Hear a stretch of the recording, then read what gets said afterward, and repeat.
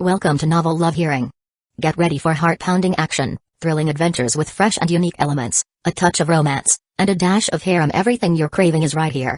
We're excited to have you join us on this journey.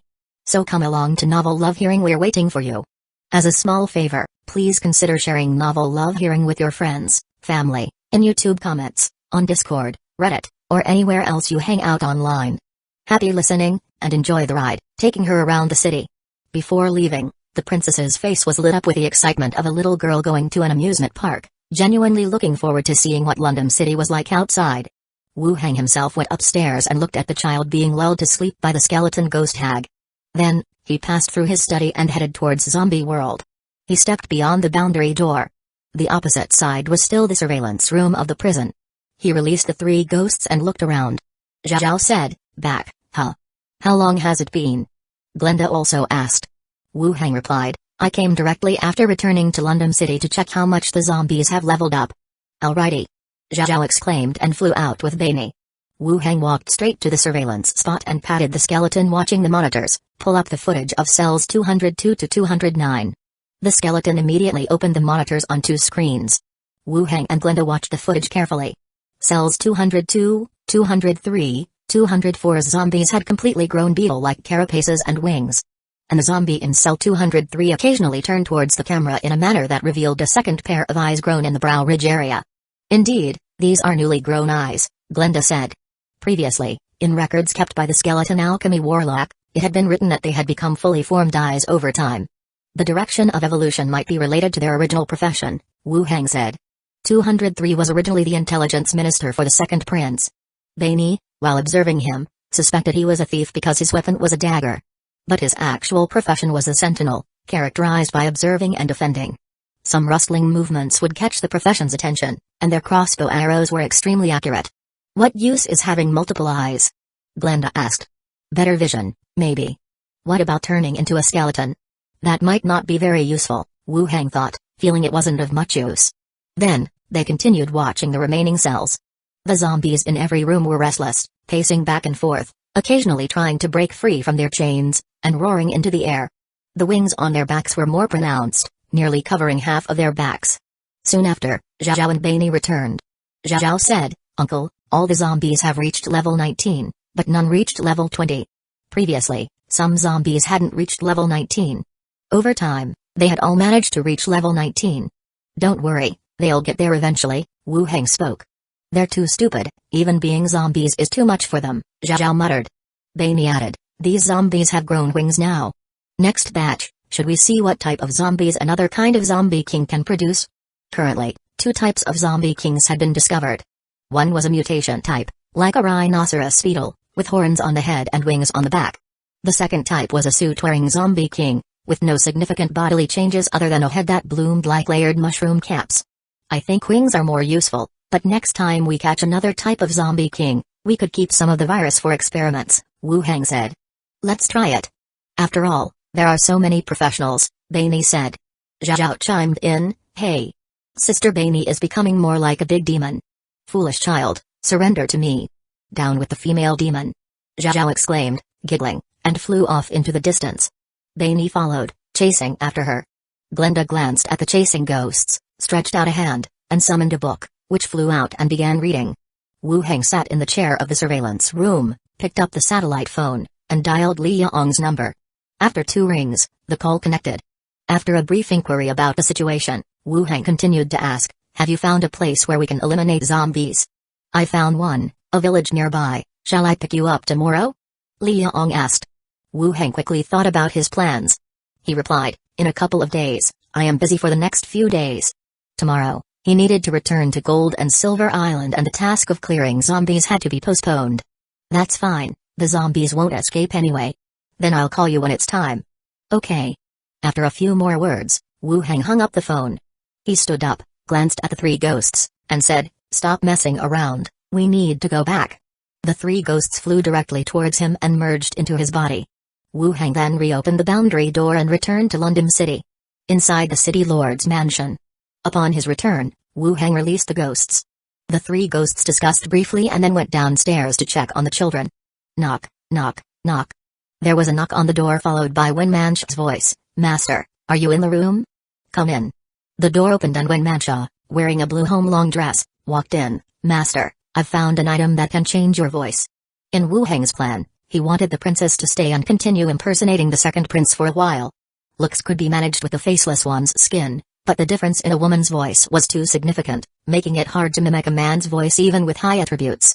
Where did you collect it from? Wu Heng was somewhat surprised. He had just returned, and she already found the prop? When Mancha came over and sat in his lap, saying, from the Snake Badge Consortium, I had someone go there first. After all, the Snake Badge Consortium is good at keeping secrets. I didn't expect them to directly provide us with this item. From the Snake Badge Consortium, I asked if they had any similar item and they just brought this out. This is also a bit too fast. Wu Heng wrapped his arms around her waist. When Mancha shifted her eyes, lowering her voice a bit, this involves another piece of minor news. Many items and funds have been transported to London City for storage. Wu Heng raised an eyebrow, understanding her implication. The Snake Badge Consortium had withdrawn from Hueco Kingdom, bringing out all the funds, items, and customer stored goods from various places. Where did all these things go? And just a few days ago, Dragon, the leader of the Snake Badge Consortium appeared. That was enough proof that the Snake Badge Consortium had moved all the items from Hueco Kingdom to London City. When Mancha, who was proficient in intelligence work in London City, captured some related information. Where's the item? Let me see. When Mancha reached out her hand, and a pendant appeared, gently swaying in her grip. Voice mimicking pendant, magical prop, description, a magic pendant engraved with voice storage spell, can record the voice on first use, and the wearer will speak with the same voice and tone, a magical prop. Not a special item, but an item engraved with magical runes. That is, these kinds of items could also be purchased in some prop shops. The effect was quite simple, merely recording a voice, and when the next person used it, they could start speaking with the same voice and tone. It was a simple and effective magic. In this world, the development of magic was akin to technology in the modern world. It covered various fields. Master, guess how much? Wu Heng thought for a moment. It shouldn't be too expensive, around 100 silver? When Mancha smiled, it was given for free, and they even said someone had instructed them to provide as much help as possible to me and that I could approach them for anything in the future. Was it Dragon who instructed them? I feel so. It seems that the previous gift was not in vain, when Mancha said with a smile. Maintaining a good relationship with them has its benefits, Wu Heng commented, then asked, has Natalia returned? She has returned. I've arranged a room for her, and tomorrow we will find a building to serve as the Prince Mansion, when Mancha replied. Wu Heng patted her buttocks, have her come here to discuss the matter of impersonating the prince. When Mancha stood up and spoke a few words to the maid at the door. Soon, the princess, dressed in a home-long dress, also walked in. Sir, Lord Wen Mancha, the princess greeted with a slight bow. Wu Heng motioned for her to sit down and then said, I can't stay here for long, so I plan to have you continue impersonating the second prince for a while. The princess's expression stiffened and her eyes flickered for a long while before she cautiously said, Sir, you said you wouldn't keep me locked up. Wu Heng said with a smile, it's not about locking you up forcibly, just impersonate the second prince when needed, and you're free to go shopping or have fun as usual, no one will mind. When Mancha, however, had a stern face and sternly reminded, right now you're just a slave under the master, he's lenient with you but you also need to recognize the reality. Chapter 837, Soaring Reputation. The princess's face flushed red at these words, wanting to make an excuse but not knowing what to say. Pondering for a moment, she still responded, I don't know how to disguise myself. I'm not good at these things. Wu Heng took out two props and said, the mask is a special item that can mimic the appearance of the second prince. The side effect is that it consumes chi. The pendant is a magical prop that can mimic his voice. The princess looked up and saw, it seemed everything was already prepared. Wu Heng continued, you are familiar with the second prince's habits and tone, so you are the most suitable for role-playing temporarily. It's just to fool the guard team, there shouldn't be any major problems. The princess nodded, I am willing to cooperate with you. Try on the mask first. Wu Heng gave it to her. The princess took the mask, showing no signs of fear or discomfort, looked at it briefly, and then put it on her head. Her face then contorted, transforming into the likeness of the second prince. The princess asked, how is it? Very similar. Can't see anything wrong, Wu Heng commented, and then recorded his voice into the vocal imitation pendant. He handed it back to her, try this on.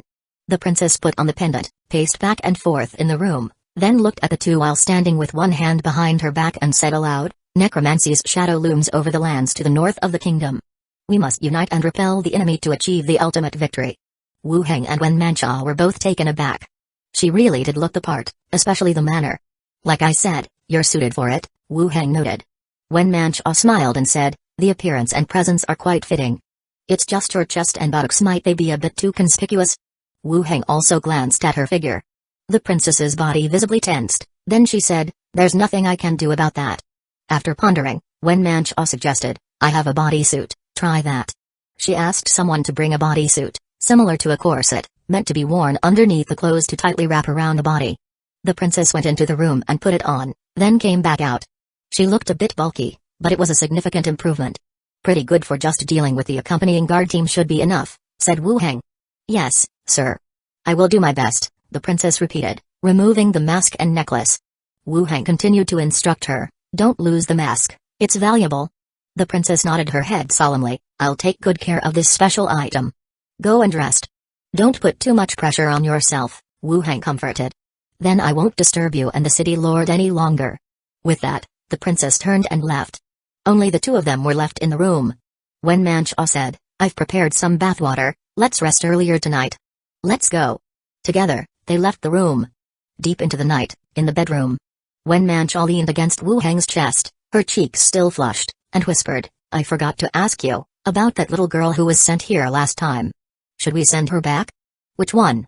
Wu Heng rested on her shoulder, slipping his hand into her collar to gently play. The one you said you rescued from the Kaifeng gang. I've arranged for her to work at the association, Wen Mancha reminded him. Wu Heng immediately recalled this person. He had rescued a young girl while disguised as the leader of the Kaifeng gang. At the time, worried that the news would be leaked, he brought her here. He clearly remembered that the girl had cursed him as a human traitor and such. It depends on her. If she wants to go back, she can, if not, she can continue to stay at the association. It's better than going back to her village, Wu Heng stated. Wen Mancha nodded, I'll mention it to Harut when the time comes. Wen Mancha looked up at him again, Master, let's have another son. You're addicted to it, huh? You should recover first, Wu Heng looked down at her. Wen Mancha insisted, I feel quite healthy. Wu Heng still advised, let's raise our daughter first, and talk about it later. I'm afraid I'll be too old to have children later, Wen Mancha buried her head in his embrace. Just level up. You think everyone is as powerful as Master? I might never reach level 18 in my lifetime. Wu Heng hugged her closer, I will help you. Now that the second prince is dead, there'll be a period of peace.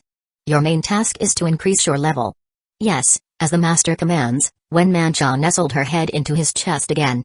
The two laid back down and slowly fell asleep. The next day, after breakfast, Wu Heng left a few instructions with Wen Mancha and the princess. Then he headed to the courtyard, I'm leaving, contact me if there's anything. Holding the child, Wen Mancha whispered, say goodbye to daddy. The child giggled in response. Wu Heng approached and kissed both the mother and daughter on their faces, saying, goodbye, I'll pick you up for a trip to Gold and Silver Island in a few days. Okay. Wen Mancha said with a smile. The princess also curtsied slightly, my lord, may the winds be at your back. If there are matters to discuss with Wen Mancha, the two of you should also get along well, Wu Heng said. The two nodded. Without any delay, Wu Heng donned the train captain's hat, and the fandom train appeared before him. After a wave goodbye, he directly boarded the train. He vanished from sight.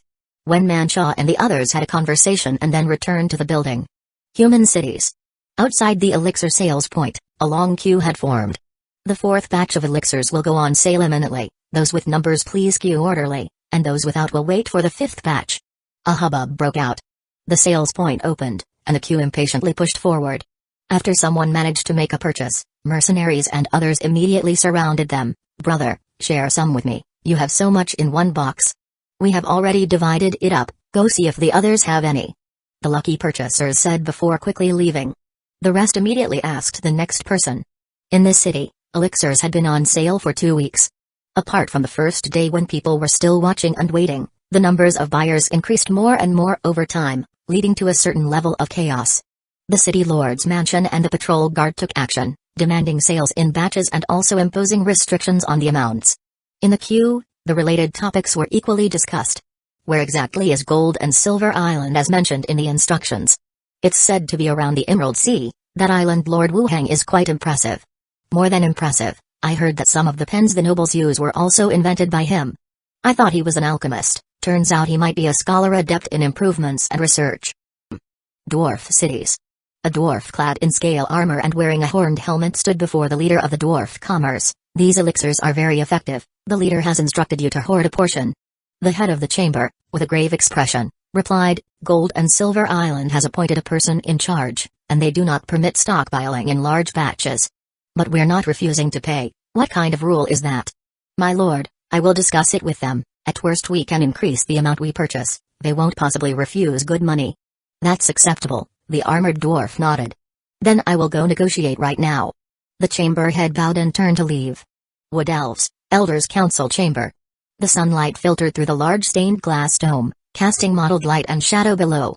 Several Wood Elf elders were seated around a huge round table. One of them spoke up, fountain pens, watches, strengthening potions, and these elixirs. That little island master from Gold and Silver Island is indeed full of surprises. Certainly, he is someone who excels in creating miracles, another elder said, stroking his beard. Unfortunately, we didn't maintain our relationship with him. We could have gotten more of the starflowers. The issue of Shainula was being implied in the conversation. Nobody else joined in the conversation, but the elder in the chief seat said, when will Shainula return? She isn't on Gold and Silver Island. It has been a while since we've got any news from her. The chief elder pondered for a moment then continued, I propose that we appoint Shainula as an acting elder, to see if she is capable in this respect. The others raised their eyebrows. The Elders' Council held the power to influence the development of their entire race. Appointing her meant more than just easing relations with Gold and Silver Island. It felt like an intention to bond. Let's vote. I agree. I oppose. I agree too, it's just acting, there's no harm in trying. I oppose. Out of the 5 elders, including the one who proposed the motion, 3 agreed, and 2 opposed. The chief elder spoke, draft the appointment letter, and send it to Elder Shainula. The rest nodded. On the train. The senses confirmed that the view outside was chaotic. Wu Heng sat in his chair, beginning to ponder his subsequent plans. With the second prince's matter resolved, next was his own breakthrough to level 20. With a thought, his gaze turned to his reputation value.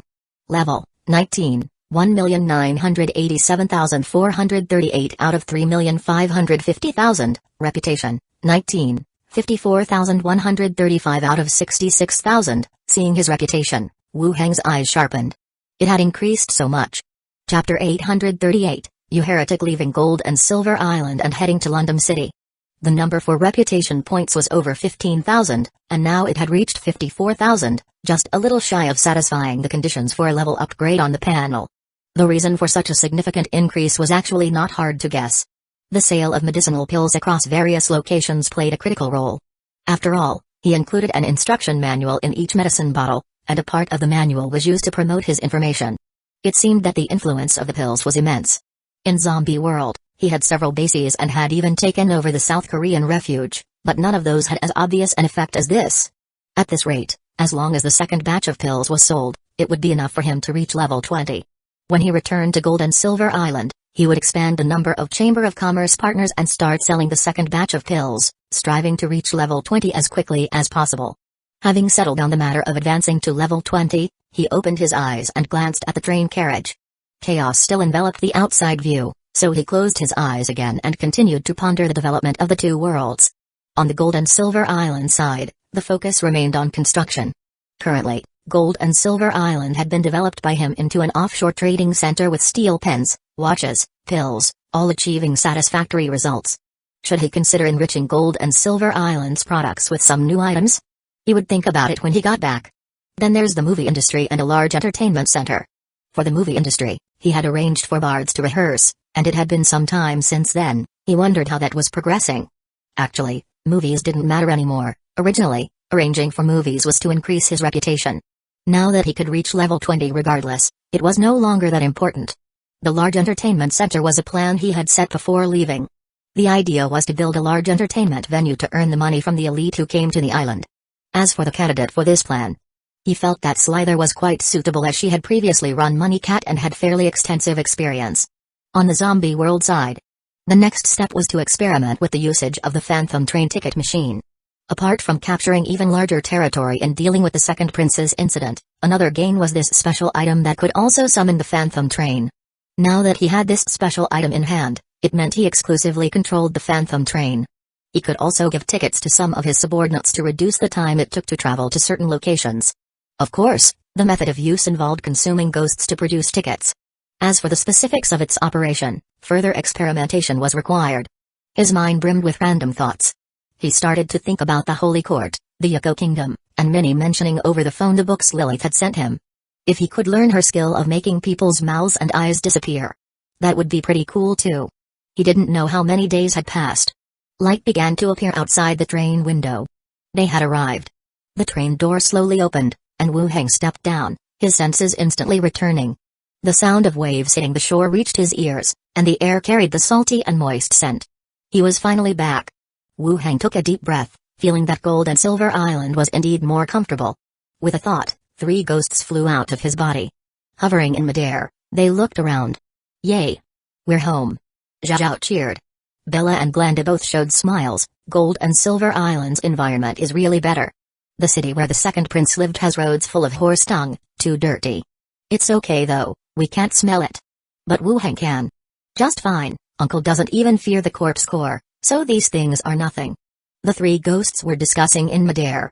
Wu Heng took out a hood that could cover his head and face, and directly put it on, saying, "Let's go, we'll have a look at the harbor first, then take a carriage back." Sure, it must be lively over there. The 3 ghosts slowly vanished and followed by his side, flying forward. Approaching Lighthouse Street.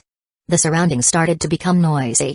People were coming and going on the street, sailors, peddlers, elegantly dressed notables with their female companions, or children chasing and playing.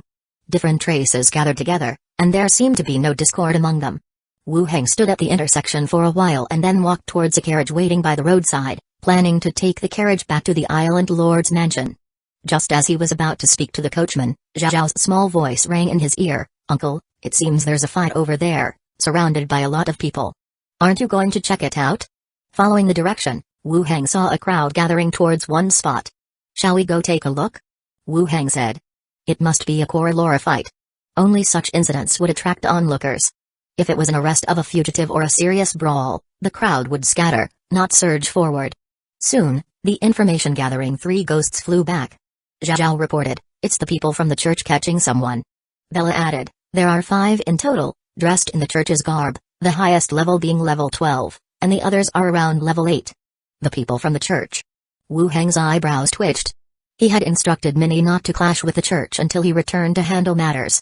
And now they dared to capture people on the street. Glenda offered, "I overheard the onlookers talking, and it seems that the person caught was tracking someone from the church and got captured red-handed. Let's go, take a look." Wu Heng moved forward, pushing through the crowd, and then saw in the open space ahead.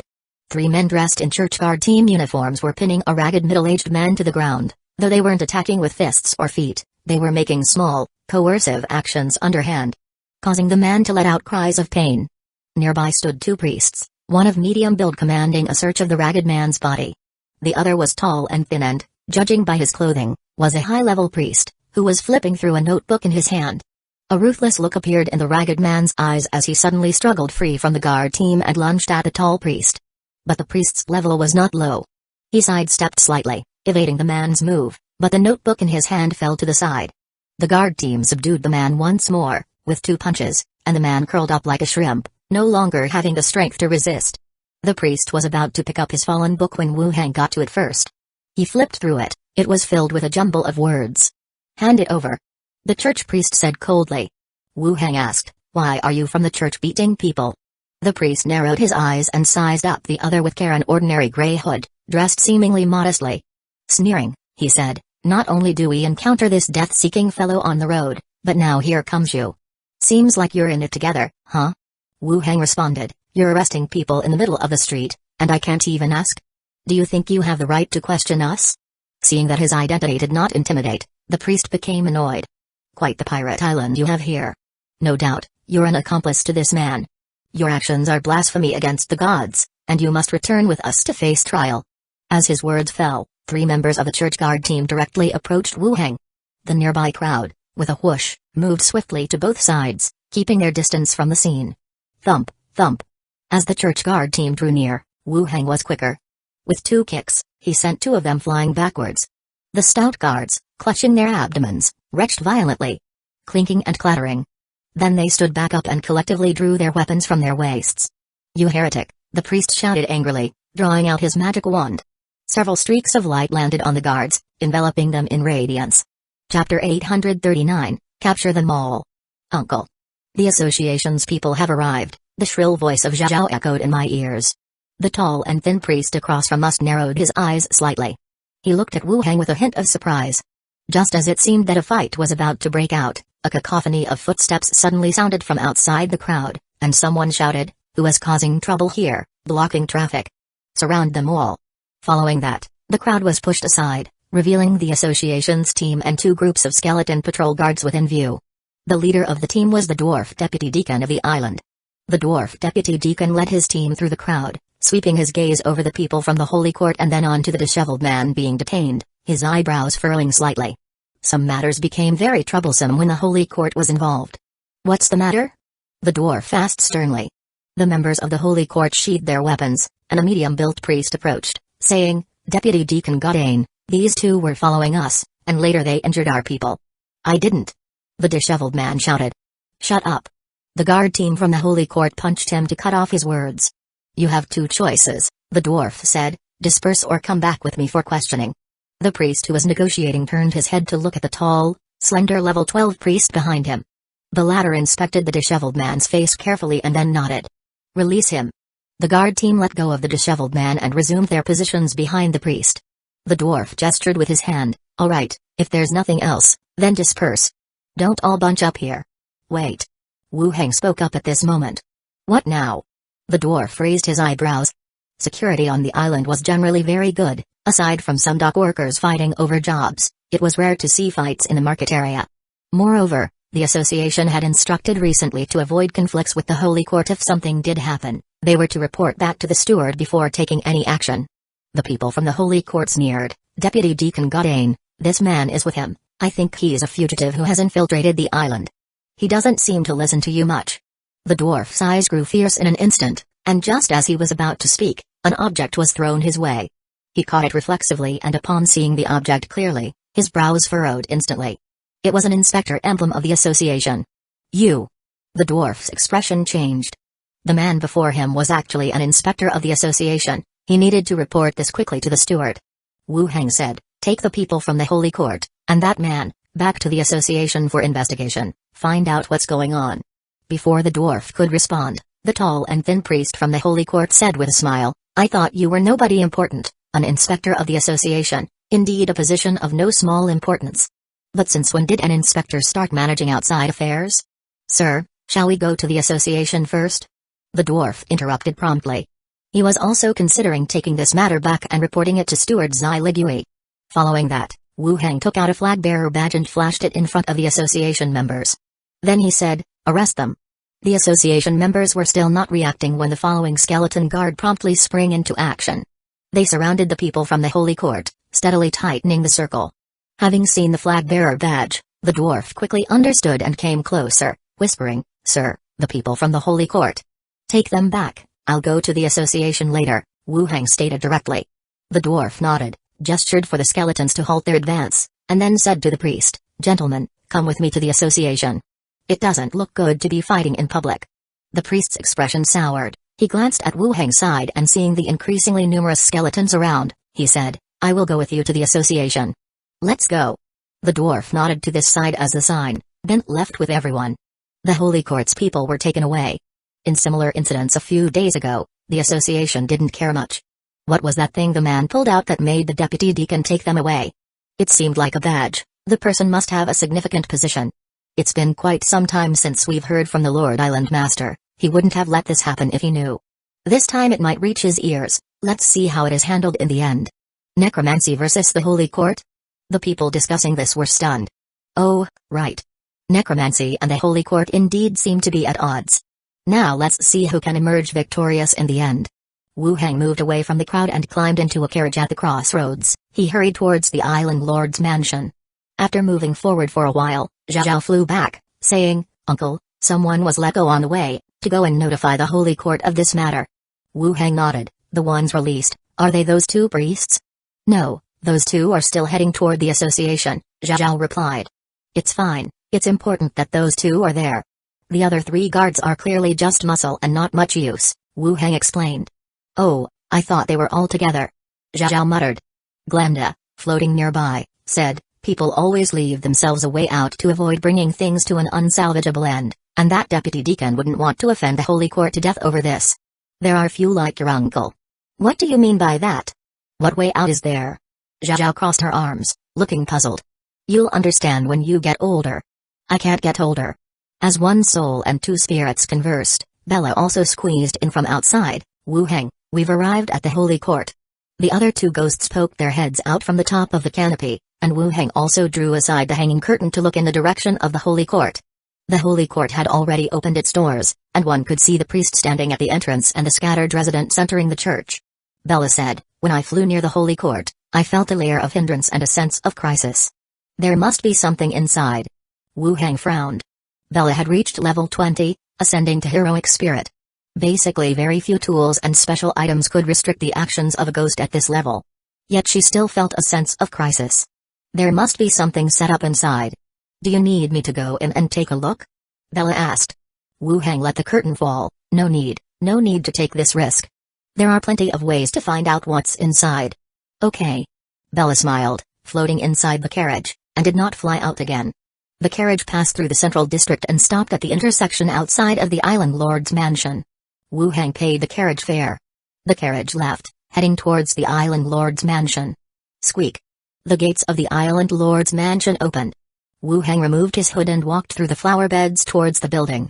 Approaching were Bunny Girl Minnie and the cat girl Roby, both running out joyously. They leaped towards him from 4 to 5 meters away, exclaiming, Master!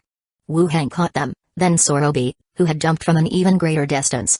He caught the little cat girl with his other hand, and the 2 girls buried themselves in his embrace. Minnie murmured, Master, I missed you so much. Roby chimed in, Me too, me too. Big girls like you, still acting coy. Wu Heng patted the 2 of them. Oh, Mrs. McIntosh just called. She said she has something to discuss with you. Minnie raised her head and said directly. Just now? The call had just hung up when you came back, Minnie said. Wu Heng walked towards the building. I'll go make the call first. Okay. The 2 of them went about their own tasks.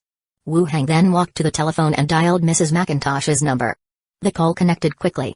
Mrs. McIntosh, did you call just now? My lord, my people were taken away by the association, and there were also people from the Holy Court. Mrs. McIntosh's voice came through. Was that unkempt man one of Mrs. McIntosh's people? Mrs. McIntosh's profession was prophet, and she had left for a while before returning to the island to help Wu Heng gather intelligence. Without waiting for Wu Heng to ask, Mrs. McIntosh briefly went over the situation. Actually, the content was quite simple. Mrs. McIntosh had arranged for some people to keep an eye on the movements of the Holy Court. The method of keeping an eye did not actually require following them but rather gathering some objects left behind by the targets. A prophet would naturally sense what the other party had done and what they had talked about. This time, something went wrong, and they were discovered. But while at the scene, the people from the Holy Court did not find any evidence, instead focusing their attention on the unkempt man's notebook. Only the contents written there had nothing to do with the Holy Court. You want to get him out? Wu Heng asked. Mrs. McIntosh said, I want you to save his life first, then release him in a reasonable way, so that this line of inquiry can still be used in the future. This kind of informant was always embedded in the shadows. If they were directly released or suspected of having any connection with Gold and Silver Island, it would be very difficult to gather useful intelligence again. So the release had to be more reasonable. Wu Heng was also skilled at this, as Philippa had been released this way before. His case isn't serious. I'll have the association investigate it a bit, then release him, Wu Heng said. Good, that's all from me. Wu Heng nodded, then added, come for dinner tonight. Okay. After hanging up the communication, Minnie had also prepared the bathwater.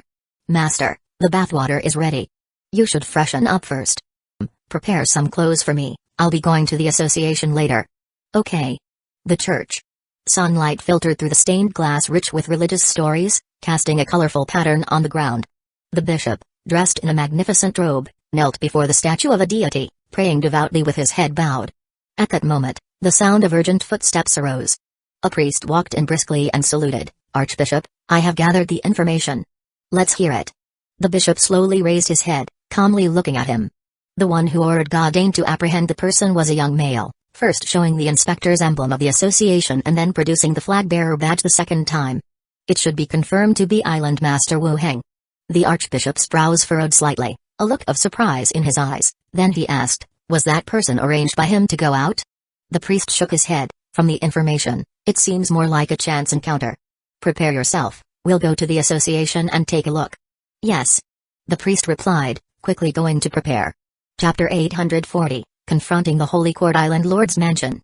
After a simple wash, Wu Heng watched as Minnie brought in a suit of clothes and helped him dress while she spoke. Sister Vera mentioned that ever since the church reopened its doors, it has become increasingly overbearing. It began with conflicts with neighboring shops, and now, they even dare to confront the guard team. It seemed that in his absence, the Holy Court perceived Gold and Silver Island as weak and acted more dominantly. They're testing the limits, said Wu Heng, straightening his back while Minnie used an iron to smooth out the wrinkles on his clothes. Ah. You mean they're being more excessive? Minnie, unfamiliar with the term, curiously asked. Wu Heng explained, it means they're testing how much you can tolerate. The more you endure, the more they take advantage. I see, the master is well educated. Minnie finished dressing him and stood in front, scrutinizing him and smiling. Master looks very handsome. You're quite cute yourself, Wu Heng commented as he pinched her cheek and said, I'm headed to the guild. Have Wire and the others come home early for dinner tonight. All right, master. Minnie smiled and went downstairs to call Andre Willow. Wu Heng activated the mansion skill, and Kaizayu with Shanshan emerged from it. Kaizayu wore a long robe suitable for practicing, his hood concealing his head. Shanshan wore a voluminous cloak that covered his entire figure, the wings on his back arching like those of a hunchbacked old man. Let's go, follow me outside, Wu Heng told the two skeletons as he opened the door and walked out. Heading to the study, he opened the door to find three ghosts chatting inside. I'm going to the guild, anyone coming? Me, I'll go. Zhao immediately raised a hand. Both Glinda and Bella followed and flew out behind him. Wu Heng led them downstairs, and using the teleportation technique at the courtyard, vanished from sight. When he reappeared, he was at the steward mansion of Zai Ligui. There were few places where he could teleport precisely and completely, and the steward mansion was one of them. The mansion was deserted except for a few skeleton guards patrolling around. Wu Heng, leading the skeleton attendants, walked through the back door directly into the guild building. Entering the guild, Wu Heng walked down the cold, long corridor. Halfway through, he could hear the din and see figures moving around in the hall opposite. Playing the role of the second prince, he had borrowed the local guild's conference room. The guild over there was unusually empty, with scarcely a few staff members. Arriving in front of the steward's office, Wu Heng knocked on the door. Come in. A voice called from inside. Wu Heng pushed the door open and saw the elf sisters sitting inside. I'm back. Wu Heng. Sister Shiyali exclaimed with joy on her face. Sister Zai Ligui also smiled. Just now Godane said someone took the flag bearer's emblem, so we suspected it was you returning. Wu Heng sat down and asked with a smile, did you miss me? We did. Shiyali said. Zai Ligui gave her sister a stare. Why miss you? We have an entire island, and yet you wander all over. Shiyali moved to make tea, casually remarking, don't mind her tough talk, she even calls your name in her sleep. Shiyali. Zai Ligui called out, slightly embarrassed. Shiyali turned, smiling and even winked at Wu Heng. Just as Zai Ligui was about to discuss important matters, her gaze fell on the two figures that had followed him in. One of them could be recognized as the skeleton attendant Kaizayu, while the other. The figure seemed taller but hunched. Is this your new skeleton attendant? Wu Heng turned following Zai Ligui's gaze and responded, yes, a newly acquired skeleton attendant. An old man skeleton? An old man? Wu Heng looked again. No, it's not an old man, it's just a peculiar body structure. Zai Ligui asked further, what about Karam? Before his death, Karam was a well-known bounty hunter with an evil sword in hand, not lacking in combat capability. And yet, to have been sidelined already. He has been assigned another task, Wu Heng responded. Zai Ligui nodded and didn't probe further, instead steering the conversation to the current issue. Our people interrogated the church and that man. The church personnel said that this man had been following them, suspecting he had some motive before they arrested him.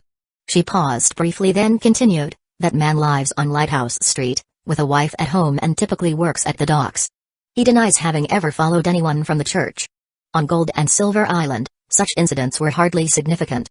On the streets, if someone got robbed, they'd just reckon it as bad luck, and if they caught the thief, they'd beat him up and take whatever he had. The guard team wouldn't intervene. Prior to Wu Heng's return, if the guild team had encountered such an incident, they would have just inquired about the situation and let the person go. Wu Heng asked, start by telling me about the situation with the church. Shiyali. Zai Ligui called out. Shiyali first placed the freshly brewed tea in front of Wu Heng, then took out a notebook, flipping through 2 pages before speaking. 3 days after you left, the church reopened its doors.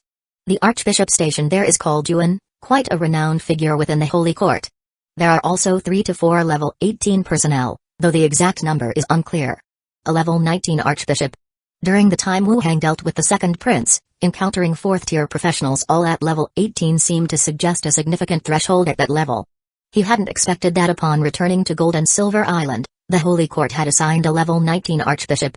Aside from him, there were 3 to 4 level 18 professionals. Gold and Silver Island must really be highly regarded, likely unmatched in terms of setup throughout the entire Emerald Sea. Is the archbishop a priest? Wu Heng asked. Zai Ligui and Shiyali both looked at him curiously. There seemed to be no particular emotion shown about the arrival of a level 19 professional on the island, rather just curiosity. He is a priest, Shiyali answered, then asked, did you know beforehand? I didn't know at all. Level 19, and he's about to become a hero. Aren't you worried? Shiyali continued to inquire. Zai Ligui also looked over. Wu Heng calmly said, what's there to worry about?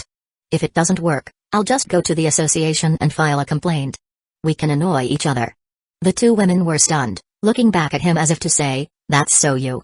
Wu Heng then asked, Sister Vera said that sometimes when the church rings the bell, the nearby skeletons become unstable. Do you know why this happens? Zai Ligui shook her head. Andre Willow and I discussed this too. We suspect it's a kind of item that restrains necromancy. The church has quite a few such items. Do you know exactly what effect it has? Wu Heng asked. I don't know. Before you return, try to maintain peace with them, Zai Ligui said. Wu Heng nodded, indicating he understood. Besides the bell ringing affecting the skeletons, the ghosts also felt a sense of crisis when trying to penetrate the church. That is to say, the church was well prepared, capable of restraining skeletons and preventing ghosts from spying inside. It's quite professional. Knock knock knock. A knocking sound came, followed by a voice entering. Steward, the archbishop from the church has arrived and is heading this way. The 3 people in the room instantly exchanged glances, frowning. Let him go to the meeting room, Wu Heng quietly instructed. Zai Ligui spoke towards the door. Please direct the archbishop to the meeting room, we'll be right there. Understood. The footsteps outside gradually faded away. Zai Ligui then said directly, it's probably about the detainment of the church personnel. Will you come forward later, or just release them? If we release them today, tomorrow they will dare to capture people on the streets. Zai Ligui still frowned. The church has the ability to discern lies, and they can easily verify whether that man was following someone, or not. If the situation escalates when both sides confront each other, it will only intensify the conflict. Forget a level 19 archbishop, arranging any level 15 priest could test whether that slovenly man lied. At that time, if the church's people are still released, the conflict between both parties would also escalate. Wu Heng shook his head. Let's head over and see what they have to say. Okay. Zai Ligui stood up, smoothing his clothes. Together, they left the office. Corridor. The 3, plus 2 skeleton attendants, walked through the corridor toward the meeting room. Halfway there, a ghost flew into their bodies, sharing a vision. The church's people were coming in from the outside. Leading the group, dressed in a long church robe, was the archbishop with a level 19 aura shooting up to the sky. Behind him, on the left was a priest, and on the right was a church knight in iron armor. Both were level 18 professionals. Following them were 6 other professionals, with levels between 12 and 15. What a splendid entourage. Try not to engage in conflict with them as much as possible, we can't compare with the church's rich resources, Zai Ligui advised as they walked. Shiyali also said, once your level is higher, you won't have to fear them. Wu Heng smiled, I know, don't worry. At the entrance of the meeting room, there were a few people standing. 4 of the church's guards, and several members of the association's team. After the 3 approached, the team members saluted and then whispered, the archbishop is inside, and he seems quite formidable. Zai Ligui nodded, yes, just stay here. After speaking, she lightly knocked on the door. She then led Wu Heng and Shiyali directly into the room. Meeting room. Across the meeting table, several religious personnel were already seated. In the foremost position sat a level 19 archbishop, followed by a level 18 priest, and an 18-level church knight. 2 other religious personnel stood behind them. Seeing several people come in, the archbishop specifically looked at Wu Heng, then withdrew his gaze with a stern expression. Steward Zai Ligui. Zai Ligui introduced directly, this is Archbishop Yuan. Then, she introduced Wu Heng, Gold and Silver Island Master Wu Heng, Jade Sea Flag Bearer, and Association Inspector. A series of titles firmly tied Wu Heng's identity to the association. The church always acted forcefully but had to abide by the association's rules. They certainly couldn't really do anything to Wu Heng because of this matter. After all, over at the headquarters of the association, several leaders were quite concerned about him. The archbishop, still seated, had no intention of small talk and directly got to the point. Steward Zailigui, our people were captured for no reason. I need a reasonable explanation. Seeing that the other party directly brought up this matter, Zailigui also followed suit, creating trouble on the commercial street, beating people. It seriously affects both the security of the island and the reputation of the church. Your Excellency, don't you think they should be arrested? Chapter 841, Let's sit down and talk. The archbishop stared at Zailigui, his voice low and authoritative. What I understand seems different from what you said. If someone acted to stop the offender before the crime was committed, can that also be considered an assault? So, we are investigating whether what you said is true, and once the investigation is complete, everything will be clear, Zailigui replied. The archbishop remained silent. A level 18 priest beside him then spoke up, isn't the investigation simple? Just bring the people out and ask them. As expected, the conversation had reached this point. With so many high-level professionals at the scene, checking whether an ordinary professional was lying was too easy. In the past, there wasn't even a need to ask. The word of a powerful person alone was enough to convict. Zailigui didn't know how to respond and glanced at Wu Heng beside her. Wu Heng calmly said, the association will conduct its own investigation, we don't need the Holy Court to intervene. The level 18 priest's eyes narrowed, we're not here to discuss with you, do it now, immediately release our people, and hand over the person who followed us for our own interrogation. Zailigui and Shiali both became tense. As expected, it was an aggressive demand. Wu Heng felt the oppressive atmosphere around him and said flatly, your Holy Court does not have the right to take away a criminal. The level 18 priest raised his voice, he is a criminal, we're just dealing with a stalker. Wu Heng looked at him, what I'm referring to is that your church guard attacked me on Lighthouse Street. Do you understand what this implies? The priest's expression immediately stiffened. He was actually bringing this up. Wu Heng, what do you mean by that?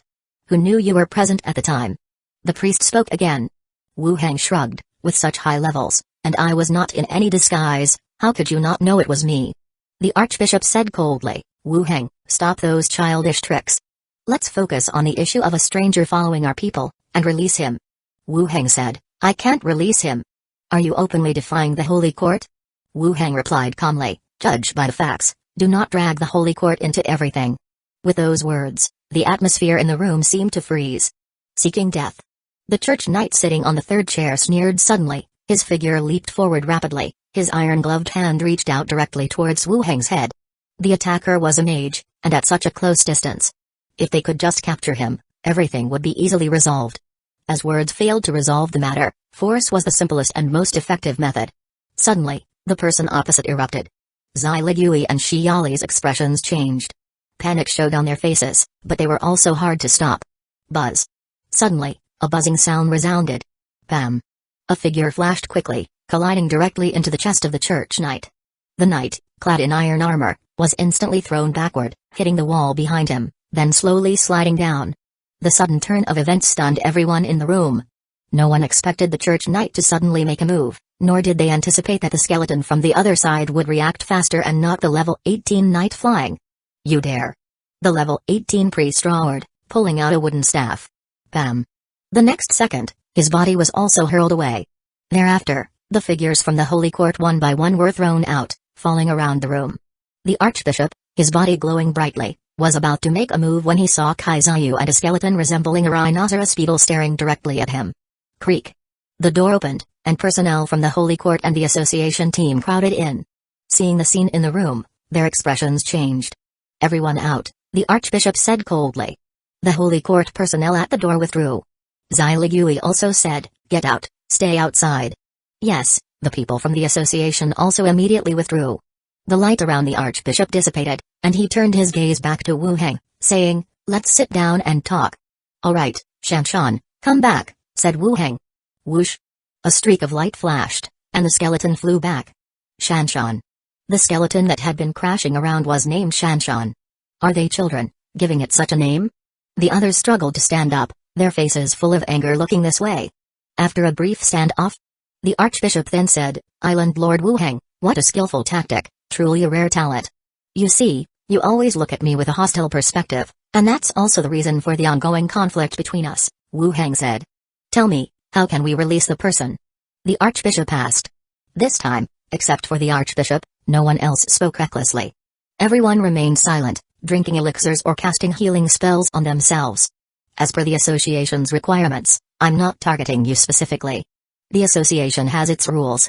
Once the investigation is clear, there will naturally be a next step in how to deal with it, Wu Heng explained. The Archbishop narrowed his eyes and said, that's acceptable, but our people need to observe, which shouldn't be a problem, right? Observation is not allowed. Go and write an application to the headquarters. The Gold and Silver Island Association does not permit observers, Wu Heng flatly refused. The Archbishop's expression turned colder, and he showed a smile. Indeed, the young have confidence. Then, we shall wait for the investigation results from the association. No one spoke here. The Archbishop rose to his feet. Let's go. Whoosh. The others also stood up, ready to leave together. Wu Heng's gaze once again fell on the church knight, and he said, you can't leave. Attacking and attempting to assassinate the island master, stay here for the investigation. You. The church knight's face turned angry, glanced at the Archbishop, and suppressed the anger in his heart. I apologize to you. There's no need. Either stay or no one leaves. Wu Heng's tone was even firmer. The Archbishop glanced over here and said, cooperate with the island master, and I will take you back in a couple of days. The church knight nodded and said directly, okay, I will stay. The Archbishop led his people away. Wu Heng shouted towards the door, someone come here. An association team walked in. Wu Heng pointed at the church knight and said, take him down and detain him. If there's any movement, report directly to me.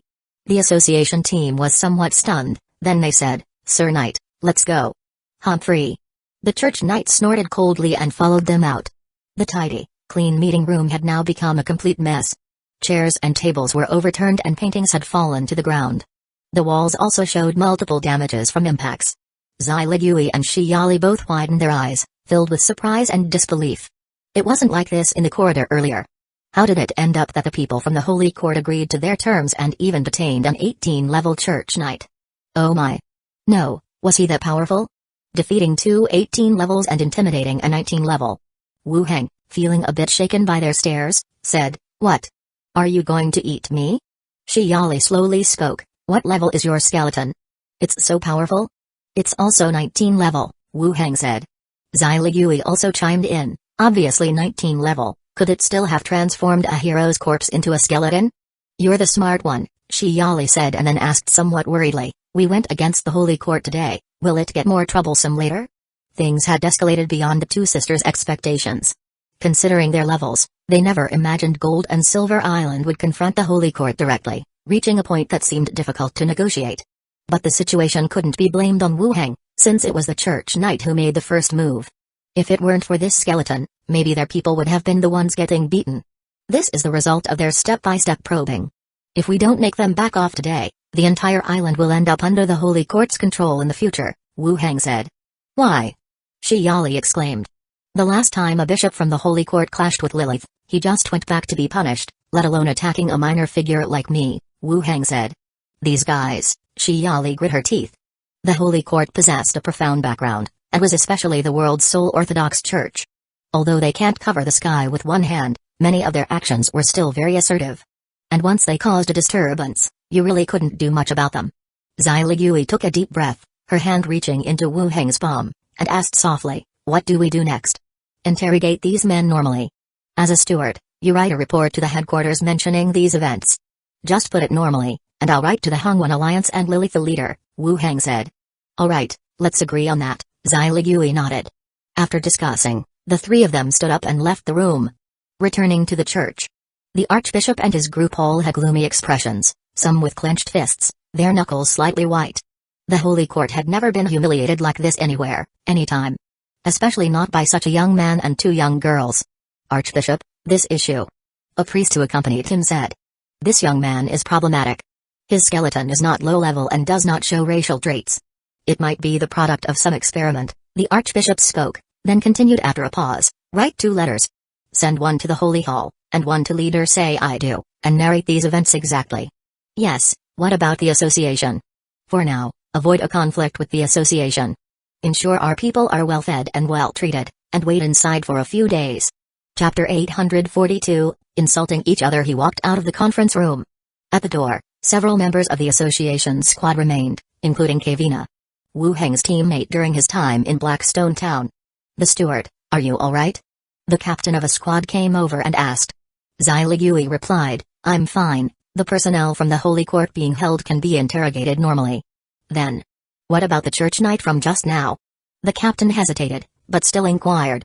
Church knights were all level 18 professionals. On the association side, there really wasn't anyone who dared to interrogate them.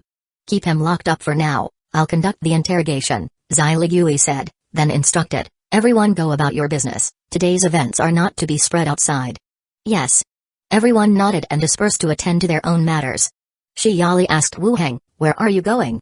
I'm heading back first, tonight I have a meeting with a few officials on the island, I'll come over tomorrow to see you all, Wu Heng replied. Shiyali nodded, then come for dinner tomorrow, I'll make you something delicious. Sure. Xiligui and Shiyali headed towards the office library, while Wu Heng entered the steward mansion through the back door of the association. He cast teleportation technique, and returned to the island lord's mansion. Back at the island lord's mansion, Minnie and Bella were preparing dinner. Wu Heng greeted the two women and went straight upstairs. After waiting in the study for a while, 3 ghosts flew back through the walls. Glenda spoke up first. After the archbishop returned, someone quickly sent letters to the port, they must have passed the message on. Bella asked, the letters haven't been sent out yet, should we intercept them? Wu Heng shook his head, no need, Xiligui will also write to the headquarters. Intercepting such letters is pointless. Zhao spoke discontentedly, what kind of people are they? When they were bullying us, they said nothing, and now that they can't beat us, they go looking for help, just like a gang. Bella chuckled, it's really quite similar, it's just a matter of what you call it. True. Zhao nodded in agreement, the association is similar too. Bella continued, I thought the archbishop would be so formidable. But Shen Shan frightened him so much he didn't dare to make a move. Exactly, our Shen Shan is the impressive one. Zhao flew to the doorway, her transparent little hand patting Shen Shan's shoulder appreciatively. Wu Heng thought for a moment then followed up, it's not a big problem, they write to the outside, and I write to the outside as well, we just sully each other's reputations. I knew you wouldn't be afraid of this kind of thing, Glenda said. Wu Heng looked at her, you'll help me write it when the time comes. Why don't you write it yourself? You want me to write this too? My handwriting isn't good, and your content is deeper. We're the best, help me write it, Wu Heng pleaded earnestly. Zhao muttered, if only Auntie were here when I was at school. Glenda looked at both the big and the small in silence, then helplessly remarked, let's wait for the interrogation results from the association before sending out the letter. Alright, let's wait for Xiligui's letter first, then we can refer to it, Wu Heng said. Zhao and Bella flew to the side to watch a movie. After pondering for a moment, Glenda still said softly, Wu Heng, your goal is level 20. Don't get too caught up in these skirmishes with them, if you become a hero, all the problems will be solved. I know. Wu Heng nodded. Glenda flew behind the desk, manipulated a book to fly out, and began flipping through it. Wu Heng also got up, opened the door, and walked out. After leaving the room, he entered the radio room. On a whole row of wooden tables, different frequencies of radios were set up. In front of each radio sat skeleton investigators, waiting to record information. Wu Heng looked over the skeleton investigators' record books one by one, then sat down at the radio communicating with London City. He picked up the microphone and said, Wen Mancha, are you there? After about 2 or 3 minutes, Wen Mancha's voice came from the other side, Master, have you arrived at Gold and Silver Island? I just got here today, what are you busy with? Wu Heng leaned back and asked casually. I've just finished feeding the baby, ever since you left, there's been plenty of milk, Wen Mancha said with a laugh. What are you saying, trying to stir up trouble between me and my daughter again? Wu Heng replied with mock severity. Wen Mancha's laughter came through from the other side. Wu Heng continued to ask, has the second prince's guard team arrived? As the conversation turned to official matters, Wen Mancha's voice became serious. The guard team and that princess's servant have arrived. Natalia, posing as the second prince, has met with the commander, and so far, no problem seem to have arisen.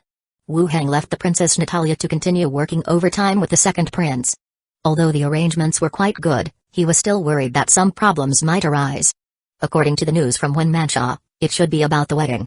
Wen Mancha continued, today, I discussed with Natalia, and we have already started to transfer some officials and troops to the cities south of Cedar.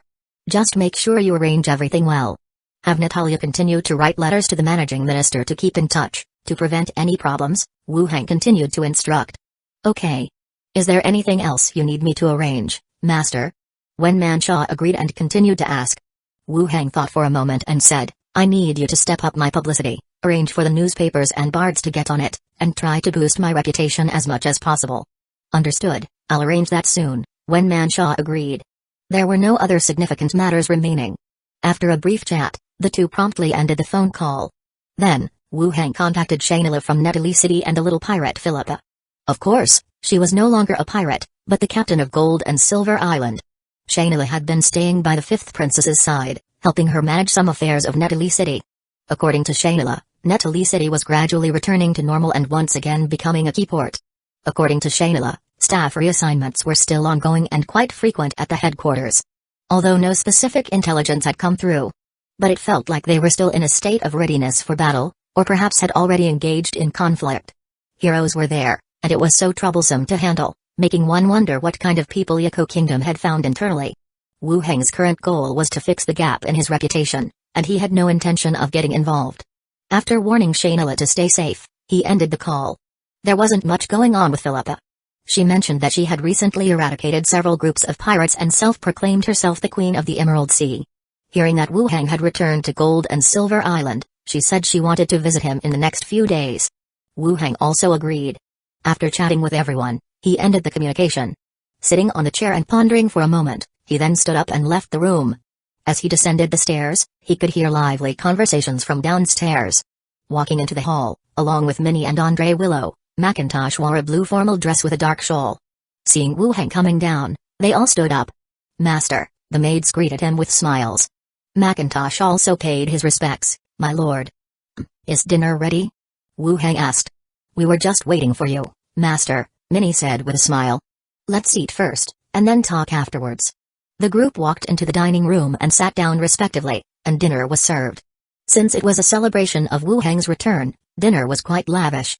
After a simple meal, Macintosh picked up her glass, took a light sip, and her gaze turned to Wu Heng. My lord, I heard that the Archbishop went to the association. He went to the association to ask for people, but there's no need to worry. The association won't hand the people over, and an investigation will follow. I'll arrange for the release of the people later, Wu Heng answered calmly. Hearing this, Macintosh's expression visibly brightened. When she received the message that the Archbishop had intervened, her heart also sank instantly. No matter how fast Wu Heng's growth was, it was because his future looked promising. But now, he couldn't suppress the Archbishop of the Church. Actually, on her way here, she had internally prepared to give up on Wu Heng, so as not to cause him more trouble. But now, hearing his tone, it seemed the Archbishop had not achieved his goal, and the association didn't intend to hand anyone over at all. Macintosh hesitated, then slowly said, My lord, won't this bring you any trouble? It's fine, Gold and Silver Island is not a place the church can dictate, Wu Heng said, then continued, I need you to arrange for some news to be spread around the island. Tell me. Macintosh immediately asked. Then, Wu Heng roughly recounted the events that had taken place at the association. When they heard that church knights had struck first and Wu Heng's skeleton had defeated everyone, the entire dining room fell silent. Only the skeleton wearing a chef's hat and cutting fruit could be heard as the blade fell on the cutting board. Everyone looked over in amazement. In their eyes, there was disbelief.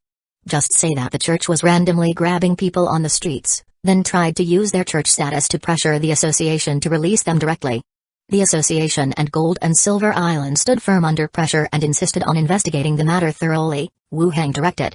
Chapter 843, Crazy Ticket Sales. Macintosh listened attentively, then nodded. Do we need to specifically mention your relationship with Steward Ziligui? Wu Heng hesitated. Don't make it too obvious. Alright. After discussing this matter, Wu Heng turned his gaze to Andre Willow and asked, Vera, are there any problems with Gold and Silver Island? Andre Willow pondered for a moment, then said, the second batch of partner chambers of commerce has been selected, totaling 7. They can be notified to collect their goods at any time. The second matter is that the entertainment city you planned is entering its final phase, and we can soon move on to the interior design. The entertainment city was something he had settled on before he left. This world was sorely lacking in entertainment options. In order to better keep the money from the elites visiting the island, he had planned the entertainment city as a destination. I'll arrange for someone to handle the handover when the time comes. Understood, Master. After chatting for a while, the tableware was cleared away and replaced with fruits. They continued talking until the sky gradually darkened. Only then did Wu Heng arrange for the skeletons and the carriage to send Macintosh back to his residence. He himself went upstairs to bathe, preparing to rest. Night fell. Wu Heng lay in bed, deep in thought about the day's events. He hadn't expected to clash directly with the Holy Court as soon as he landed on the island. Upon reflection, it seemed inevitable that the conflict between both parties would happen. The Holy Court's behavior on the island was becoming more and more domineering, and he certainly had to think of a way to suppress their aggressive stance. Even if it hadn't happened today, it would have occurred later.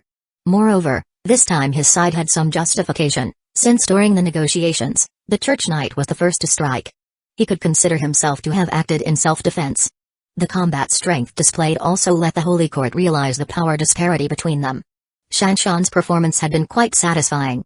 She didn't give the other side much chance to react, and in the blink of an eye, she had knocked down everyone in the room except for the Archbishop. Speed was indeed an advantage. He was even more eager to see the remaining level 19 zombies. Once they all reached level 20, wouldn't their combat strength be even more terrifying? Maybe, bring that level 18 Church Knight over? This thought flashed by and was immediately dismissed by him. It was too risky. He didn't lack just one, and if the knight disappeared on the island, it would give the Holy Court a new reason. Better be safe for now. Wu Heng muttered to himself. Knock, knock, knock. The door was knocked on, and Minnie's voice came in. Master, we've finished bathing, may we come in? Wu Heng put aside his thoughts and said, come in. The door opened, and 4 maids entered, one after another. Wearing different styles of nightgowns, they climbed directly onto the bed. Minnie giggled and asked, Master, who do you want to go first? Wu Heng, with his arms behind his head, casually said, Vera then, she has to get up early tomorrow, so she should rest earlier too. I knew Master liked Sister Vera the most, Roby said, pouting. Andre Willow's cheeks flushed, but she lifted her head proudly. Shouldn't Master like me? Steward Mansion. In the cozy and elegant bedroom. Are you asleep? Shi Yali asked softly. Next to her, Zai Ligui also opened her eyes. Asleep. Did he tell you what level he is now? Shi Yali asked again. Zai Ligui turned to her, speaking softly. I didn't ask him, but judging from the time he defeated Lewin, he should only be around level 16 or 17, right? There was still uncertainty in her tone. Shi Yali took a deep breath, her voice filled with barely restrained surprise. Then how is he so powerful now? How would I know? Maybe it's just like he said, the skeletons are special. Zai Ligui responded nonchalantly. They had discussed it during the day. But discussing it again still felt incredible. In the blink of an eye, all the professionals from the Holy Court had been taken down. It was their first time seeing a level 18 professional be so fragile that he could be flung so far by a single hit. Even the level 19 Archbishop was intimidated and dared not make another move. I feel like telling Mom and Dad about our relationship with him is fine now. Shi Yali turned to her sister, looking at her face, and squeezed her exaggerated bust. Zai Ligui gently slapped the other person. How could you? If the association finds out about my relationship with him, there's a big chance I'll be transferred away. Don't be silly. Shi Yali smiled and said, that's exactly what I mean. He seems to be progressing even faster than we imagined. Alright, stop thinking about him. He'll come see you tomorrow night, Zai Ligui said discontentedly. Shi Yali pulled her into her arms and gently patted her twice like soothing a child. We can always live together in the future. The next day, Zombie World. Wu Heng sat in front of the surveillance, watching the images on the screen. The newly arrived zombies already had wings half a meter long on their backs. The outline of the wings was clearly visible. Shanshan, relying on the wings, displayed a speed that was still very significant. If these zombies could still possess this kind of speed after being transformed into skeletons, that would greatly enhance their combat power. At that moment, Zhao flew back. Uncle, they've all reached level 19, but none has broken through to level 20, they're really not striving hard enough. It's okay, slowly but surely, Wu Heng said with a smile. Glenda and Bella also showed smiles. Beep beep. At that time, the sound of a car horn came from outside. Zhao quickly flew over, peeked through the wall, and then came back saying, it's Aunt Liaong, she's come to pick you up, Uncle. Wu Heng also looked outside through the window. Liaong stood below, directing other people in the convoy to unload some materials. She looked up at him and even waved her hand. Wu Heng went downstairs and walked toward the location of the convoy. Liaong said, are you going to clear the zombies? It's a bit of a long journey. If we leave now, we'll probably get there around 3 or 4 in the afternoon. Let's go, Wu Heng said directly. Get in the car first, I'll say a word to the others, Li Yaong said. Wu Heng sat in the passenger seat. Li Yaong then went to give some instructions to the others. Afterward, she drove the SUV, taking Wu Heng and a large group of skeletons, directly leaving the prison, heading towards the distance. At 5:30 in the afternoon, the sky had already dimmed. In the distance, the ruins of a village could be seen, along with stiffly wandering zombie crowds. Wu Heng said, "Don't mind me, just wait for me in the car." Li Yaong said with a smile, "What's there to mind? I used to wait for you in the car too." Wu Heng nodded, got out of the car, and led the skeleton army straight ahead. Roar. Approaching the village, the zombies on the other side let out angry roars. Soon they gathered into a zombie horde, snarling and charging towards them, teeth bared and claws flashing. Spear ray. The spears thrust forward, forming a tight square ray. Following that, the bright flashlights passed through the soul-capturing jade and formed a large array on the ground. Bang bang bang bang. The zombie horde instantly crashed into the spear ray, their rotting bodies pierced through, still struggling to move forward, reaching out towards the skeletons in front of them. Amidst the sounds of grappling and stabbing, remnant souls began to rise towards the sky. "Uncle, the remnant souls are appearing," Zhao immediately said. Wu Heng flipped open his hand and directly took out the phantom train ticket machine. "Step back a bit." The three ghosts immediately retreated behind, and Wu Heng handed the ticket machine to Kaizayu beside him. "Take it near the battlefield, then slide this lever." Kaizayu took it and walked towards the center of the battle. Then he pulled the lever directly. Click. After a mechanical movement, the ticket machine instantly generated a suction force. It began to absorb the nearby remnant souls into the machine. After absorbing 5 remnant souls, the old rusty keys started making click-click typing sounds. A ticket began to appear. Soon after, the ticket machine started to absorb a large number of remnant souls from the sky, continuously operating. The tickets, linked in a strip, rolled out rapidly. So many. Chapter 844, How Dare You Question Me? Tickets were spat out, fluttering in the air. Soon the ground was littered with them. The three ghosts widened their eyes in shock, and Wu Heng was also surprised. They had discussed the ticket machine before, not expecting it to directly absorb souls. It truly matched the phantom train name. The tickets were converted from souls. On the battlefield, zombies fell in batches. Turned into remnant souls, they were continuously absorbed by the ticket machine and converted into tickets. The total number of zombies in the village wasn't very high. Apart from the initial swarm of zombies, only a few dozen remained, still grappling with skeletons. They were continuously pierced by spears and fell to the ground. "Uncle, there's smoke, the ticket machine is smoking," Zhao pointed out midair. The distant ticket machine, either overloaded or operating too quickly, was emitting some smoke. Not many left. Wu Heng glanced at the number of zombies. Soon, the last zombie fell, and its remnant soul was absorbed. The ticket machine also stopped working. Kaizayu, holding the ticket machine, and 2 other skeletons, holding tickets, walked over. After checking the ticket machine and ensuring there were no issues, he then looked at the tickets in the skeleton's arms. Phantom Train Ticket, Special Item, Description: With this ticket, you can board the legendary Phantom Train once. It was indeed a Phantom Train ticket, no problem there. Zhao, count how many tickets there are. Glenda, Bella, check the village for any remaining zombies. Wu Heng put away the ticket machine and casually asked.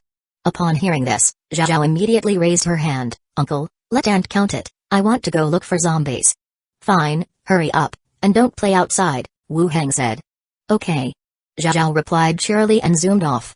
Bella also flew towards another side, beginning to search for any zombies around the village. Wu Heng and Glenda started counting the tickets on the ground. "I have 172 on this side, how about you?" Wu Heng asked. Glenda replied, 223. 395 tickets, it's a bit few. Wu Heng was still somewhat unsatisfied. Glenda gave him a look. "It's quite a lot already. The second prince, in his entire life, might never see that many tickets." Considering that 5 remnant souls were converted into 1 ticket, the number of zombies killed would be around 2,000. The numbers matched up. He doesn't have this kind of item. Wu Heng took out a wooden box, placed all the tickets inside, then stored it in his space ring. From the rarity of the tickets, this batch was already enough to be distributed among some of his subordinates. Moreover, such tickets could only be given to those he trusted. If the ticket machine were exposed, those who knew the second prince had this special item might deduce that the second prince had died at his hands. At this moment, 2 ghosts also flew back from outside. "Uncle, there aren't any more zombies. This side is clear too." The zombies had been thoroughly cleared, and no special mutated zombies appeared. Wu Heng nodded and said, "All right, Once I convert the skeletons, we'll head back. Good. Wu Heng walked towards the pile of corpses. Zhao and Bella flew to Gran's side, beginning to inquire about the total number of tickets obtained. Skeletons rose one by one from the ground. The corpse cores Wu Heng collected were also stored in his space ring. All skeletons, to the SUV there, ready to go back. Whiz. The skeleton army headed for the SUV's position, preparing to return. Wu Heng took the passenger seat, Kaizayu, Shanshan, and the accompanying big head skull, took the back seats. Is it over? That was fast. Liang cast a doubtful look. There weren't many zombies here, and why does that sound so strange? Wu Heng remarked. Liang smiled and said, it's a small village, not many people stayed before. Having 1,000 or so was already not bad. I'll look for a new place. Wu Heng replied, no rush, we'll talk about it when needed. Liang continued to ask, so where to now? Let's head back to the central district, tomorrow we'll go to the pharmaceutical factory, Wu Heng said. Sure. The vehicle started and drove forward. Following behind was a dense cluster of skeletons, maintaining their pace running. The car drove for a while. Zhao appeared, Aunt Yahong. What's up, Zhao? Liang smiled. Auntie, did you find new cartoons for me? Zhao curiously asked. Liang glanced at her and said, I did, and I also found some movies, enough for you to watch for a while. Really? Auntie, you're the best. Then do you like me more, or do you like Chi-Hong-Ai more? Liang probed. Aunt Yahong, both of you are the best, Zhao answered without any hesitation. Liang's face beamed with a smile, glancing at Wu Heng as if to say, look, even the child says so. Wu Heng ignored the boastful look.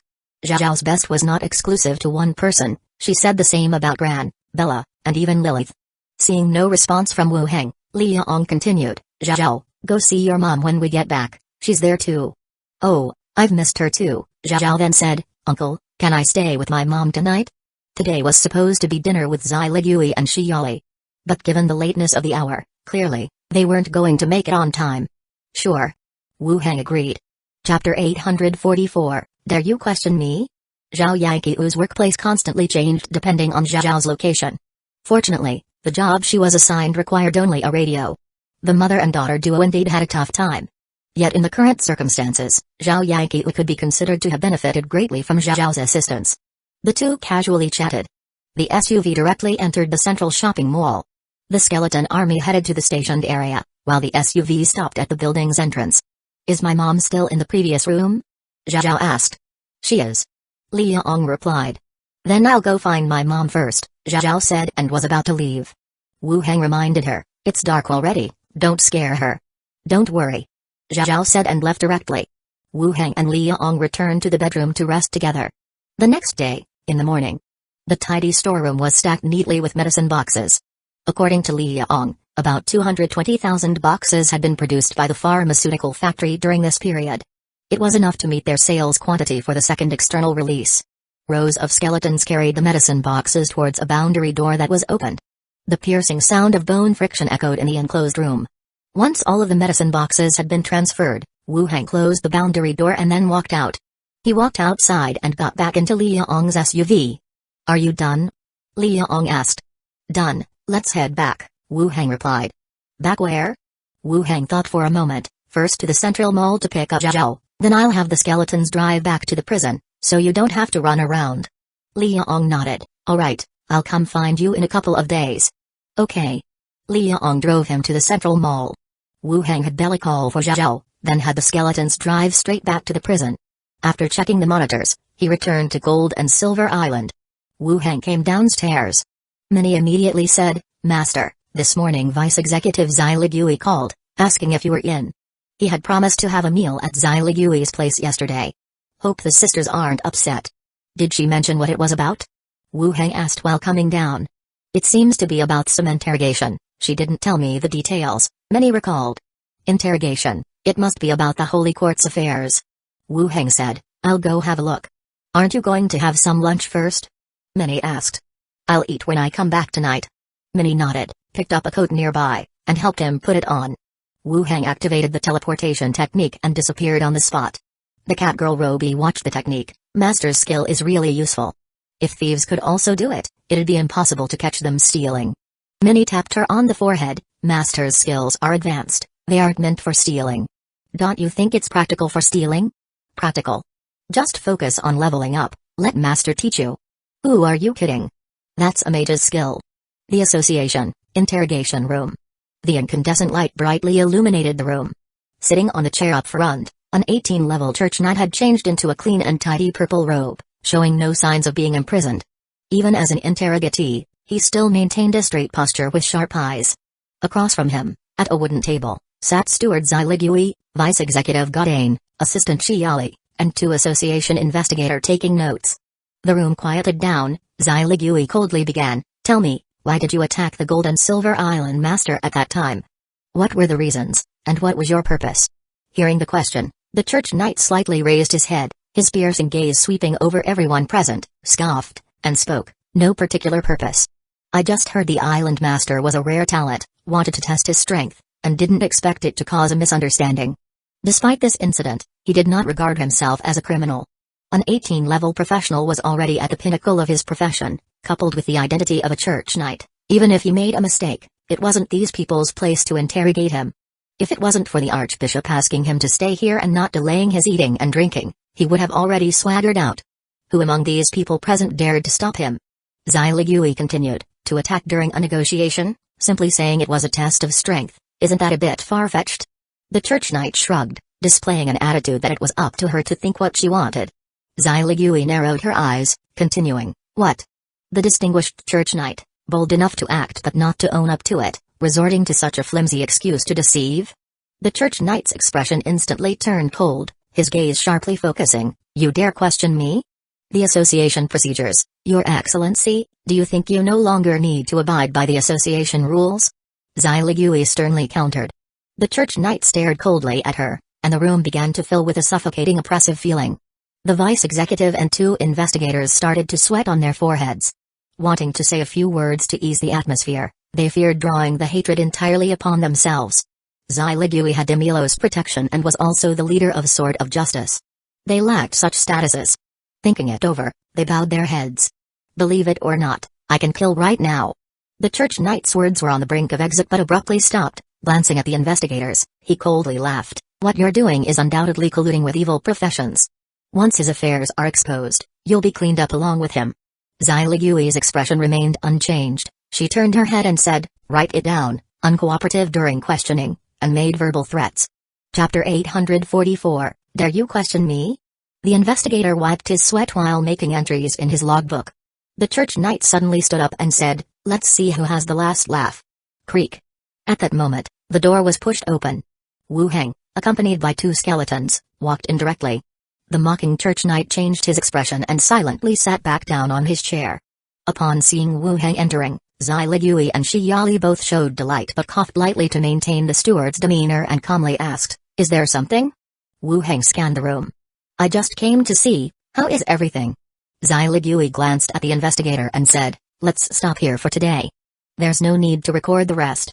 The investigator, with his face and head drenched in sweat, closed the logbook. He also slowly let out a sigh of relief. Zyligui turned back to Wu Heng and said, "He claimed he was just testing your strength, and he even threatened us earlier, saying he wants to settle scores afterward." The room fell silent again. The vice executive and the investigator turned to look at their steward, and the church knight inside also cast a surprised look.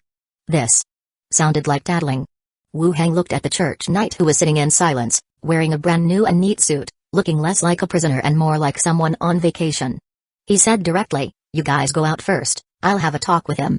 The church knight's pupils constricted, warily glancing at the 2 skeletons behind him, and said, "I did not threaten you guys, it was just a normal conversation." The vice executive and the investigator turned to look at him again. The tone of the church knight changed too. He was defending himself. "You wanted to test my strength, didn't you? We have plenty of time, let's test it now," Wu Heng continued. The church knight's expression grew serious. "What, are you trying to disrupt this investigation?" Zyligui then said, "Let's follow the procedure. If he doesn't cooperate, I will notify you." Hearing Zyligui say this, the church knight also breathed a sigh of relief. He did not continue speaking to provoke the other party. Wu Heng nodded, saying nothing more. Zyligui turned to the vice executive beside her, "Take him down, and we'll question him again tomorrow." "Yes." The vice executive Godane responded, saying, "Right this way, Sir Knight." The church knight left, and the 2 investigators also left. Wu Heng said, "Which room is he in? I'm going to beat him up later." It really wasn't appropriate to do anything while the association's investigator was present. The investigator is a special officer of the association, and whatever is recorded cannot be altered, even by a steward. Zai Ligui laughed and said, "Let's wait for the news from the headquarters." It's not very meaningful to ask him these questions. In reality, there wasn't much interrogation involved for the church knight. Attacking the island master, the reason was not that important, it was up to the association to handle it. What stance the Holy Court would take? Last time he run into Lilith, he was just sent back for punishment. This time it will probably be the same. Everyone had an idea in their hearts. Wu Heng nodded. The three of them walked out of the room, returning to the steward's office. Back in the steward's office, Shiyali was brewing tea and said, "Weren't you supposed to come have dinner at our place yesterday?" Wu Heng scratched his head, his tone apologetic. "Sorry, I went out yesterday and didn't manage my time well, which caused the delay."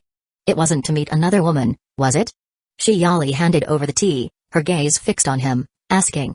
Wu Heng took the tea and took a sip, saying, "I'm not foolish. Why would I go looking for someone else when I have you?" It was something concerning a special item. Shiyali winked at him, a look of letting him off the hook. Zai Ligui then steered the conversation back to the main topic. Aside from the church knight, the rest have been mostly investigated. "What's the situation?" Wu Heng asked. The incident started when a disheveled man followed Holy Court personnel and was discovered by them, resulting in a conflict on the street. After Wu Heng encountered him, he had the guard team capture him and bring him back.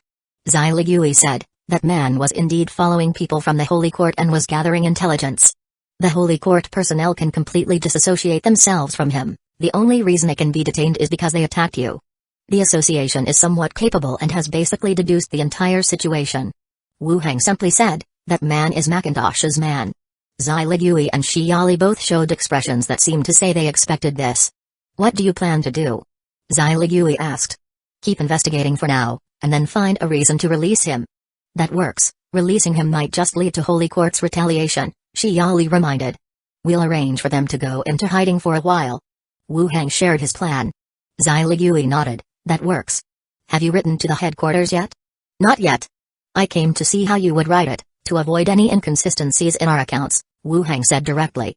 Zai Ligui said irritably, "You're a mage and still want to see ours." "Just to avoid any trouble," Wu Heng said with a smile. Zai Ligui didn't speak, and Shiyali took a piece of paper from the side. "Here, this is the original claim, the contents are pretty much the same." "All right." Wu Heng directly placed it into the space ring. Shiyali then asked, "Will you come for dinner tonight?" "I'll give you a call in advance these next couple of days." "Okay. Then I'll go back and write the letter now." After saying goodbye to the two women, he left the office directly. Back at the island lord's mansion, Wu Heng handed over the letter he received to Glenda, asking her to refer to it while writing 2 letters, which would be good to send out tomorrow. He then went downstairs and sat in his room. After pondering for a while, he picked up the radio to contact Lilith. "Leader Lilith, are you there?" After a brief silence, Lilith's voice came from the other side. "What is it?" "I haven't contacted you for a while, just checking how you've been doing." Wu Heng chuckled. "What have you gotten yourself into now?" Chapter 845, You don't want to be submerged in the sea either. The word suddenly disappeared from his lips. He hesitated for a moment. "What you are saying makes it seem like you can only be contacted when there's trouble." Lilith's tone was inquisitive. "Is there nothing wrong?" Not exactly." "Humphrey." Lilith's cold snort came from the other end. Wu Heng felt somewhat embarrassed, holding the microphone in one hand and scratching his head with the other. Then he said, "But it's not my fault this time. The Holy Court has gone too far." Mentioning the Holy Court, Lilith also seemed to show some interest, or rather, she was very willing to hear about the conflict between the Holy Court and a Necromancer. "Go on." Then, Wu Heng recounted the recent events and said very dissatisfied, "They dare not provoke you, so they are taking it out on me by sending a level 19 archbishop and so many level 18 professionals to constantly ring that broken bell in the church, affecting my patrolling skeletons." After listening, Lilith fell silent. After a while, she asked, "Did you intimidate the archbishop and detain that attacking church knight?" Wu Heng had said a lot, but Lilith's focus was on this. Wu Heng felt like he had said too much, but he couldn't hide the incident, as the Holy Court had already sent out letters, which would sooner or later reach Lilith and headquarters. He simply said, "That's pretty much what happened." "How did you defeat them?" Lilith asked with interest. Wu Heng thought for a moment. "I told you last time, I used the companion Yin Jade to transform into a higher level skeleton, which has stronger combat abilities in specific environments and indeed had some advantages at that time. To better transform a level 20 skeleton without degrading it due to his own lower level, Wu Heng had consulted Lilith beforehand about this matter. Lilith, responsible for gathering intelligence from the secret speaker, knew quite a bit. She informed him to use the companion Yin Jade to amplify the skeleton transformation. This indeed allowed him to transform into a level 20 Shanshan without degrading. Oh? So, you got yourself a decent skeleton, Lilith remembered, seemingly also recalling the event. The Holy Court's power was inherently suppressive to necromancy. The fact that just he alone could hold off an archbishop and so many level 18 clergy members was still surprising and unexpected. It's a bit different, I'll show it to you next time you come, said Wu Heng. Then he brought the conversation back around. That archbishop wrote several letters to the outside. I'm afraid they will twist the truth. Lilith pondered for a moment, then asked, who else did you speak to about this? I've written to the local association to inform headquarters. I also plan to write to Claudio, the leader at Hongwen Alliance, and now you know as well, Wu Heng replied directly. Lilith said, we still don't know what the Holy Court is planning. Let's wait for news and see how things develop before we make a decision. I'll keep an eye on some things for you. Thanks, leader. What should I do with the detained church knight here? Should I transfer him to headquarters? Wu Heng thanked her, then quickly added. Keep him there for now. Bringing him to headquarters might not help, they might just release him early. Just be careful, and don't escalate the conflict until the Holy Court makes their next move, Lilith instructed again. Alright, I'll listen to the leader, Wu Heng said with a smile. He originally hadn't planned to truly conflict with the Holy Court. His main goal was still to reach level 20. Once he reached level 20, and together with a few zombies he had raised to level 20, the threat from the local church and the entire church institution would decrease. Is there anything else? Continued Lilith. Wu Heng thought a moment. Would you want to chat with Zhao? She often mentions you. Then let's chat for a bit. I'll go call her. Wu Heng said, walking upstairs and into the study. Zhao, come talk to Leader Lilith for a moment. Alright, I've missed Sister Lilith. Returning to the radio room, Wu Heng released the divine presence, and his divine sense left. Zhao immediately took possession, sitting in front of the radio. Sister Lilith, what are you up to? Just got up from resting. I sent you a gift, haven't you received it? Lilith softened her tone. Zhao excitedly said, there's a gift. What is it?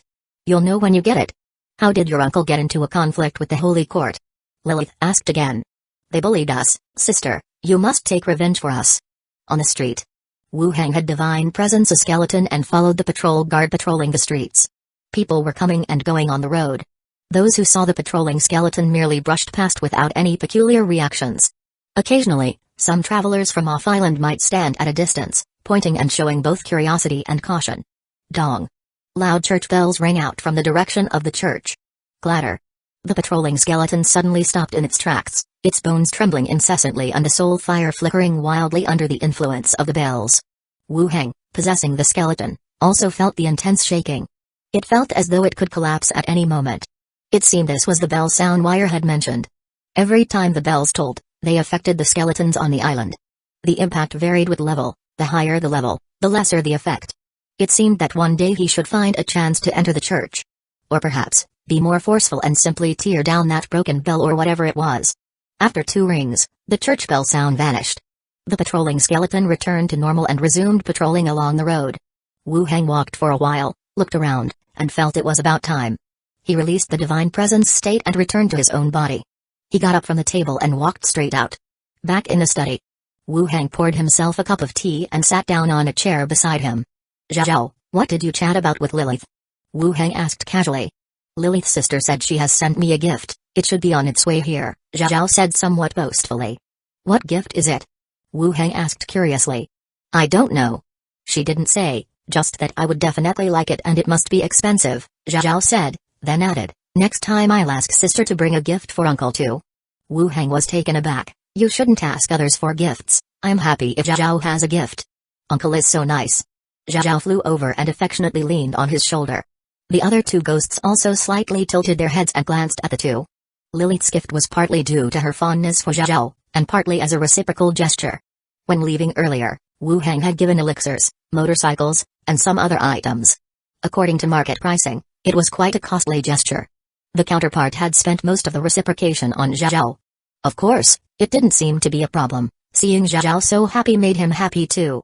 After Zhao said a couple more things, She flew back off to watch cartoons. Benny was still waiting there during the pause. Grandes then brought over the letter she had written. How's this look? Wu Heng took it and glanced over it, feeling there was nothing wrong with the content. It mainly recounted the church's activities on the island and mentioned the sudden attack during the meeting in the conference room. It's good, I'll take it to the association later and send it off as soon as possible, Wu Heng said as he sealed the letter and stored it in his space ring. Grandes then asked, did you discuss this matter with Lilith? I did, and she told us not to rush it, to wait and see what approach the church takes. She'll keep an eye out for us at headquarters, Wu Heng replied. Seems like Lilith treats you quite well, always helping you with issues, Grandes remarked. Wu Heng raised an eyebrow. You should know that I've always been well liked. You better not provoke her, Lilith can be quite ruthless. Don't forget those exiled vampires were imprisoned by her. Grandes suddenly turned serious.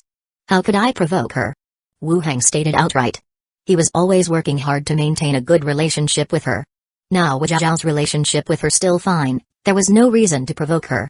Grandes looked meaningfully. You know what I mean, love can make a woman strike even harder. Imagine being sealed in a coffin and sunk to the bottom of the sea. What are you going to do then?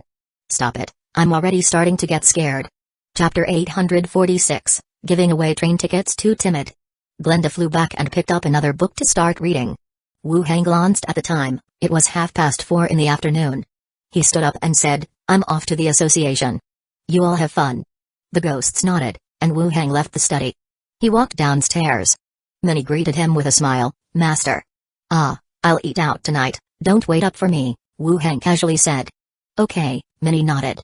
Wu Heng changed his clothes, walked into the courtyard, and vanished using the teleportation technique. When he next appeared, he was in the courtyard of the steward mansion. He entered the association through the back door. He knocked on the door of the steward's office. After receiving a response, Wu Heng walked straight in. The elf sisters had already started packing, seemingly ready to head home. Is the letter finished? Zailigui asked. It's finished, Wu Heng replied, taking out 2 letters. One was addressed to the leader of the Hongwen Alliance, the other was for Lilith. Although he had spoken to her in advance on the radio, the letter was more detailed and was to be sent out as well. Zailigui said, Shiyali, take this letter to the front desk, then let's head back for dinner. Okay. Shiyali took the letter and left. When she returned, the 3 chatted and laughed as they finished their workday. They then headed back to the steward mansion through the back door.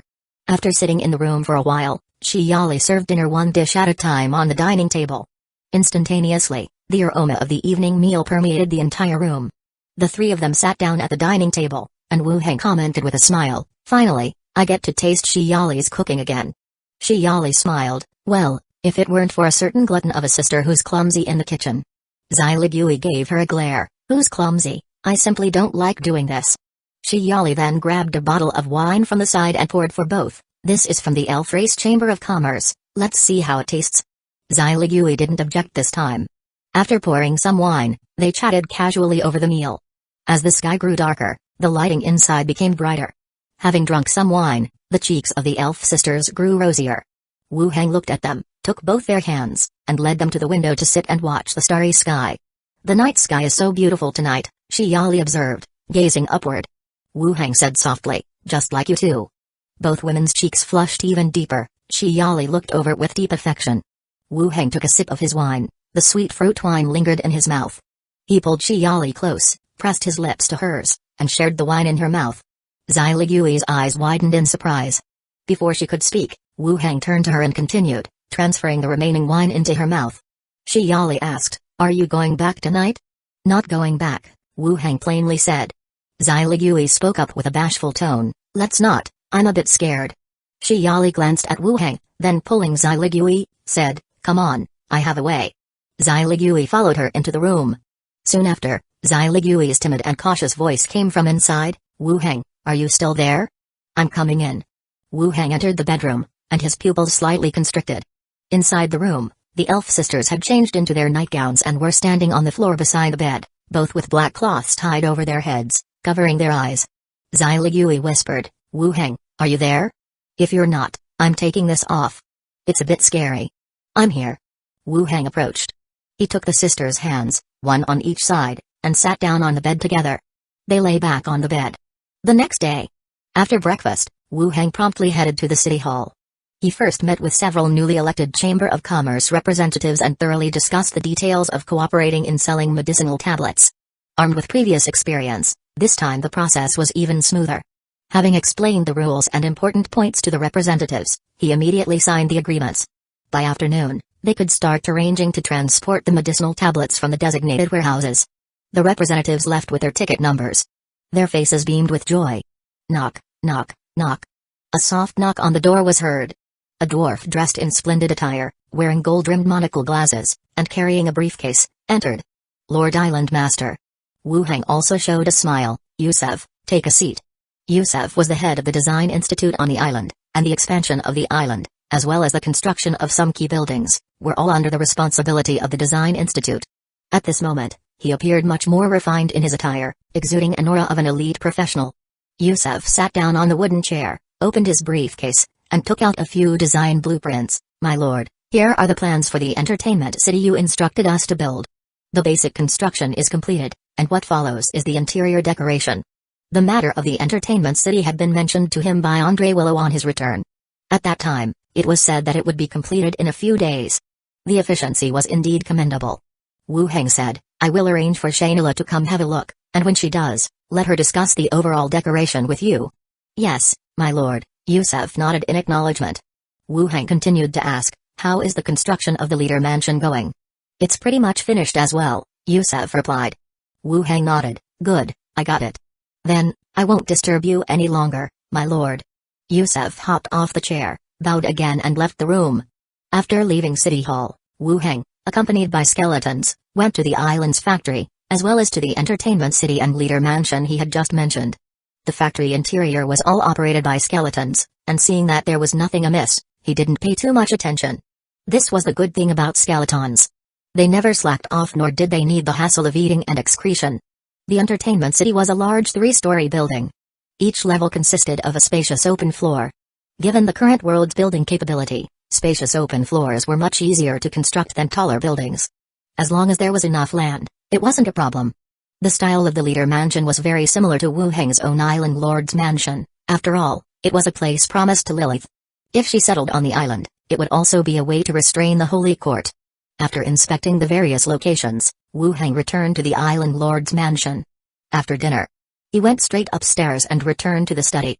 Glenda asked, who do you plan to hand the entertainment city over to? I think Shainila would be a good candidate, Wu Heng replied. The wood elf? She is indeed suitable for that, Glenda pondered for a moment and added, but isn't your lover, the steward from Blackstone Town, better at this sort of thing? Her money cat is doing quite well. Wu Heng glanced sideways at the two ghosts watching a movie in the distance. The kids are here, don't keep bringing up lovers. Don't you think she's more suitable? Glenda inquired. Indeed, Slither was adept at managing the money cat. However, the situation on Gold and Silver Island was different from that in the Hueco Kingdom, as the island hosted a diverse array of races and was visited by elites from all over. To put it plainly, Slither didn't have the worldly experience of Shainila, the Starflower Society leader. The entire decoration of the venue will be overseen by Shainila, while the singing and dancing part can be handed over to Slither. I promised her a long time ago that she could open a store on the island, Wu Heng casually mentioned. How do you plan to get Slither here? You can't send her the ticket, Glenda raised the issue once again. Let me think about it. After their conversation, Glenda returned to her place and started reading a book. Wu Heng sat in his chair. He began to ponder how to bring Slither over. He had the ticket, but he couldn't send it to her, could he? The time it took to send it would be better spent using the radio to inform her to come directly. The ticket is a bit of a white elephant, muttered Wu Heng. Obtaining tickets wasn't difficult nowadays. But it was problematic to send one to every single person. After pondering for a while and not finding a better solution, he simply took out the tickets and some special items from the space ring. He began sorting them by type. Those he didn't need could be given to others for use. As he was categorizing, his gaze fell upon a special item. Blackstone Town. The morning's faint light, like delicate threads, pierced through the gaps in the curtains. Accompanied by several clear bird calls, Steward Slither slowly opened her eyes. The straps of her purple nightgown had slipped, revealing a fair collarbone. Just as she sat up, something caught her eye at the side of the pillow. A letter. Slither's movements froze, and she instantly became alert. She knew that the blank envelopes were Wu Heng's way of passing messages. The first time he wrote to her, it had been seen by Yuli. Since then, The two had been sleeping in separate rooms and hadn't shared a bed again. But last time, Wu Hang left her a device called a radio to communicate, and they had started using that, so why was he writing letters again? Leaning against a headboard, she hesitated but still picked up the envelope. The surface of the envelope was blank. She carefully tore it open and shook it slightly in her hand. Inside the folded letter, 2 tickets fell into her palm. Chapter 847, Elder Shainila. The stories of the Phantom Train have been circulating in the northern regions of the Hueco Kingdom. At the first glance, the ticket came to mind subconsciously. Slither's brows suddenly furrowed. Opening the letter, he continued to read the content above. Slither, these 2 tickets are for the Phantom Train. Tearing them will summon the Phantom Train, and you can use the tickets to bring Yuli to Gold and Silver Island for a visit. Below, I'll tell you the rules for boarding the Phantom Train. You must remember them firmly, as it's not completely safe on the train. 1. Tear the tickets along the marked line, and the Phantom Train will appear on its own. After boarding, there is a journey log on the left side. Fill in the city you want to visit. In my case, it's Gold and Silver Island. 2. After the train starts, all senses except vision will disappear. Keep an eye on your watch, eat and relieve yourself on time according to schedule, as you won't feel hunger or the need to relieve yourself while on the train. 3. The journey takes about 7 days. After reaching the location, the train will stop in a deserted place. Pay attention to finding the direction of the city. As Slither read on, his eyes widened. How did he think of this? Slither muttered to himself. To send tickets using such a letter. Quite imaginative indeed. But one thing was certain, Wu Hang planned for him to take the tickets and find him on Gold and Silver Island. Traveling by train, and it takes 7 days. That is quite long. Dang. Suddenly, the door swung open, and Yuli, fastening her leather armor, rushed in, exclaiming, "And, I'm going to the association. I want to earn merits to become a vice executive." Slither, who was reading the letter, jumped in fright at the sudden shout. "I've told you to knock on the door," acting like a wild girl. "And, are you reading a letter?" Yuli asked curiously. Slither slipped the letter into the space ring, got up and put on a coat, and said, "Let's eat first, then head to the association after the meal." "Oh, who sent you the letter?" Yuli leaned against the doorway and asked. "An affair from London City." After dressing, Slither put it aside and said, "Don't ask too many questions." Taking Yuli by the shoulder, she walked out the door and then added, "How about going out for fun in a couple of days?" "Ah. Where to?" Yuli's eyes sparkled. "To Gold and Silver Island. I mentioned a while ago about opening Money Cat. Let's go check it out these few days," Slither said with a smile. Yuli looked at her skeptically. "The letter just now, it wasn't from Wu Hang, was it? Why didn't he write to me? Do you want to go or not?" "I do." Netali City. In the elegantly decorated bedroom of the city lord's mansion. Phantom Train? After reading the contents of the letter, Shainila's eyes widened slightly. When did Wu Hang have such a special item, and why hadn't she ever heard him mention it before? Able to summon a train, and even directly send the tickets to one's bedside. Such a level of special item, if placed in the association, would at least be a first-class merit, and even those might not be enough to exchange for it. After reading the letter, she glanced at the tickets in her hand. When her gaze returned to the letter, the writing vanished bit by bit. Only the blank paper and the tickets remained in her hand, proving it wasn't an illusion. The writing disappears upon shifting the gaze? An interesting effect. "It's indeed been a while since I've seen him," Shainila smiled faintly, putting the letter and tickets into the space ring. Dong dong. Just then, a knock on the door sounded, followed by her female housekeeper's voice. "My lady, 2 representatives from Chambers of Commerce have arrived downstairs. The 5th princess asked me to inquire whether you'd like to come down for a chat." "Representatives from Chambers of Commerce? Come in and talk," Shainila said casually. The middle-aged female housekeeper came in to help her get dressed and arrange her hair. Shainila asked, "Did they say which Chamber of Commerce they're from?" "They said, Golden Radiance Commerce and Morton Family Chamber of Commerce. Both chambers are old brands of the Hueco Kingdom, and their senior members seem somewhat familiar with the 5th princess," the housekeeper answered. "Old brands of the Hueco Kingdom." Since Netali City stabilized, it began to display the advantages and value of a port city anew, and some chambers of commerce have started to draw closer. Merchants chase profit but must also understand investment. It's a bit late to approach for connections now without early investments. Let's go down and see," Shainila said, properly attired and proceeding downstairs. Upon entering the hall, she heard some conversational voices. Inside the hall, the 5th princess sat on one side, across from 2 middle-aged men dressed in lavish attire. One was slightly heavier, and the other looked thinner, sporting a goatee. Seeing Shainila descend, the 5th princess revealed a smile. Lady Shainala. Your Highness. Shainala bowed slightly. Please, take a seat. The fifth princess smiled at her, then introduced, these two gentlemen are representatives from the Golden Radiance Commerce and Morton Family Chamber of Commerce, looking to collaborate with Netali City for some business trades. What kind of cooperation are they planning? Shainala inquired. The fifth princess replied, military weapons and armor, food supplies, mineral resources, and are also planning to trade externally through the port in the city. Shainala looked at the fifth princess, understanding why she was called down. These goods are currently supplied by Gold and Silver Island, there's no need for any other chamber of commerce to collaborate. Moreover, these representatives from suddenly appearing chambers of commerce were likely not trustworthy. Weapons and armor through the orders, one could nearly estimate the number of troops and their equipment set up. It was impossible to hand this over to them. Shainala smiled and said, these items are being supplied by our Wood Elf's Starflowers. Don't you have any other products? There's still a large demand for daily necessities among the residents. Chapter 847, Elder Shainala to the hall suddenly fell into a brief silence. The portly representative of the Golden Radiance Commerce looked at the two women opposite, his eyes shifted, and he raised his voice, I heard that Lady Shainara has not attended commercial activities for a long time. Aren't you afraid of losing control of the Chamber of Commerce? Chambers of Commerce all cooperate with each other, and some information is exchanged among them. Especially for someone like Shainara, who is famous outside and has an outstanding appearance. She has a sort of celebrity effect, and her topics are higher profile.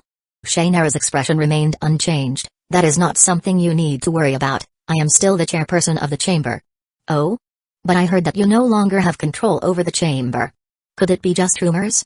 The slightly slimmer chamber representative interjected, glancing at the fifth princess, Your Highness, in the current situation, it is more fitting to cooperate with stable chambers, not just relying on enthusiasm and connections.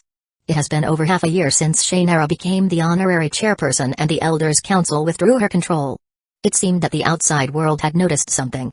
In the past, these two chamber representatives wouldn't dare to talk to her like this, they were convinced she had lost her actual power. Shainara sneered inwardly, but still said placidly, these are not for you to worry about, focus on your own affairs.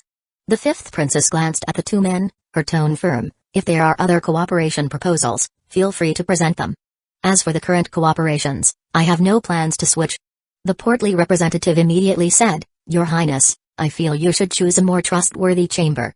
We can provide stable goods, while Lady Shainara is no longer capable of guaranteeing your future cooperation. Shainara looked displeased, and the fifth princess also appeared somewhat impatient. If there is nothing else, you may leave. The faces of the two chamber representatives stiffened. They spoke to this extent, but the other party still didn't change their mind. They were just about to leave with a bow when footsteps could be heard at the doorway.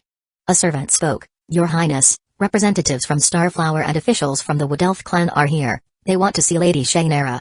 Everyone in the room was stunned. The two middle-aged chamber representatives exchanged glances and sat back down. The fifth princess didn't believe it. Now that the people from Starflower had arrived, there was a way to verify. Even if the cooperation didn't happen, it would allow the fifth princess to see Shainara's current status clearer. Without the title of Starflower chairperson, she's just an attractive woman. The fifth princess looked towards Shainara, who said, Let them in. The servant left, and when he came back, he was followed by several Wood Elf officials. In addition to the Starflower representative, there were Wood Elf guards with garments embroidered with patterns of flowers and vines. After entering the room, they bowed slightly, Your Highness, Chairperson Shainara. What is it? Shainara's eyes narrowed slightly as she looked at them. The Wood Elf captain glanced at the others in the room. It's nothing, just speak. The Wood Elf nodded, bowed again, and said, Appointed by the Elder Council, you have been named the 6th Deputy Elder. Here is your emblem and elder robes. The appointment will be made public through the association locally. With that, someone walked forward respectfully holding a luxurious brocade box. With those words, the entire hall instantly fell silent. The two businessmen's faces froze with astonishment. 6th seat of the Elder Council. Damn. This wasn't being stripped of rights, this was entering into politics, moving from commerce to a decision-making role for the entire race. What was he doing mocking her earlier? The fifth princess also showed surprise, looking around and back at Shainara. Something must have happened outside. After all, Shainara had been with her all this time, not even leaving the city. Shainara took a deep breath, straightened up, a flicker of confusion in her eyes, and said, All right, I understand. Shainara Elder, the guard team designated for you is still outside, how would you like to arrange them? The captain asked directly. Shainara asked, coordinate with Her Highness's guard team, handle the perimeter security. I will be staying at the City Lord's mansion during this time. Yes, Elder Shainera. The Wood Elf captain bowed again and directly withdrew. After the others had left, the fifth princess, holding her hand, joyfully said, Sister Shainela, Elder. You've become an elder. The sixth seat, what's there to be happy about? Shainera laughed. But it's still an elder position, it sounds very impressive. The fifth princess was still very happy. Behind them, Shainera's housekeeper and the fifth princess's little maid both also smiled. Gulp. A light cough sounded. The portly chamber representative stepped forward, and under several puzzled gazes, he kneeled with a thump. Elder Shainera, please forgive my earlier rudeness. Seeing this, the other representative also kneeled and performed a deep bow. Please don't hold this against us. After all, a businessman cannot compare with a national or racial authority, especially when they were just local representatives. If Shainera chose to pursue this, she could easily strip them of everything they currently held. Shainera sat back, her tone indifferent. It's fine, you can go back now. The two bowed again. Thank you, Elder Shainera, thank you. Then they bowed to chapter 847, Elder Shainela after they left. The fifth princess said in surprise, Sister, how did you become an elder? Shainela pondered for a moment and replied, judging by the time, it should be the sale of the elixir that made the Elders' Council see its value. The fifth princess raised her eyebrows. The elixir by Island Lord Wuheng? That could make you an elder directly? Among the wood elves, it's not as graceful and peaceful as you think. Shainela smiled and stroked her head, continuing, I'm going back to Gold and Silver Island today. Sister, you're going back? I want to go back and take a look too, said the fifth princess. The way she spoke, it seemed as if Gold and Silver Island was her home and Netali City was just the outside world. I'll go back first. When there's enough time, you and Philippa can come over together, continued Shainela. All right then, send my regards to Island Lord Wuheng. Shainela nodded, then turned to her housekeeper and said, I have a way to go back. You stay here and arrange matters with the Elder Guard. Yes, madam, the housekeeper saluted. Shainela chatted briefly with a few others, then hurried upstairs to her bedroom to pack. Seeing the radio on the vanity, she still picked up the microphone. Wuheng, are you there? A couple of minutes later, Wuheng's voice came from inside. Did you receive the letter I wrote you? Yes, I did, and I'll be back shortly. I've missed you too. Shainela smiled and then said, I also have some good news. What's the good news? Guess. Wuheng said with uncertainty, earning money wouldn't make you this happy. Has the Elders' Council given back the real power of Starflower to you? Only that would make you so happy, right? Shainela was a bit surprised in her tone. You really know me, but it's not Starflower. I've been appointed as an elder. Holy cow. That's huge, Wuheng exclaimed. Shainela was pleased with the reaction, saying, all right, we'll talk more when I get back. Come back, I want to share a blanket with an elder tonight. Stop talking nonsense. They chatted briefly, then she directly walked out of the room. From the deserted back garden, she used her ticket to board the train. Gold and Silver Island, the radio room. Leaning back in his chair after speaking with Shainela, Wuheng stretched out. The combo of a blank envelope and ticket was something he had suddenly thought of last night and then experimented with. The method was quite simple, and it felt like exploiting a bug. After writing on the letter and adding a couple of strokes from the ticket, he sealed it in the envelope, and it could be sent out directly. When he confirmed this method worked, Wuheng was also surprised. He even thought of a dimensional mailing method, a stroke on any item and whether it could be instantly sent to the recipient. But in reality, this idea couldn't be fulfilled. Aside from the ticket, even writing on a coin and sealing it in an envelope wouldn't send it anywhere. It seemed only paper-related items, after being marked, would follow the envelope and get sent out directly. Which actually made sense.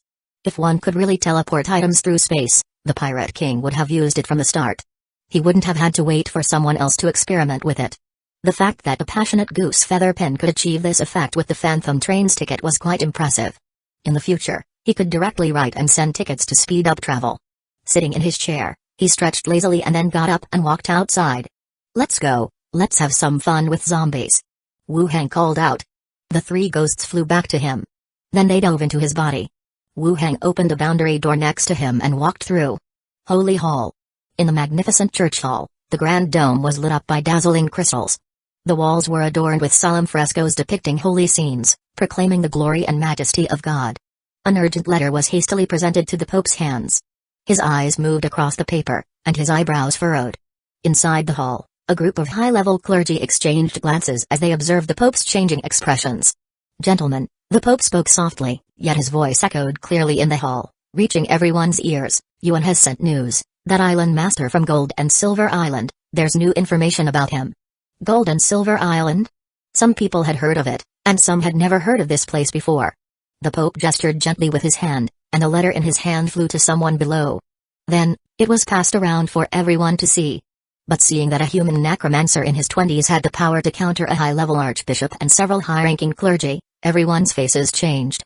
An archbishop stood up and after saluting said, "Your Holiness, I feel it is necessary to take some action to prevent potential dangers." Another person stood up, nodded in agreement. "Exactly, if we do not impose restrictions now, I fear a huge disaster may occur." Yet another person rose, saying, "I heard this man is quite valued by the association, and recently he has achieved some success in mechanics and elixirs, which might make it difficult to take action against him. If he is from the association, then let the association provide someone to deal with it together," a Grand Archbishop suggested softly. The others also began discussing. The Pope raised his hand slightly to signal them to be quiet, and said, "Then let us write a letter to the association, suspecting the other party of conducting necromancy experiments, and order them to demand the island master of Gold and Silver Island cooperate with an investigation." "Yes," everyone saluted. Gold and Silver Island. Wu Hang returned from Zombie World, and Shainila had not yet arrived. After dinner, he went into the radio room. He communicated with Lilith. He informed her that the leader mansion had been completed. Then he casually brought up the topic of the Holy Court. Wu Hang asked, "How many heroes does the Holy Court have?" From the other side, Lilith's voice responded, "Two, one is a religious leader of the association, and the other is the Pope of the Holy Hall." "Holy crap. 2 heroes. What's the difference between them?" Wu Hang continued to ask. Lilith replied, "Do I even need to explain? One is in charge of church affairs, the other oversees the association side. Is it necessary to have 2? Lilith hesitated briefly, then followed up, saying, "Some suspect that both individuals are Seidu." Chapter 848, Heroes Never Die. Seidu is the church hero of the association. When hearing that the 2 heroes might be the same person, Wu Hang immediately thought of the clone effect of his 100 soldiers robe. 1 person turning into 2. It seemed not too difficult in this world. Wu Hang asked, "How did you suspect this?" Lilith pondered for a moment, seemingly feeling this matter was not too significant, so she revealed a bit. The appearance of Seidu was somewhat abrupt, not a promotion of one of the several archbishops from the Holy Court to hero status, but at the time there was a need for such a person. Then this church leader appeared at the association's headquarters, and similar rumors exist at the Holy Hall. Lilith is in charge of intelligence at the association. Collecting intelligence is her main job, so she probably wouldn't speak recklessly. Wu Hang suddenly became a bit silent. Lilith gently consoled, "You don't need to worry too much about the affairs of the Holy Court. You are now appointed by the association as the inspector and flag bearer. They will need to present evidence for whatever they intend to do, and you can also strive to elevate your own level and influence within the association." You could tell that Lilith was still on his side. If it were someone else, they would likely think about keeping their distance from him. "Thank you, leader." Wu Hang sincerely thanked her, then changed the topic. "Leader, there's something else I'm curious about." "Go ahead." Lilith's tone was lazy. Wu Hang's voice became more serious, and he asked, "What exactly is the difference between a hero and a professional?" From 1st tier to 4th tier professionals, the most noticeable change is the increase in attributes and the refinement of skills. An 18th level professional's strength is several times that of an ordinary professional, giving them an advantage in battle. Additionally, with high levels, skills also become more diverse and powerful. Thus, level has become the simplest way to distinguish one's strength. Not provoking professionals higher than oneself in level is the safest way to preserve life. But what exactly is incredible about heroes who are revered to such a status? "Aren't you a mage? Don't you know this?" Lilith retorted, her tone containing a hint of mockery. Wu Hang also felt a bit embarrassed. He had taken a shortcut by leveraging the unique features of his own panel. He lacked the rich experience of an actual mage. "I became a mage recently, without a teacher or lineage, lacking ways to understand this area." After a slight pause, speaking in a somewhat pitiful tone, "If it's convenient, leader, could you explain it to me? The matters of heroes are probably rarely recorded even in books. Not to mention his chances of seeing such books. If he had a high-level master, maybe he could learn about related knowledge. Unfortunately, he did not have a master." Lilith, pondering again, then slowly began, "Before becoming a hero, professionals accumulate abilities in their respective fields, embodying the characteristics of their professions, but are also limited by their own restrictions. After becoming a hero, There is a fundamental change, possessing significantly incomparable strength. Wu Hang scratched his head. I didn't understand. Lilith paused her tone, switching to a simpler way of explaining. You can think of it like this. The strength of ordinary professionals can't kill a hero, whereas a hero can easily kill the opponent. As this sentence was conveyed, Wu Hang's eyes narrowed, his heart tensed. Professionals can't kill heroes. This. How is it possible? They're all carbon-based life forms. How could there be such a thing as not being able to kill? Then heroes can't die? Wu Hang's voice grew deep. Lilith responded, I only said professionals can't kill heroes. It doesn't mean they truly can't die. Heroes can also be killed by heroes, and they will die when reaching life's limit. Only heroes or people more powerful than heroes can kill heroes. Leader, why can't ordinary professionals kill heroes? Wu Hang further inquired. As he asked, he felt a bit impolite. It was as if he was asking about the other party's weaknesses. Just as he thought to explain, Lilith had already spoken. You should know that after reaching level 18, the advancement of level involves fame restrictions. Yes. You can understand it as the strength of heroes embodies people's beliefs, courage, or even fear, and it's different from the original strength used, Lilith explained with a smile. It's a bit difficult to understand. For now, you should just focus on elevating your level as much as possible. With your potential, there is still hope for you to become a hero. The difficulty for humans to become heroes is immense. It's mainly due to lifespan restrictions. Reaching level 18 is already outstanding among humans. Thank you, leader. I can still learn true knowledge from you. Wu Hang smiled and continued, Leader, when will you visit Gold and Silver Island again? Besides the mansion, I have prepared a new model motorcycle for you, as well as racing apparel and a helmet, all very beautiful. Aren't you not planning on manufacturing motorcycles? Lilith asked. I'm not selling them, I'm giving you the second one, no one else has it, Wu Hang explained. Then send it through the association. Lilith's tone softened.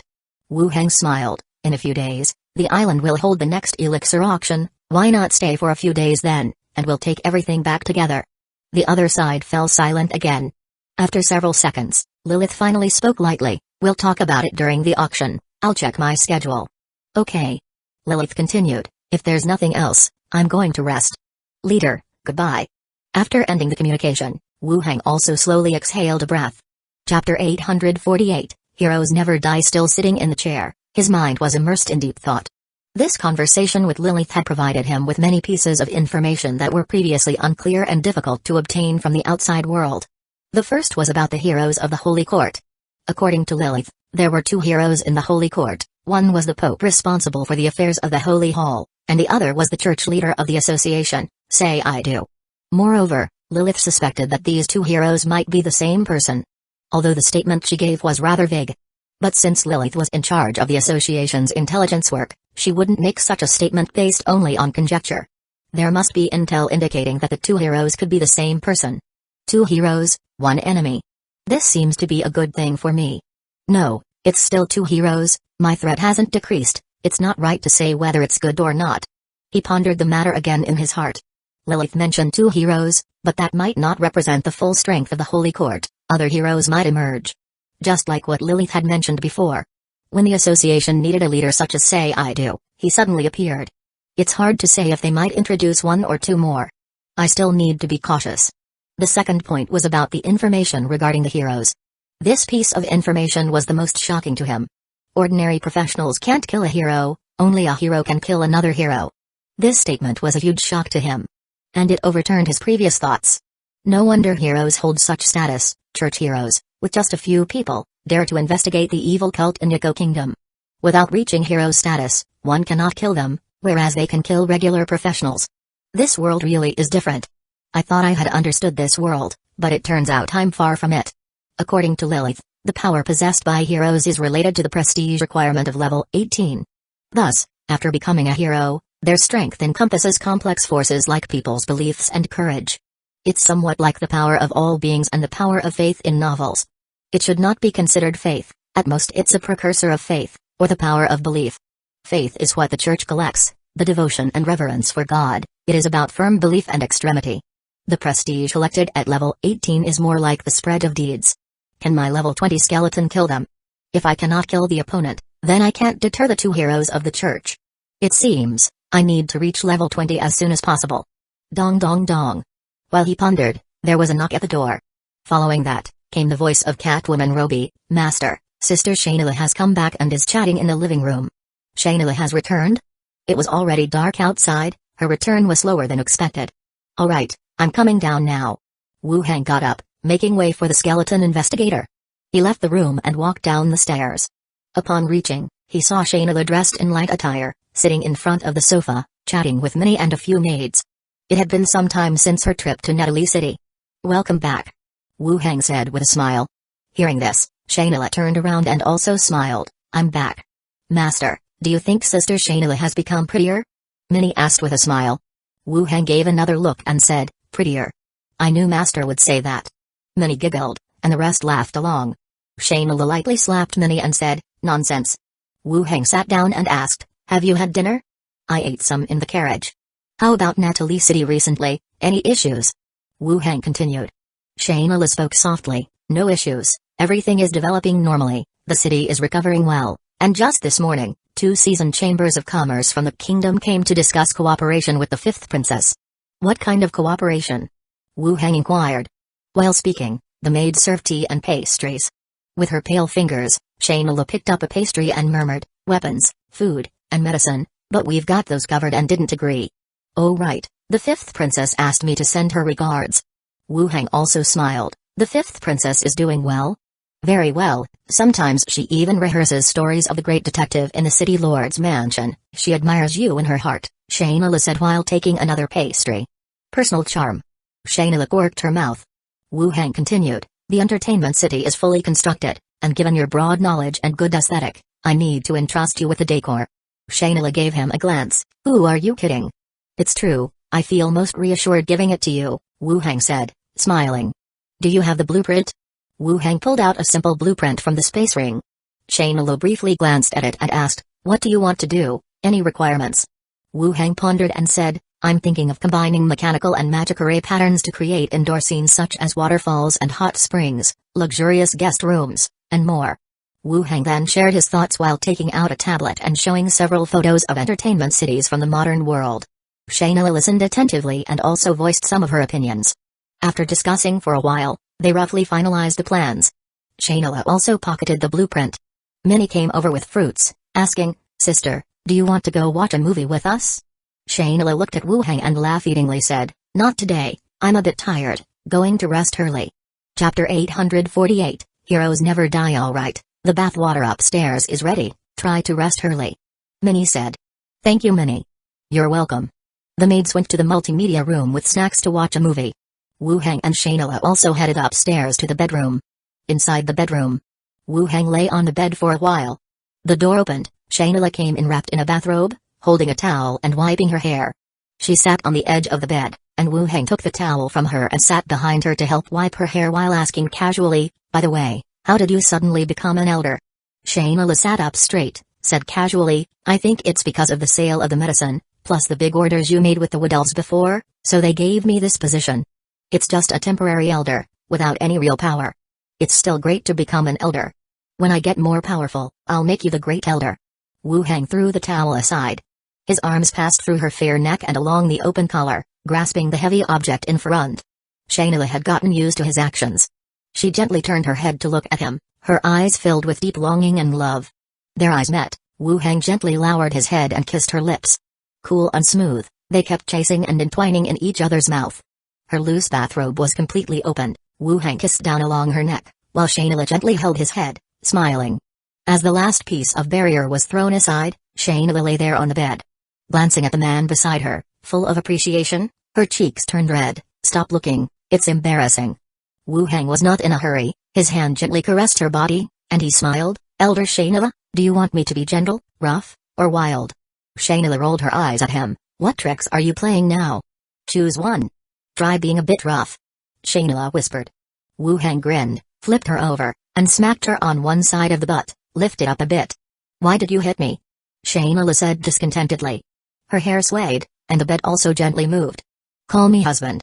Shayna's whole body turned red, and she softly called out, "Husband." The next day, morning. Shayna left the island lord's mansion early in the morning, headed to the site of the amusement city with the island's designer. Meanwhile, Wu Hang sat in the study, explaining the contents of yesterday's conversation with Lilith to the 3 ghosts. After finishing everything, Zhao did a chin-stroking gesture in midair. Shanshan also reached level 20, can't she kill a hero either? Glenda analyzed, if it really is as the Lilith leader said, when Shanshan and us reached level 20 without experiencing reputation limitations, we might not be able to kill a hero. Ah. Then can we only be beaten up? Zhao exclaimed. Previously they were boasting about reaching level 20 and wanting to attack the association. Now it seems, it's over, they can't kill the opponents. Bella said, maybe there are still some effects. Wu Heng also said, this not killing here might not be as we understand, and besides, level 18 spirits can become ghosts, heroes might also become souls, then you guys will be experts. Zhao looked at the other two souls and chuckled, Uncle has a point, we still have our uses. Glenda nodded, that's a true analysis. Bella then asked, has any necromancer ever been a hero? Wu Heng recalled for a moment, then said, I heard that in the desert, a leader called the Immortal Emperor turned himself into a corpse ghost and became a hero. Uncle, look at other necromancers, all learning the same thing, how did they become heroes? Zhao crossed her arms in a challenging demeanor. He has become a corpse ghost, I just changed my job 2 years ago, how could he be stronger than me? Wu Heng said, then again, we don't know him, otherwise we could just ask him. Yeah, that's true. Glenda nodded. Thump thump thump. A knocking sound, Minnie called out, Master, the association has sent a box, said it was sent from the headquarters. It seems that Lilith's gift has arrived. Apart from her, no one else would send something to him in this way. Bring it in. Wu Heng said. The three ghosts turned invisible, the door opened, and Minnie entered with 2 skeletons, carrying a wooden box. That big? Approximately 1.5 meters in length, and half a meter in width. The person who delivered it only said it was sent from the headquarters, didn't say what's inside. Minnie said. Wu Heng nodded, I understand, call me at lunch. Alright, Master. Minnie left with the skeletons. Wu Heng and the 3 souls all stared at the large box in front of them. The box was slender, looking exactly like a small, completely sealed coffin. What is it? It won't suddenly spring open something weird, right? As they spoke, Zhao directly dived in with her head, then raising her head said, that scared me. What's inside? What is it? All said almost simultaneously. Zhao said, seems like a doll. Anything dangerous? Wu Heng asked. Zhao pondered for a moment, then said, if the doll won't stand up, there shouldn't be any danger. Good answer. Wu Heng glanced aside. Glenda and Bella also peeped through the wooden box to check the inside. Then came out again, saying, nothing wrong. Wu Heng nodded, and directed at Kaizayu standing by the door, Kaizayu, open the wooden box. Kaizayu directly opened it, there was a layer of white cloth, then a beautifully crafted doll, a book, and an old notebook. A doll? Uncle, is this sent to you?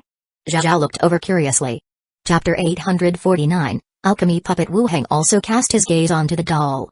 Alchemy Puppet, magical prop, description, a creation of a high-level deceit puppet master. Apart from being used as a puppeteer's doll, it also has the function of bearing a soul, magical prop. It was made by a profession called the deceit puppet master. The whole doll is about 1 meter 23 centimeters tall, wearing an ordinary black dress. With black hair and eyebrows on its head, its facial features are distinct and finely realistic, and the color and texture somewhat resemble the white of ivory. Its limbs are slender, the joints show metallic materials, and some intricate magic array patterns are visible inside. The body is a combination of metal and ivory materials, intricately and tightly interconnected. Wu Heng looked up at Zhao and said, Zhao, this must be the gift from Lilith. Glenda and Bella also turned to look. Zhao frowned slightly, then said, although I'm happy to receive a gift from Lilith, isn't his doll made too realistically? It's a bit scary. I still prefer teddy bears or even a big white goose would do. Wu Heng explained, no, this is a magical prop, prepared by Lilith for your possession. With that said, Glenda looked at the doll, then at Zhao. Now that you mention it, the doll does look somewhat like Zhao. Really? Does it look like me? Zhao became curious. Bella also nodded, it is quite similar, it should have been crafted based on your appearance. Zhao then turned to Wu Heng, Uncle, how do I possess it? Let me check it out first. Wu Heng's gaze fell on the few items that the doll was holding in its embrace. A skill book, Degree of Deprivation, an old notebook with notes and experiences of a necromancer written inside upon flipping it open. Lastly, a folded piece of paper that has become wrinkled due to humidity. When the paper was unfolded, it contained an introduction to the doll. After all, Lilith wasn't sure if he could see the description of the prop, so she still wrote down the uses of the doll clearly. The content of the introduction explained that the doll is a creation by a deceit puppet master and has the effect of bearing a soul. Deceit puppet masters often use this method to combine a controllable soul with a doll to form an independently acting puppet. At the same time, such a doll would create memories for the soul it bears. Once a soul has occupied it, it would be difficult for other souls to use the same doll unless the internal array pattern is redrawn. Reading this, Wu Heng's eyebrows arched. This means that once the doll is used, it's bound to the ghost. Even if it's left there, other ghosts can't use it. Is this a necessary feature of the magical prop, or did Lilith have it added especially for Zhao's use? The following steps detail how to complete the doll. Similar to the steps for activating a magic building, gold solution must be used to connect at a few designated points. After carefully checking to ensure there's no issue, Wu Heng lifted his head, while the other three ghosts still waited beside him. Especially Zhao, with wide eyes full of expectation. Uncle, how is it? Got it, the gold solution needs to be applied to several array pattern connection points. Wu Heng explained. Then hurry up and start, Uncle. Zhao urged. Okay. Wu Heng activated the mansion skill, and began constructing a fort inside. Next, he took out a block of gold from the space ring and threw it in, quickly forming a solution. Wu Heng placed the doll aside and then constructed several necessary tools. Uncle, be careful, don't damage it. Ignoring Zhao's caution, he began using the tools, adding the gold solution to the designated connection points. When the last point was completed, a stream of magic light encircled the doll's entire body, and then vanished. It's ready, Zhao, try to possess it. Wu Heng said with a smile. Alrighty. Zhao responded and dived straight into the body of the doll. Crack. Crack. Crack. The doll inside the wooden box suddenly opened its eyes, revealing eyes like black gems. The body then began to tremble violently, its knees bending as it jolted upright to stand. Following that, the body started to move stiffly, like the lowest level of zombies, with jerky and rigid motions. After walking a few steps, it gradually became more agile. Uncle, how is it? The doll's mouth opened, and it spoke. My gosh. It can even talk. Wu Heng and the other two ghosts also showed expressions of surprise. Pretty good, do you feel anything? Wu Heng asked in return. Zhao thought for a moment. I feel pretty good, it's just that the reactions of this body seem a bit slow. You'll get used to it after a while, Wu Heng said. Awesome, I have my own body now, Zhao said happily. The other two ghosts, with envy on their faces, floated in midair, constantly looking on. Then, Zhao added, Uncle, can I use the radio to talk to Sister Lilith? Sure, make sure to thank her properly. Okay, I'm heading to the radio, Zhao cheered, and ran straight out the door. Thump thump thump. Master, it seems a little girl ran into the radio room, Minnie's voice came through. Wu Heng opened the door and saw Minnie and Roby, and by the door of the radio room, several skeletons armed with weapons were standing by on alert. That's Zhao, she got a magical prop that lets her use a doll as a body, Wu Heng explained. The housemaids knew about the two ghosts. One was Zhao, whose presence as a little ghost had been known for a long time, who also conveyed the message to Minnie during the last attack on Karim. The second known ghost was Bella, who they had never formally met, but her existence was learned through the story Tavern Maid Bella in the newspapers. Oh, I see, Minnie said with a look of surprise in her eyes, but she complied. With a wave of her hand, the skeletons grouped around the door all returned to their posts. Later, call the skeleton tailor over to make a couple of outfits for Zhao. Okay, Minnie glanced at the radio then said, Zhao ran so fast just now, I didn't get a clear look at what she looked like. She's using the radio now, you can have a look when she comes out. Sure, Master. From now on, we'll take Zhao with us to play shuttlecock, suggested Roby. Okay. Minnie and Roby smiled and then went back downstairs. Inside the radio room, Zhao reached out and tapped the skeleton investigator beside her. You get up first, I need to talk. The skeleton investigator moved aside, and Zhao flicked on the radio switch and picked up the microphone, excitedly shouting, Hello. Sister Lilith, what are you doing? Soon, Lilith's voice came from the other side. Zhao? Yep, I got a gift, thank you, sister, Zhao said very sweetly. Lilith raised her eyebrows on the side. She thought to herself, finally, she didn't have to listen to being affectionately called sister in Wu Heng's voice. She had even gotten somewhat used to being addressed that way. Then, with a laugh in her voice, glad you like it, next time I have a chance, I'll buy you other dolls of different heights and body shapes, after all, you'll eventually grow up. You're the best, sister, Zhao said coquettishly. In the study. As soon as Wu Heng came back, he saw Glenda and Bella, with their eyes wide open looking at him. In their eyes, there was some expectation. Wu Heng said with a smile, Don't worry, when I reach level 20, I'll find a way to get these kinds of dolls for you both. Our family has money, This isn't a problem. Directly ordering different dolls could easily lead people to speculate about the number of ghosts Wu Hang has. Now, with the Holy Court being contentious, it wasn't the time to order dolls. As for ordering 2 other dolls through Lilith, to tell the truth, he didn't want the other party to know either. Exposing too many secrets wasn't a good thing. Glenda showed a smile. You're thinking right, and, anyway, we're not in a hurry. Bella added, just as well, we'd like to think about what sort of style we want. What's there to think about? Just a regular style would do, Wu Hang said. Since we've got the chance, of course, we want a change, Glenda said. Following suit, Bella said, I want to make my legs look longer. Man, they've even considered this. Using it like a beauty filter, huh? Whatever you guys want, just don't make it too weird when the time comes, Wu Hang reminded them. The 2 ghosts nodded, floating aside and continued discussing the doll matters. It was evident that Zhao's doll body was quite attractive to them too. It certainly added some interesting things to the life of the ghosts. Seeing the ghosts busy with their own matters, Wu Hang sat down at the desk, and took out another skill book and notes.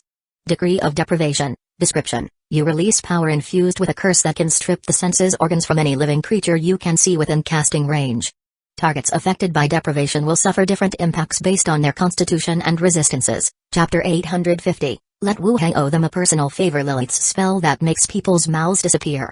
Indeed, it was sent over to her. To this day, Wu Hang still remembers how Lilith, with a casual wave of her hand, sealed the mouth of a level 18 priest of the Holy Court and then sealed both the mouth and eyes of a church knight. Later, it was heard that it was only after going to the headquarters of the association that the seal was fully lifted. Such an effect still gives a kind of alternative shock. For instance, directly sealing the mouth of a bard would basically render them useless. Similarly, any profession that loses the nose, ears, or eyes would also have their combat ability greatly reduced. Flipping through the skill book, Wu Hang looked at the content above. Degree of Deprivation is a high-level curse-like spell of negative energy. The corresponding level is 4th tier or above, that is, level 18 or above. And the effect of the skill is not only to deprive the facial organs, but some parts of the body can also achieve a deprivation effect. Of course, the effect of this skill can also be cancelled. It's not a permanent loss of the deprived organs. Wu Hang glanced at the general content in front of him, then continued to read the text that followed. A lot of symbols and knowledge mentioned there had been brought up in disease, radiation and grave injury spell, which he could understand. The book flipped to the last page, and the long-awaited system prompt sounded once again. Unlocked skill, Degree of Deprivation. Indeed, the panel is more convenient. Successfully unlocked this skill. After the skill was unlocked, Wu Hang stood up to stretch his body, then sat down again to continue reading the second notebook. Upon opening it, the content inside was the personal notes of a necromancer. It recorded some learning experiences, insights, and the problems encountered during necromantic experiments. It seems that this necromancer must have been eradicated by the association. The experiments mentioned some living subjects, and this notebook appeared in the hands of the association leader. One could imagine the outcome. While flipping through, Wu Hang noticed the recorded content was quite rich, but it wasn't much help to him, since he was already level 19, and the owner of the notebook probably hadn't even reached level 18. However, there were some helpful records of the rituals needed for summoning ghosts. In the last necromancer's notebook, the recorded ritual hadn't been fully used on his ghosts yet. He should collect the materials to add the previous ritual to a few ghosts. After finishing the notebook, Wu Hang put it into the space ring, then took paper and pen to jot down the materials needed for the rituals. How about it? Any gains? Glenda floated at his side and asked. Bella also flew over, waiting for his answer. The skill book is the one where Lilith seals people's mouths. I've learned it now. The other is the notes of a necromancer. What's useful is some ghost rituals. We can try them when we have time, Wu Hang straightforwardly said. Glenda raised an eyebrow. I didn't expect that. Lilith is quite good to you. In dealing with women, you do have some skills. Bella also smiled and nodded in agreement. In Blackstone Town, he was quite popular with the ladies. What are you talking about? I also gave her quite a few things. And that's not called dealing with women, it's outstanding people attracting each other, Wu Hang defended himself. Whatever you say, Glenda shrugged. Creak. At this moment, the door opened. Zhao bounced into the room, then spun around on the spot. How is it? Looks good. Wu Hang said with a smile. It suits you very well, Zhao. Great, in the future, I want a body like this too. Faced with the many compliments, Zhao became even happier, running around the room in her little rounded toe leather shoes. What did you talk to Lilith about? Wu Hang asked. We talked about puppets. She said the puppet maker is a deceit puppet master from the headquarters, with a very strange temperament. Even Sister Lilith doesn't like to go, she'd want to hit him if she did. Zhao waved her fists. People with talents often have distinct personalities, Glenda said with a smile, then added, perhaps in his heart, he thinks that if he had the lifespan or background of those leaders, his achievements would be higher. I don't quite understand. Zhao scratched her head, then looked directly at Wu Heng. Uncle, I want 2 new dresses. Let Minnie call the skeleton tailor over, we have our own clothing factory. Okay, I'll go find Sister Minnie. Zhao opened the door, then pitter-pattered down the stairs. Glenda said with a smile, children, they are such a delight. At the headquarters of the council, in the meeting hall. The door opened, and Lilith, wearing a long purple dress, strode in. After finishing the chat with Zhao, she had received a reminder from the butler that she was due at the council meeting. And in the bright room, the other 3 leaders had been waiting for some time. Once Lilith took her seat, the field envoy leader spoke directly, the reason for calling you here is still regarding the matter of Gold and Silver Island. The local association there sent a report, mentioning the conflict between the Holy Court and the island. With that said, he passed the letters around for everyone to review. After reading the contents of the letters, aside from Lilith, the other 2 also furrowed their brows. There had been an abundance of letters and reports about Gold and Silver Island recently. Either complaints about the sale of alchemical tablets from various alchemical organizations or reports from the local association. Meetings concerning Gold and Silver Island were becoming frequent. After everyone had finished reading, the Hongwen Association leader said, an 18th level church knight suddenly attacking a mage, and later claiming it was just to test the mage's abilities, seems quite far-fetched. The hunter leader, a dwarf, then said, I'm more curious about Wu Heng. Didn't he say he was 15th level when he defeated Luan last time? How did he defeat the knight, and even manage to detain him? The report mentions he has high-level skeletons. After several major battles on Gold and Silver Island, he probably transformed a few 18th level skeleton corpses, speculated the leader of the Hongwen Association.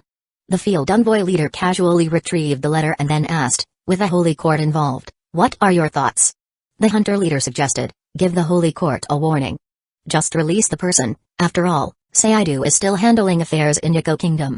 Capturing someone might stir up unnecessary emotions. The Hongwen Association leader stroked his beard, the Holy Court strikes first and we should worry about their feelings? That rationale seems hardly justifiable. Make them apologize and give some compensation to Wu Heng, letting the matter escalate will only worsen the situation for Gold and Silver Island, said the hunter leader, feeling somewhat helpless.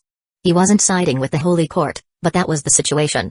The Holy Court had great influence and a solid foundation, targeting Gold and Silver Island would only create more trouble. With that, the Hongwen Association leader no longer spoke up. The field envoy leader looked across, Lilith, what's your opinion? Lilith adjusted her dress and said, the Holy Court establishing a church on Gold and Silver Island is basically looking for trouble.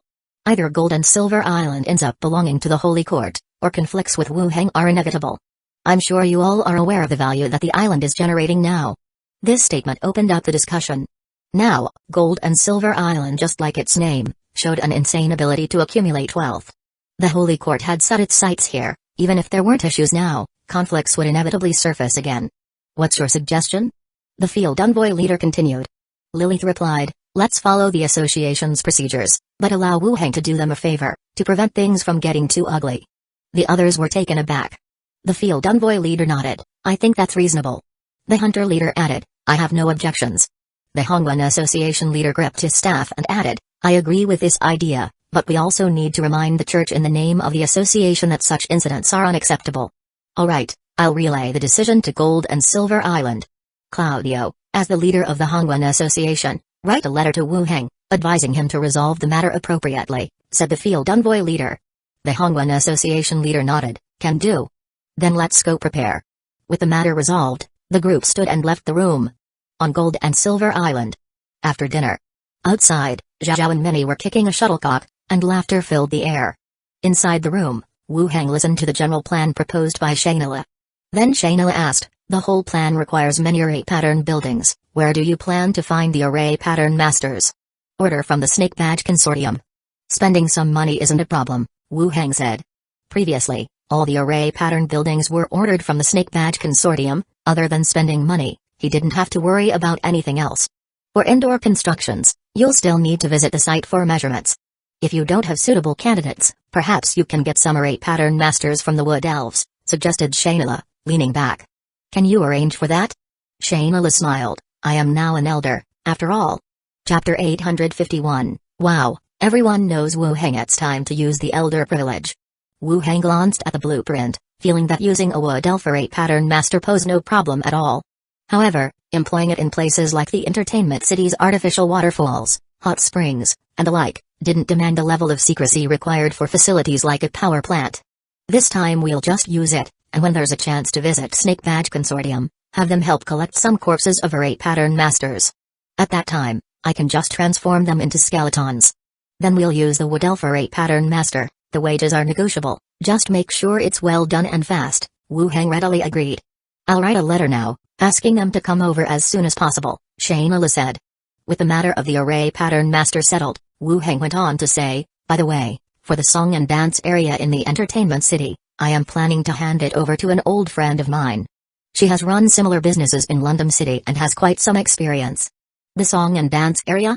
Shayla glanced over the location on the blueprint and said, I was thinking, how about changing it to an opera house? Opera should stay at Gemflower's performances. The entertainment city focuses more on entertainment. Too sophisticated a taste might actually be somewhat incongruous, Wu Heng said directly. Alright, then leave that area as it is, and hand it over to your friend when she comes, Shayla agreed. The reason Gold and Silver Island could develop to its current state is primarily because it has been developing in the direction arranged by Wu Heng.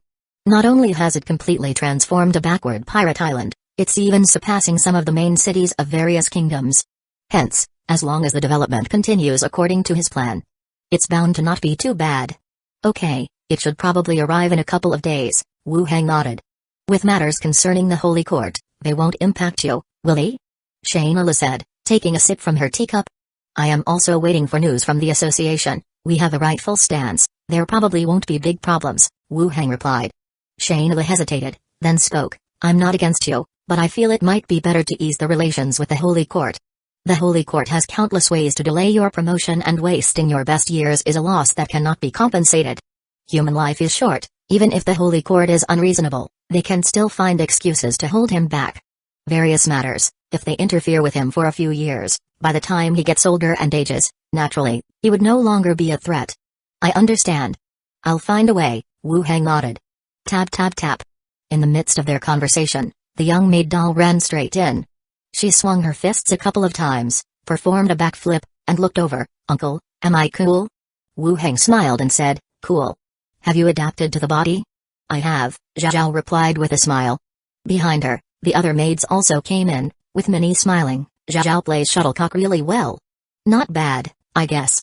I have some basic skills, Zhao said, and then addressed the sisters. I'm going upstairs now, we'll play again tomorrow. Minnie nodded.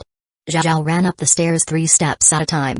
Minnie continued to look at Shayla and said, Sister Shayla, are you coming with us to watch a movie today? With a glance at Wu Heng from the corner of her eye, Shayla laughed and said, yes. Will Master join as well? Andre Willow followed up and asked. Wu Heng shook his head. You go ahead, don't watch too late. Okay. The group nodded, started to prepare snacks, and then headed to the audiovisual room. Wu Heng also went upstairs and entered his study. The human doll slumped in a chair, with Zhao in ghost form watching an animation on the tablet with Bella. Wu Heng put the doll back in the wooden box. Zhao, from now on, lie back in the wooden box yourself, don't place it randomly. Zhao turned her head to look. That wooden box is so ugly, I'm afraid of dirtying it. Then tomorrow let a skeleton make a new one. Wu Heng put the doll aside. Zhao pondered for a moment. I want a big wardrobe. Sister Lilith will buy me more dolls, and then I can place them all together in one cabinet, sitting in a row, so I can choose whichever I want in the future. Listening to Zhao, an image of a large display cabinet filled with various Zhao dolls appeared in Wu Heng's mind. Looking up at Zhao's hopeful expression, Wu Heng said, sure, tomorrow we'll have a skeleton build one. Hee, Uncle is the best. Zhao spun joyfully in the air. Glenda and Bella also glanced over. Wu Heng then sat back down at his desk and reviewed the Necromancer's notes sent by Lilith for a while. As night deepened, he greeted the 3 ghosts before returning to his room for rest. Early in the morning, the streetlights turned off. Households opened their doors, and the streets gradually became bustling. Ring ring ring. The sound of bicycle bells rang out as newspaper boys dragging the latest edition of the newspapers appeared at their assigned intersections. Under the gaze of some passers-by, they raised their newspapers and shouted, take a look, have a read. The latest issue of the newspaper Hueco Kingdom sees major shifts. Gold and Silver Island's construction of an entertainment city, its scale comparable to the royal palace of the royal family. People who originally paid little attention to the newspapers once again looked over it with curiosity. An entertainment city? It sounds like a place to enjoy oneself. I'll take a copy. I want one too. The crowd instantly clustered, scrambling to buy the latest newspapers. At the association, in the steward's office, the door opened and Shiyali walked in with a newspaper. The new newspaper is out. That entertainment city is nearly complete. Xiligui took it and glanced at it with some dissatisfaction. Honestly, I told him to focus on leveling up, and he's always thinking about these sorts of things. Shiyali said with a smile, the development of Gold and Silver Island to what it is now, isn't it all thanks to him? Chapter 851. Wow, you all know Wu Heng, you're completely obsessed, Xiligui remarked, then added, right now, he's in conflict with the Holy Court, so it's crucial that he levels up as soon as possible. Yeah, let's go encourage him tonight. Shiyali suggested.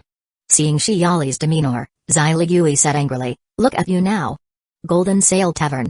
The latest newspaper was on sale today, and the tavern was filled with patrons early on. Before the bard arrived, they chatted about recent events and some interesting happenings on the island. Those church people who were arrested before, have they been released? A dwarf asked cautiously, looking around and lowering his voice. I heard the island lord's mansion isn't releasing them. The island master is really bold, even daring to detain the church's people. Let's see how it's handled later. The Chamber of Commerce will definitely communicate about it too. The subject of their conversation was the island lord's mansion detaining church members a few days ago. In reality, everyone knew that those involved in some disputes on the street would eventually be released by the church. They were just curious how long the island lord's mansion intended to keep them. At the same time, they admired the island master's spirit and courage. Being able to do such things for the ordinary people of the island was unheard of. Amid the murmurs of the patrons, a bard walked up to the wooden stage with a smile, gently tapped the wooden table, and spoke with profound energy, "Good morning, everyone." With that, he bowed. The patrons gradually quieted down. The bard unfolded the newspaper and continued, as usual, let's read the intelligence on the newspaper first. First news, the situation in Hueco Kingdom has changed. The Second Prince and London City have ceased hostilities and signed a cooperation agreement to jointly resist the enemy and danger behind them. The latest project, the amusement city on Gold and Silver Island, is about to be completed, recruiting staff from across the island. Starflower Commerce Association has revoked Lady Shainila's position as president, dissociating her from any management of corresponding Chamber of Commerce affairs, and at the same time, Shainila takes over as the sixth seat elder. Wow! The noise from the patrons below surged instantly. Hearing about the revocation of the presidency, everyone showed a just as expected expression. After all, rumors had been circulating for some time, with Shainila no longer attending any commercial activities. Starflower's local representatives also stopped mentioning President Shainila. Everyone guessed she was no longer managing the Chamber of Commerce, just waiting for an official announcement. Today's intelligence indeed confirmed that she was no longer in charge of the Chamber of Commerce, but contrary to what was expected about a power struggle, she went from being the Chamber of Commerce president directly to an elder. From now on, she would be determining the development direction of the entire race based on her qualifications. She's been absent because she's been preparing to become an elder. Yes, Shainila's business acumen is still outstanding, it's not surprising she became an elder. That's not what you said last time. Last time was a last time. Then, someone whispered, do you think the rumors about Lord Island Master and Lady Shainila are true? What are you thinking about? Shainila has a husband, and he's a wood elf official. They're even selling some romance novels about Shainila and the Island Master on Lighthouse Street. I actually think the two of them are quite suitable. Forget it, Shainila is already several hundred years old. Why look at age? As long as she's good looking, that's enough. The patrons didn't listen too carefully to the following intelligence. They were all whispering about the entertainment city recruiting and Shainila becoming an elder. After all the intelligence was read, the bard picked up a glass of water, took a sip, and then said, all right, now let's get to the latest great detective story. The patrons instantly grew silent. The story then began immediately. Zombie World, Prison. Wu Heng sat on a chair, holding the record book of the Skeleton Alchemy Warlock. The record book clearly logged the daily administration of corpse cores to the zombies, as well as some physical changes. A few zombies displayed insect-like black carapaces on their bodies, and the wings on their backs became more obvious. They were getting closer and closer to the appearance of Shanshan when she was still a zombie. Handing the record book back to the Skeleton Alchemy Warlock, he said, okay, you can go back now, Just continue administering the corpse cores normally. The skeleton alchemy warlock bowed and then left the room. Wu Heng stared at the monitor for a while before Zhao flew back in. Uncle, there's still level 19, with no progress. Yeah, we'll just have to wait, Wu Heng replied. Zhao hovered in front of him, earnestly saying, Uncle, let's capture that level 20 Archbishop from Gold and Silver Island. Upon hearing this, Glenda and Bella behind him turned around sharply, worried they might actually persuade Wu Heng to capture the Archbishop.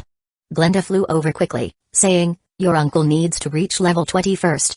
If what Lilith said is true, a skeleton without renown at level 20 can't kill heroes either. Bella also added, We are ghosts, don't always think about provoking the Holy Court. Zhao paused, then said, Then we'll wait for uncle to reach level 20, before capturing him. Once you're level 20, let your uncle capture the Pope, Glenda said straightforwardly. Zhao looked earnestly at Wu Heng, Can we? What do you mean can we? I feel the most dangerous is the Pope, he's lived so long and has all sorts of special items that could kill us, Wu Heng said bluntly. Ever since Lilith mentioned that the Pope and the church leader could be the same person, he felt that among these heroes, he was the most dangerous. Alright, Zhao replied, and then drifted with the other two ghosts to the side. Wu Heng sat thinking on the chair. He picked up the satellite phone and dialed Chi Henkai's number. After 2 rings, Chi Henkai's voice came through, Hello. Chapter 851, Wow, you all know Wu Heng, it's me. The voice of Chi Henkai softened in an instant, You promised to come see me. I've been a bit busy lately. Then in a few days, I'll come to your place, bringing some grain supplies with me. Chi Henkai said. Okay. Wu Heng said, then inquired, How's the skeleton crew training going on your end? Chi Henkai answered, Everything's progressing smoothly, significant improvements in weapons research and communication technology. Apart from not being able to speak, there are no technical issues. What about the satellites? The satellite situation is also going smoothly. Entirely operated by skeletons, is it possible to launch new satellites? Wu Heng continued to ask. Chi Henkai pondered for a moment, then said, There should be no problem. Judging from the tone of the response, it seemed they weren't completely certain about this matter.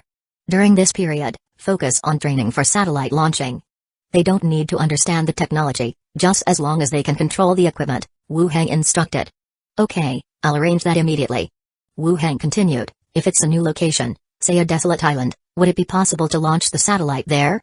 Chi Henkai's tone hesitated again before saying, There's no need, really. We can launch satellites into fixed orbits, there's no need to go to an island. I need this capability, can it be done? Wu Heng pressed. Chi Henkai fell silent momentarily, then said, Give me a moment, I'll make a call to ask. Alright. The two hung up, and after a while, the phone rang again. Chi Henkai spoke, I've asked, and they said preparations need to be made in advance. Also, the island you mentioned needs to have ample power facilities and a site meeting the launch standards. Wu Heng was pleased. Both these requirements could be met by Gold and Silver Island. We can meet these requirements, start the preparations. Let me know once everything's ready, and I'll come over. Okay. Chi Henkai said.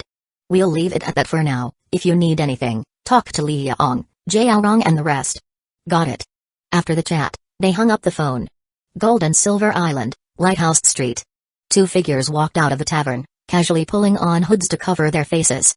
They hopped into a carriage by the roadside and rode towards the central district. One of them took off the hood inside the carriage, revealing shoulder-length hair that is slightly curled and fluffy. Andy, everyone in the tavern was talking about Wu Heng, he's quite famous on the island. The figure across also removed the hood, showing straight long hair, and casually said, He is the island master here, of course, he's well known. The short people aren't even that short, and those from the elf race are just ordinary, none of them are as beautiful as you, Auntie. The curly-haired girl said. The woman across gave her a look, flattery will get you nowhere. You need to behave here, it's not like our place. They are all high-level professionals. I know, Auntie. The carriage creaked along, and the two stopped talking, each looking out of the window at the passing scenery. Gold and Silver Island was much more prosperous and lively than Blackstone Town. Arriving at the street outside the island lord's mansion, they got out of the carriage, their gazes drawn to the distant island lord's mansion. Wow! Such a grand sight, it's like a royal palace. Before the other could respond, the girl instantly transformed into a hawk and flew towards the island lord's mansion.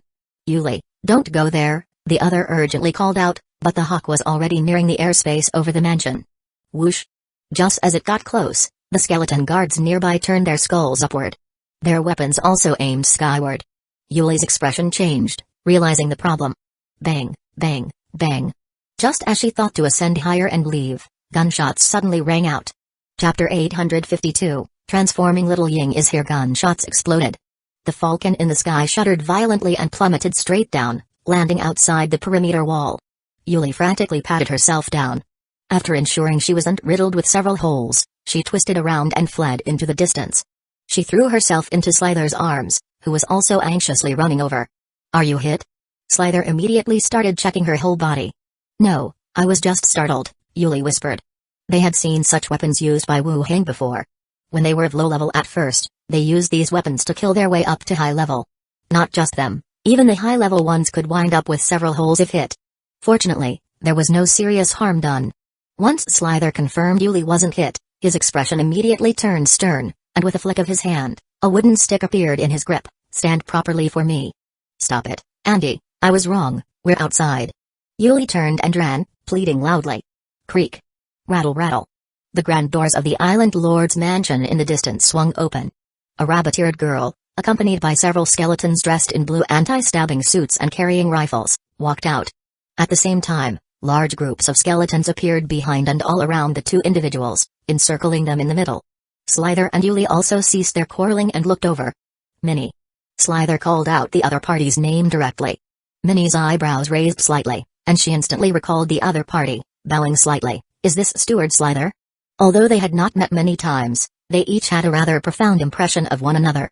Minnie and Andre Willow were the slaves that Slither had bought in London City and then presented to Wu Heng. "Yes, Wu Heng sent us here." Slither retracted the wooden stick and straightened up a bit. Minnie smiled and gestured with her hand, and the surrounding skeletons immediately stepped back. Then she said, "Please, come inside the steward, the master went out and will be back shortly."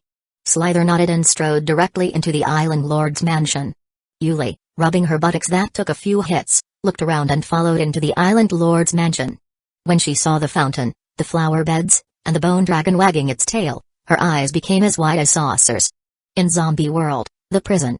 After hanging up the phone with Chi Heng, Wu Heng continued to make a call to Li Yaong. As soon as the call connected, Wu Heng said directly, "It's me." "Any instructions?" Wu Heng responded irritably, "You make it sound as if there is a superior-subordinate relationship. It depends on the situation, doesn't it? Inside the base, you are the leader, and I am the vice leader, so naturally, I should follow orders," Li Yaong said with a laugh. Wu Heng continued, "I've told Chi Heng to prepare for the satellite launch. Whatever support you need, coordinate with her when the time comes."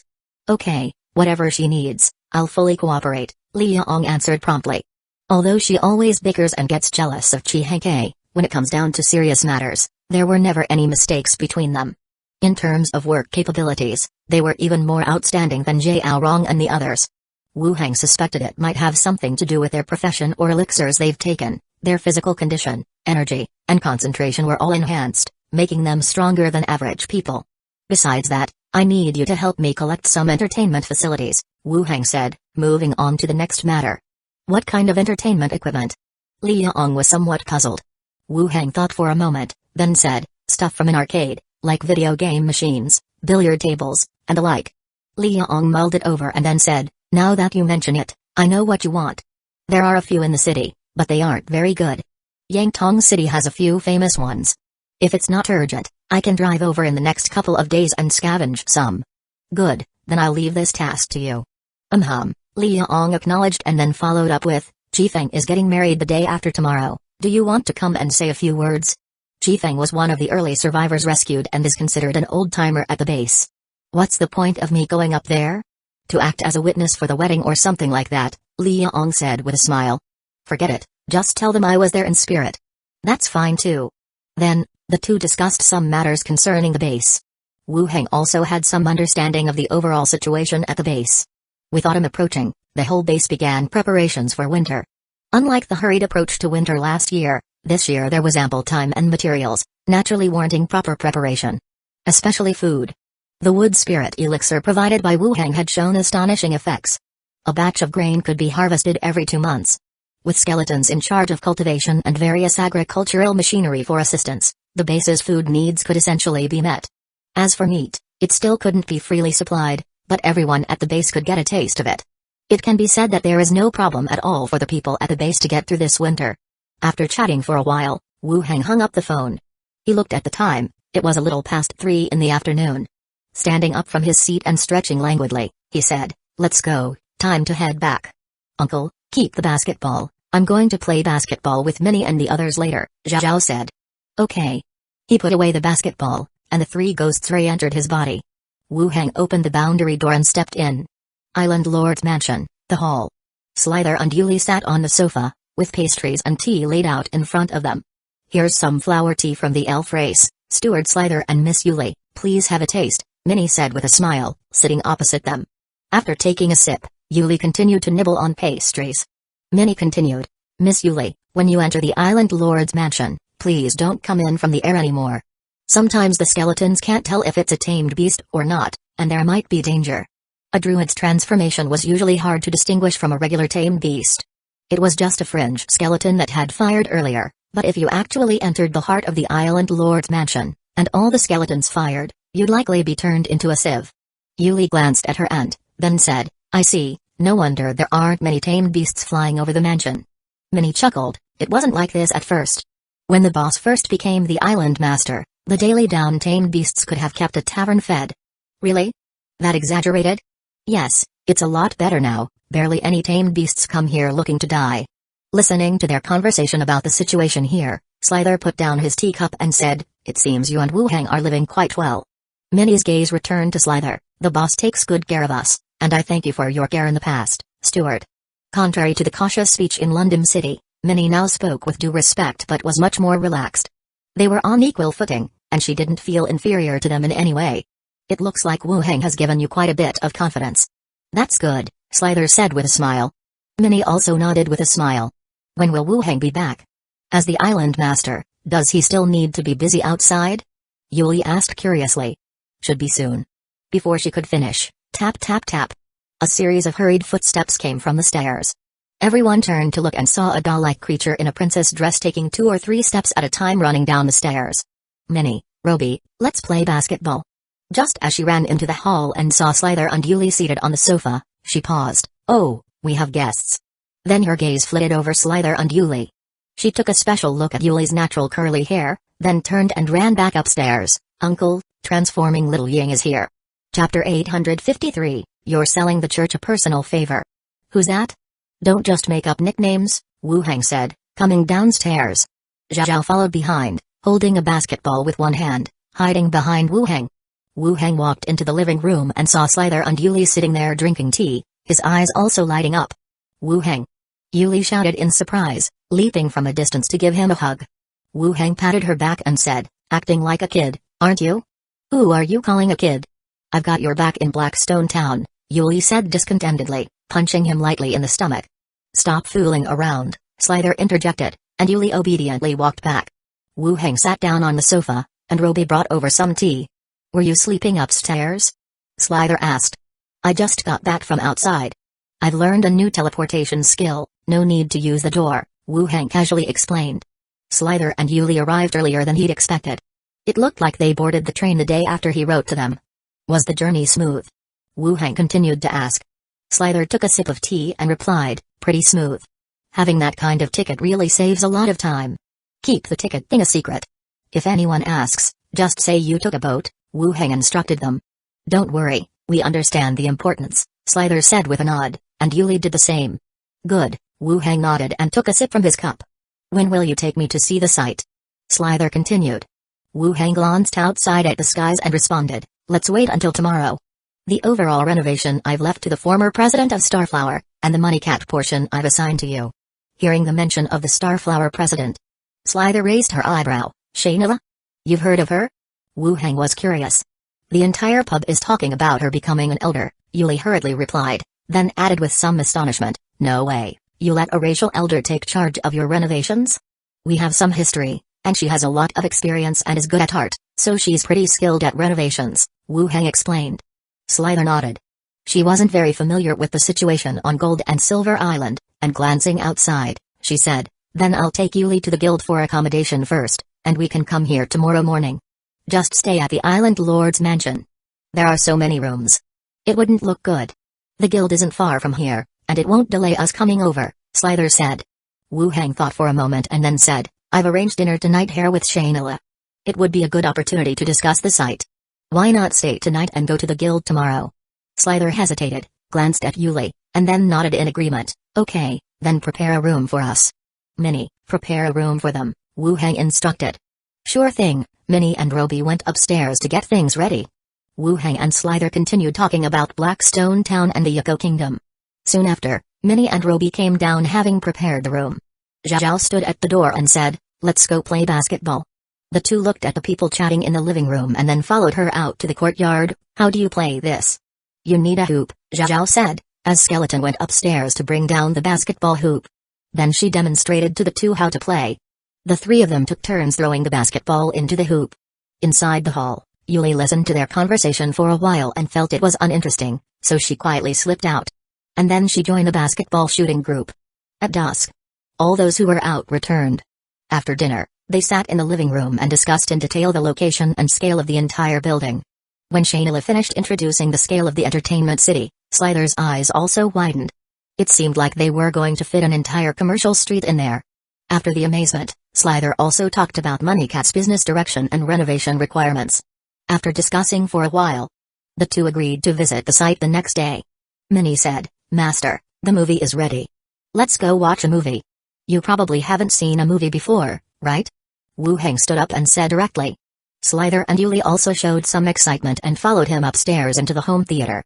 Inside the home theater, the movie started. Slither and Yuli, like everyone else seeing it for the first time, were startled. But once they were told it was just movie effects and nothing would crawl out of the screen, they sat back down in their seats, half doubtful, and continued watching the movie. The big screen flickered with light and shadows, the plot advancing to its climax. Slither was engrossed, her gaze following the screen, when suddenly from the corner of her eye, she noticed that Wu Hang had disappeared from his original seat. Having watched the movie many times before, he must have grown tired of it. After hesitating in her mind, she looked at the others who were focused on the movie, then silently left her seat and walked out the door. Pushing open the door, the warm air of the hallway hit her face. Slither took a deep breath and walked downstairs. Just as she reached the staircase, a door on the side opened, and a hand suddenly reached out, grasping her wrist and swiftly pulling her into the room. The door clicked shut. Slither was just about to make a move when a familiar figure pressed up against her. The hot breath approached, followed by warm lips heavily pressing down on hers. Slither's eyes widened, her hands pressing against the other's chest as she turned her head away and said, Are you crazy? There are so many people outside. Then talk less and focus more, Wu Hang said. I have to go back. What if Yuli comes out and finds out about this? Slither gently pushed him but didn't use much strength in her hands. Wu Hang laughed and said, The movie's running time is ample. I've been missing you already, don't you miss me? Slither's expression faltered, and her gaze softened a great deal. Wu Hang gently tilted her head back towards him and kissed her again. This time, Slither didn't shy away. She wrapped her arms around his neck and began to reciprocate. The clothes on her body were lifted up, and Slither began to feel nervous again. Stop it, really, it's not okay.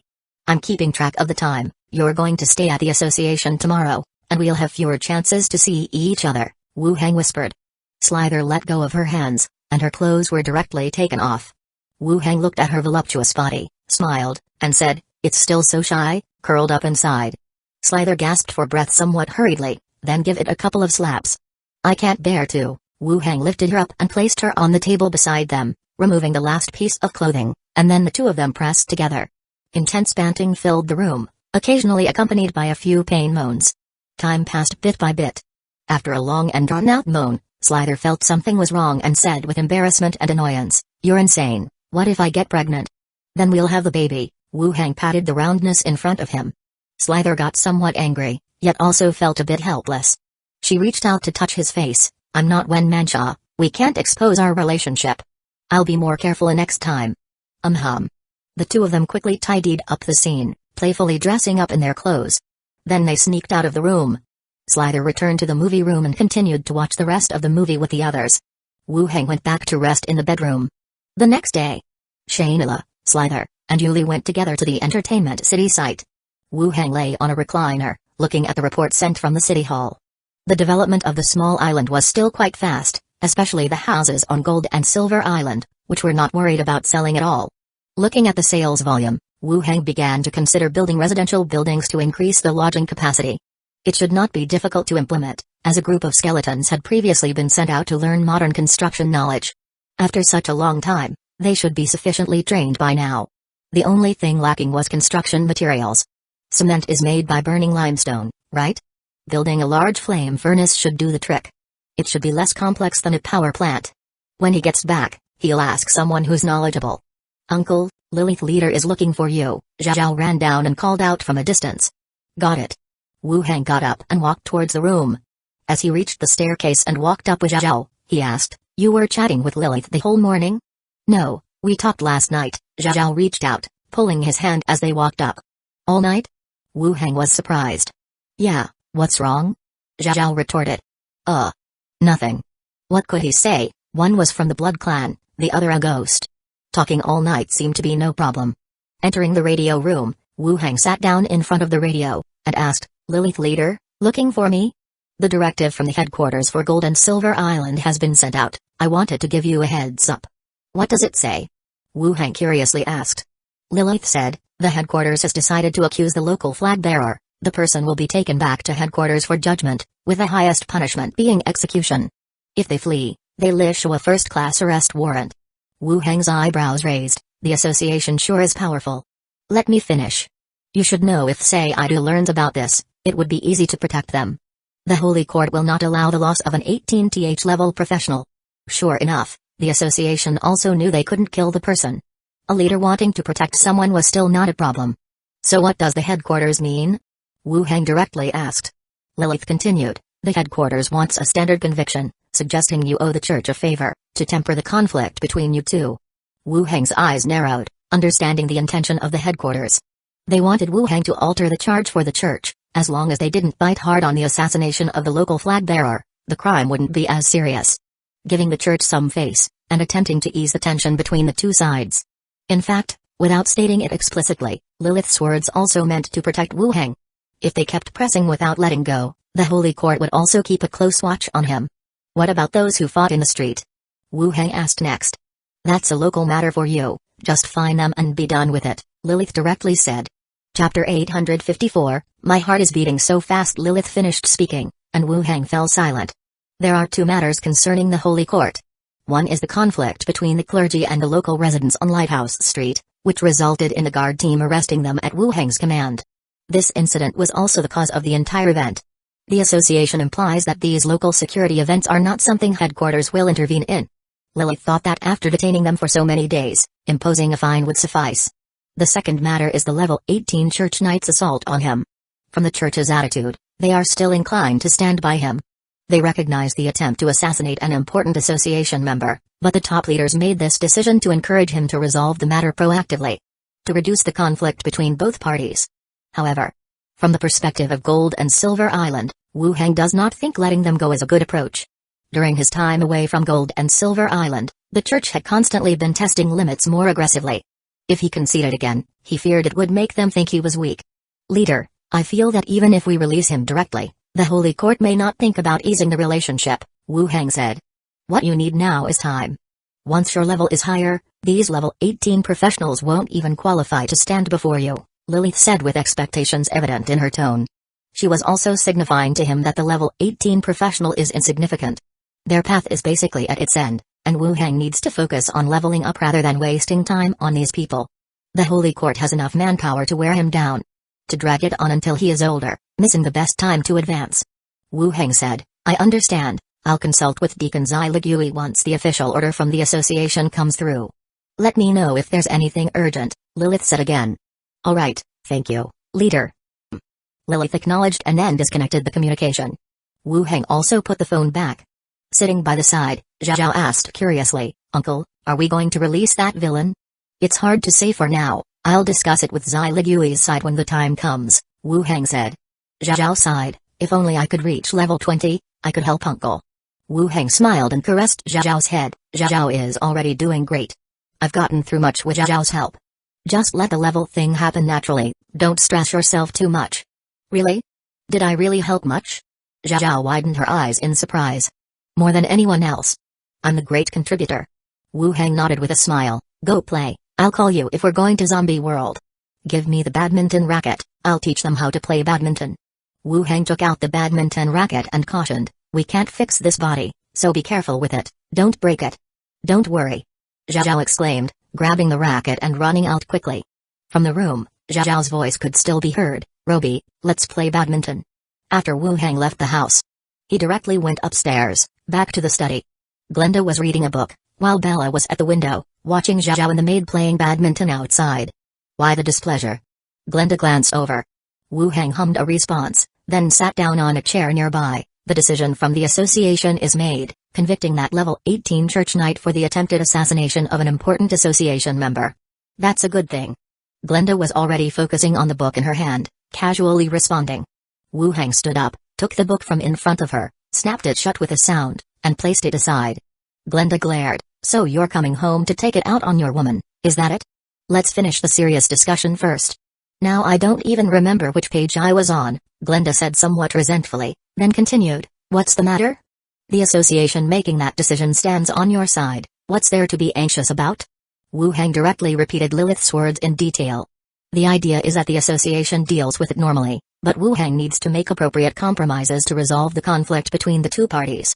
After listening, Glenda analyzed, from my point of view, the headquarters handling is faultless and is also to protect you. If you really killed that person, the Holy Court might react even more drastically. By then, instead of worrying about safety, you would be devoting more energy to dealing with them.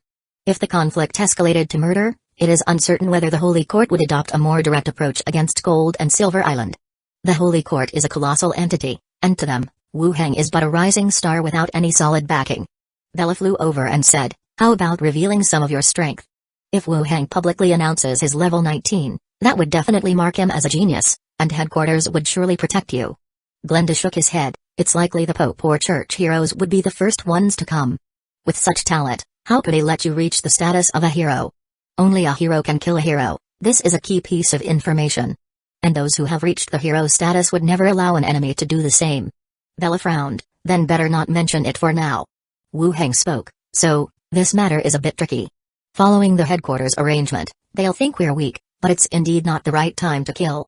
There's another point, if you don't act according to what headquarters wants, perhaps next time those leaders won't support you. Glenda paused slightly, then continued, perhaps you can choose a middle ground, not kill him, but still make him pay a price. Wu Hang nodded, there's still time, we need to think about it more. Okay, sure. Both ghosts nodded. Wu Hang sat and pondered, while Glenda flipped through a book, looking for his previous spot. Controlling the book, it rolled up and hit him on the head with a thud. He said irritated, dare to close my book again, and I'll smash your head. Level bullying, huh? I don't understand what you're saying, Glenda replied, then continued flipping through the book. In the afternoon, Lady Shainera, Slither, and Yuli came back from outside. Minnie and Yuli served tea and snacks to the three. Wu Hang also came down from upstairs. How was it? Yuli expressed surprise, you want to build such a huge structure? That must cost a lot. Wu Hang puffed up his chest, don't you know what Island Master means? The entire Gold and Silver Island is mine. Give me a house, I want to live here. Yuli raised her arms high. While she was speaking excitedly, she suddenly noticed her aunt's stern gaze and quickly lowered her hands. Slither said, Lady Shainera showed me the site and details of the decor, we still need to discuss it carefully. Huh, you guys go ahead and discuss, Wu Hang nodded. Then, Lady Shainera and Slither continued to discuss some details on the blueprint. Wu Hang stayed nearby, not paying much attention to their conversation. After a while, the plans were mostly finalized. Slither looked out the window, then said, I will stay on the island for a few more days, we can continue to discuss it then. Lady Shainera also nodded, yes, City Hall is hiring staff these days, Money Cat, make a list of what kind of people you need, and we'll help recruit them for you. Okay, Slither nodded, then I'll take Yuli back to the association first. Wu Hang said, stay for dinner before going back. No, I have to visit the local steward at the association first. Slither stood up immediately. That works too. Wu Hang saw that she had made plans, so he couldn't say much more, but thought for a moment and instructed, if someone asks, say you're here for business. I do have some enemies, so it's best to be careful. Understood, Slither nodded. Yuli also stood up. Wu Hang, shall we go shopping together tomorrow? Let Minnie take you shopping. Come back early, and I'll teach you how to play video games, Wu Hang said. Sure. Yuli readily agreed, then left the Island Lord's mansion with Slither. After the two women left, Wu Heng and Lady Shainara sat in the living room and chatted for a while. Not long after, Andre Willow and Annette also returned from outside. They sat at the dining table for dinner. Night fell, in the bedroom. Lady Shainara nestled in his arms, looked up, and asked, "What exactly is your relationship with Slither and her? Why does it feel a bit unusual?" Before Wu Heng could speak, Lady Shainara frowned. "Why, your heartbeat is so fast. When I was in Blackstone Town, Slither was the vice executive, and Yuli was my teammate, and our relationships were quite good," Wu Heng directly said. Chapter 855, Order Wu Heng to cooperate. This simple? Then why is your heartbeat pounding like drums? Shainala continued, "Is Yuli your lover? The two of you are well matched in age. How could it be, and what does your indifferent attitude mean? Are you not even a bit jealous?" Wu Heng looked down at her. Shainala smiled. "If I were jealous, I would have drowned in it by now. I just hope you keep doing well, and don't forget about me."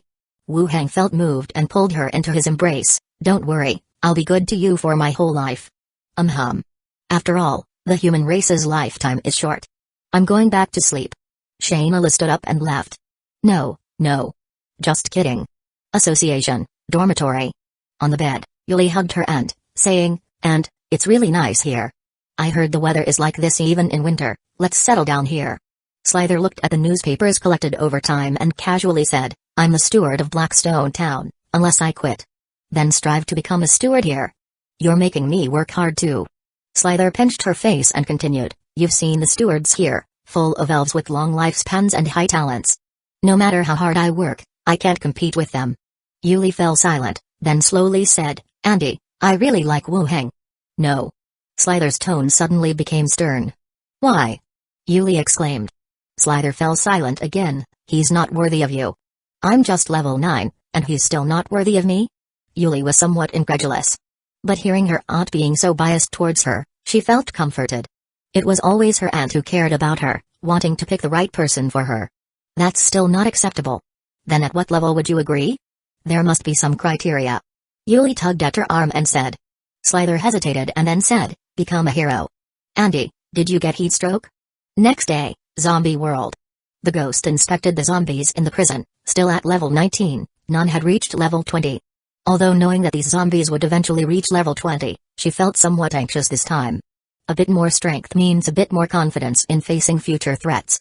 Wu Heng picked up the satellite phone and dialed Chi Henkai's number. After connecting, Wu Heng immediately said, "It's me.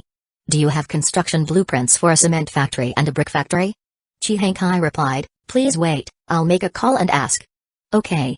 The call was disconnected, and after 2 minutes, he called back. Chi Henkai said, "We have the blueprints." Wu Heng felt relieved. Taking over the base in South Korea had its advantages. Arrange for someone to send them to me. "Do you want the electronic version or the paper version?"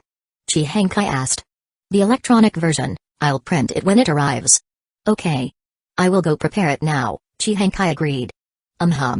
After finishing the call, he waited a while in this world, making sure nothing else was urgent. Then he opened the boundary door and walked through. Back to Gold and Silver Island. Zhao ran down the stairs, taking control of her body in a rush. Wu Heng also followed down. Stepping into the hall, Roby came to greet them, saying, "Master, the owner of the alchemy shop has delivered the materials you ordered last time." Saying so, he took out 2 organ jars from the space ring. The materials were inquired by many a few days ago, mainly the materials mentioned for the ghost ritual in the Necromancer's notes.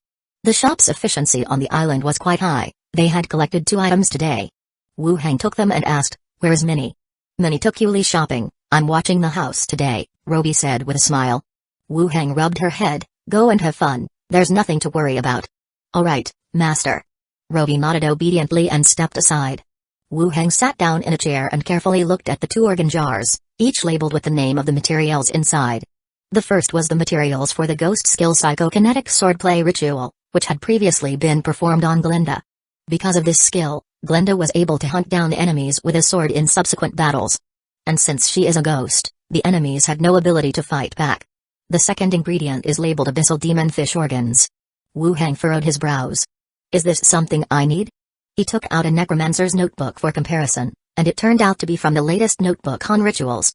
The ability that could be unlocked, called Soul Splitting Technique, allowed one to actively sever and escape with a portion of their soul in dangerous situations.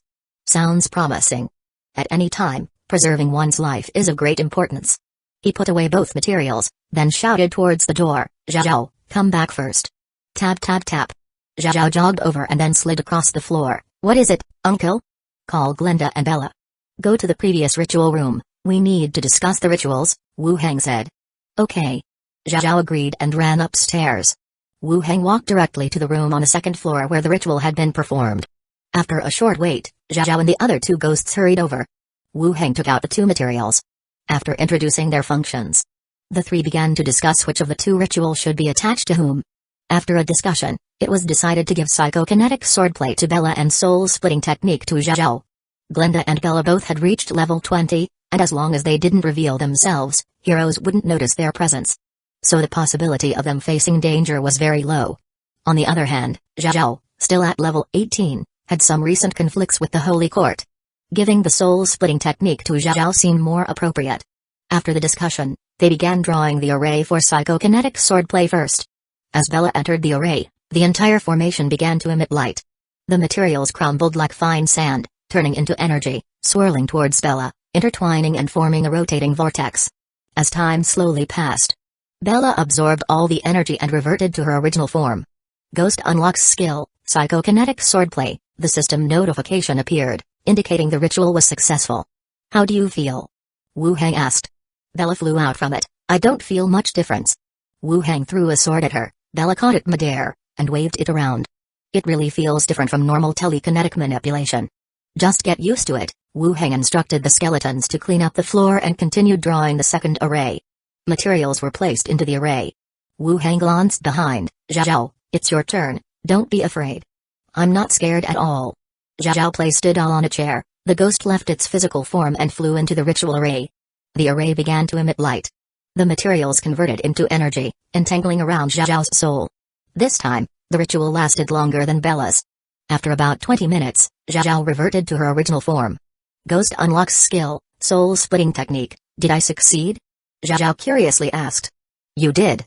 Zhao returned to the doll's body, then said, "I'm going out to play." "Go ahead." Zhao ran out of the room. Glenda and Bella flew upstairs too. Wu Heng stayed behind, directing the skeletons to clean up the dusty debris from the floor. At the headquarters of the association, on the practice field, Sword of Justice Hedera swung his long sword in a flower pattern, sheathed it soon after, and silently watched the entrance. A few minutes later, a figure slowly appeared and, after saluting, said, "Leader, the Holy Hall from the Holy Court has sent a letter, and it seems very urgent." "A letter for conversation at this time?" Hedera furrowed his brows and coldly said, "Open it, see what it says." The deputy directly tore open the envelope, glanced at the content of the letter. Then with a grave voice said, "Gold and Silver Island Master Wu Heng is suspected of conducting necromancy experiments, corpse modifications etc. Please arrange for the investigation team to accompany the investigation, and order Wu Heng to fully cooperate." The deputy read aloud, and Hedera instantly widened his eyes. "The punishment to the Church Knight of level 18 from Gold and Silver Island hasn't been sent yet, but the Holy Court's counterattack had already arrived. They want to inspect Wu Heng and require the association to issue an order to cooperate with them." Chapter 856, Wait for me to come over. Hedera was somewhat surprised by the content of the letter. With the Holy Court's stature, there was absolutely no need to target Wu Heng like this. The headquarters had been thinking about mediating the conflict between the two parties, but now it seemed that things were more serious than anticipated. "Anything else?" Hedera continued. The deputy went on to say, "The Holy Court's investigation team has already set off ahead of schedule, and the association's team can go to Gold and Silver Island on their own." Hedera's expression grew more solemn. It would take several days for a letter to reach the headquarters from the Holy Court, which meant that the Holy Court's team had set off before the letter was sent. Walking out, Hedera said, "Notify the rest of the leaders to come over to discuss the meeting." "Yes." The guards on both sides of the corridor saluted as Lilith walked briskly forward. Before reaching the meeting room, the guards at both sides directly opened the door. In the bright hall, 3 leaders were already seated in their places. After the attendants served tea, they immediately exited, and the door closed. The Sword of Justice, Hedera, directly said, "We have just received a letter from the Holy Court." Hearing this, the others all furrowed their brows. It seems that today's meeting concerned the Holy Court and Wu Heng again. No one knew when the leaders' meetings had become so frequent, and each one related to Wu Heng. No one spoke up, so the Sword of Justice continued, The Holy Court suspects Wu Heng is conducting necromancy experiments on Gold and Silver Island and is requesting the association to order him to cooperate with the investigation. The Holy Court's investigation team has already set off ahead of time. Several pairs of eyes narrowed. Bringing up necromancy experiments at this time made it highly suspect that this was targeting Wu Heng. The hall fell quiet for a moment, then the Hongwen Association leader said, "Does the Holy Court need to go so far as to deal with Wu Heng like this?" The hunter leader stroked his beard, speculating in his tone, "Is it possible that the Holy Court has really found something, which is why they keep focusing on him?" The Sword of Justice's gaze turned toward Lilith. "Lilith, you've been to Gold and Silver Island, did you discover anything?" Deep in thought, Lilith shook herself back to alertness and said, "I didn't find anything on Gold and Silver Island, and the local residents all speak very highly of him." The Hongwen Association leader took a sip of tea, interrupting the subsequent discussion and directly said, "It's difficult for us sitting here to determine whether Wu Heng is problematic or not. What we need to consider first is whether the headquarters should get involved in this matter, how to deal with it if Wu Heng is problematic, and whether to protect him if he isn't." Discussing whether Wu Heng is conducting necromancy experiments is already somewhat off track. What needed to be discussed was how to handle the situation. Wu Heng is the most talented of the new generation, worth the association's cultivation both for his abilities and some innovative reforms. And the Holy Court is also a crucial part of the entire association system. Simply put, the question was whether to withstand the pressure of the Holy Court to protect Wu Heng. The Sword of Justice, seeing no one speaking up, said, "Bruno, what are your thoughts?" The hunter leader said, "Let the Holy Court investigate. If there are issues, hand him over to the Holy Court. If not, protect him. What's there to think about? Lilith, what's your opinion?" Lilith took a deep breath and said, "I have no objections." The Sword of Justice then glanced at the Hongwen Association leader, who nodded. "Then let's organize an investigation team to catch up with the Holy Court's people. If there are no issues, try to protect him." If he held a similar title and sat in this position, the goal was to maintain fairness as much as possible. The others had no objections and nodded their departure. Gold and Silver Island, the association's dungeon. The dim corridor was cold and damp, with faint light streaming through the narrow ventilation opening, casting shadows. Wu Heng, accompanied by a skeleton, walked slowly, his footsteps echoing in the silent space. "Lord Island Master," the guard immediately stood to salute. Wu Heng nodded and directed towards the opposite cage. "Open it up, I have something to discuss with him." The guard immediately came forward, and with a clanging sound, the cage door was opened. "Guard the outside," Wu Heng ordered. "Yes, Lord." The guards walked out, taking up positions at the corridor's entrance. Wu Heng then entered through the door. On the iron bed, lay a disheveled man. His gaze peered through matted hair. Wu Heng took out a soundproof pot, placed it in the middle of the room, and then said, "Macintosh told me about you." The disheveled man's gaze sharpened, and he abruptly stood up, saying, "Lord, those men are locked in here." "Don't worry, this is an object that isolates sound, they can't hear us," Wu Heng said. The man saluted again. "I am sorry to trouble you, Lord." From the man's behavior, he did not seem like a beggar or a thug from the streets. Wu Heng said, "You'll have to stay here a few more days, leaving now might be dangerous for you." The man smiled. "Those priests are all locked inside, I could drag this out until they die." Wu Heng smiled back, "It won't take much time, at most 5 or 6 days, then we will release you." "Thank you, Lord." The man saluted again, then continued, "Lord, I have a wife at home, she must be worried after such a long absence." Wu Heng's eyebrows raised slightly, as the Holy Court's people had questioned him separately. This could roughly discern whether he had indeed been following the Holy Court's people. Of course, now this matter, as a cause, had become less important. In the end, it would result in just a fine and a warning before being let go. Most importantly, it was the matter of the Church Knight's attack on himself. "It's all right, you did well," Wu Heng said. "Yes." The man hesitated, then continued, "Lord, my wife at home. I haven't returned for such a long time, and I'm afraid she'll be very anxious." Chapter 856, "Wait for me to come over." Macintosh has already arranged for someone to notify her. "Don't worry," said Wu Heng. "That's good," the man nodded with a smile. "I just came to let you know, hold on for a few more days." "Yes, sir," the man replied. Wu Heng put away the soundproof pot, and the other party slumped back onto the iron bed, gazing outside through the gaps in his hair. He left the cell. 2 guards hurried over from a distance, relocking the door. Wu Heng also stepped out directly. Leaving the dungeon, Wu Heng took a detour to the steward's office. The door to the office was wide open, with Shi Yali inside, directing 2 workers in cleaning. Zai Ligui was not there. Wu Heng greeted Shi Yali. He left the association. Wu Heng. Returning to the island lord's mansion, as soon as he entered, Yuli, Zhao, and Roby were all in the courtyard. When Yuli saw Wu Heng returning, she called out in surprise, missing the shuttlecock she had kicked, and ran over directly for another hug. It seemed she had a good time shopping on the island today, wearing some jewelry characteristic of the elf race. These couldn't be found in Blackstone Town. Aren't you afraid Slither will scold you? Wu Heng patted her back in response. Aunt and Lady Shainera have gone to the venue, they are not here. Yuli gave him an assured look. Indeed, after arriving on the island, Aunt managed much more than in Blackstone Town. She was involved in everything, perhaps it was time to find a man for Aunt, considering her age.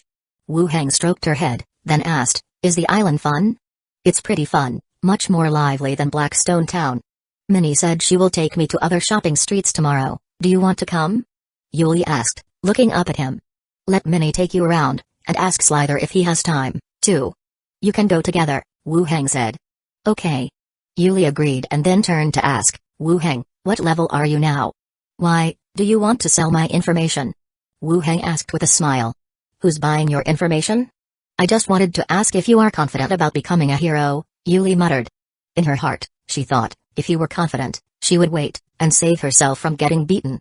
Wu Heng glanced at her and said, I am confident in myself. That's good, Yuli replied. As the two talked, Minnie came out of the room and said, Master, there's a message from the radio. Wu Heng told Yuli, go play. Okay, Yuli ran back and stood with Zhao and Roby. Zhao asked, Yuli, why are you acting like a child, always wanting to be hugged? I have a good relationship with Wu Heng, welcoming him back, Yuli said, blushing. Roby added, then why are you blushing? Who's blushing? Kick it here, stop talking, Yuli called out. Wu Heng walked into the building, asking, who sent a message? Lilith leader. When you left, 3 or 4 messages were sent over, seems pretty urgent, many reported from the side. It seems there's a new situation at the headquarters. Lilith had promised to keep an eye on some messages for him. Wu Heng nodded. Radio room. Wu Heng sat in front of the radio, glanced at the notebook, which recorded 3 of Lilith's inquiries. With her normally cool character, asking 3 times in a row made Wu Heng somewhat nervous. He picked up the microphone and asked softly, Leader, were you looking for me? Yes, what were you doing during the day? Lilith's voice came through. Creak. The door opened, and Minnie brought in a cup of tea, then quietly left. Wu Heng sat on the chair and said, I went out for some errands, just got back. I'm asking you, has there been any experimentation with necromancy on Gold and Silver Island? Lilith's tone suddenly turned serious. Wu Heng frowned and thought about why she would ask such a question. Or could it be that secret speaker had sent some intelligence over, causing her to suspect him of conducting necromancy experiments? No, why do you ask? Wu Heng answered directly. Tell me the truth, or no one can save you. Lilith's voice became more severe. Wu Heng took a deep breath and earnestly said, I've been a professional for less than 2 years, definitely no necromancy experiments, and I wouldn't know how. After speaking, he asked in a puzzled tone, has something happened? Wu Heng indeed had no interest in those necromancy experiments. And the zombies bred in Zombie World Prison, in his view, were no different from the skeletons transformed from defeated enemies. Either way, it was death, just enhancing their strength before dying. On the other end, a deep breath was taken, and the voice was solemn. The headquarters received a letter from the Holy Court today, suspecting that you are conducting necromancy experiments on Gold and Silver Island and ordering the association to mandate an investigation. Wu Heng's eyes also hardened. What evidence? Can they just come to the island for an investigation with any excuse? That's why I only asked you whether you've been experimenting with necromancy, because it's uncertain. If you haven't lied to me, then the Holy Court is blatantly suppressing you, said Lilith. Sure enough, the headquarters' suggestion of trading favors was useless. I really have no necromancy experiments, leader, rest assured, I would not lie to you, Wu Heng continued. What's the stance of the headquarters on this? The stance of the headquarters is useless now, as the Holy Court's investigation team set off before sending the letter. That is, any stance from the headquarters cannot stop their action, said Lilith with a sigh. They treat the association this way? Lilith spoke, in dealing with evil cults, the Holy Court is the main force, so when they raised this issue, the association had no reason to stop them. If Gold and Silver Island has no problems, we will protect you, don't worry. Chapter 856, I'll be right there. How can I feel at ease? The deterioration of relations between both sides is evident. Whether there are necromancy experiments on the island, it's all up to their word. I understand, thank you, leader, for informing me, Wu Heng said gravely. After a quiet 2 seconds, Lilith continued, I'll also rush over. If it feels dangerous, leave the island first, and wait for me to get there. If I leave, leaving it all to the Holy Court, it'll become even more indefensible. Safety is most important. Wu Heng didn't answer immediately, pausing for several seconds before softly speaking, Leader. Is it really impossible to kill a hero without reaching level 20? There's no way at all? Wu Heng murmured. Lilith's voice grew more solemn, in your case, you can't kill a hero. The investigation team wouldn't assign a hero to go there, and you shouldn't do anything foolish. I understand and will make preparations. Returning to the study. Glenda and Bella remained in the room. After entering, Wu Heng repeated the details of the Holy Court's investigation team to the two spirits. Both ghosts were visibly shaken. Can we exchange the life of that church knight, to get the Holy Court's people to leave? Suggested Bella. Glenda shook her head. If it were that simple, Lilith wouldn't have said what she did. Suggesting an exchange with the church knight might just give them more reason to insist there's a secret on the island. So, what should we do? The Holy Court is set on us. From everything that's happened since we've returned, the Holy Court has had an eye on this place. This conflict was bound to occur sooner or later. We could just resist. With all our weapons and so many skeletons, it won't be so easy for the Holy Court to invade the island, Belle bluntly stated. Glenda said, we're certainly not afraid of ordinary clergy, it's mostly those two heroes from the Holy Court. Listening to the discussion, Wu Heng then said, this time, we cannot back down, or the Holy Court will only grow more aggressive. Dusk, dinner time. Slither and Yuli also stayed. Wu Heng handed out 2 tickets to each person present, saying, you all know how to use tickets, right? Keep some on hand, and in the event of danger, use them directly. Okay, they all took and secured the tickets. Wu Heng continued looking at Slither, how's the situation at the site? Progress is smooth, Slither carved the beef and responded. Wu Heng looked at her and said, I've been having some conflicts with the Holy Court recently. If possible, wrap things up early and head back. If the island becomes unsafe, remember to take Yuli and leave directly. Everyone at the table was stunned for a moment. Slither also looked deeply at Wu Heng and then nodded, understood. After dinner, Slither and Yuli went back to their association. Wu Heng continued to meet with the maids, telling them to leave first if danger arose. He himself also had the capability to leave. 3 days passed. Gold and Silver Island, the local church. Archbishop Yuan sat behind the desk, with local high-level clergy seated in a parallel row. Pope His Holiness has sent a letter, which also indicates the next steps, said Yuan, handing the letter to a priest beside him. The latter carefully held it and passed it along for the rest of the clergy to see.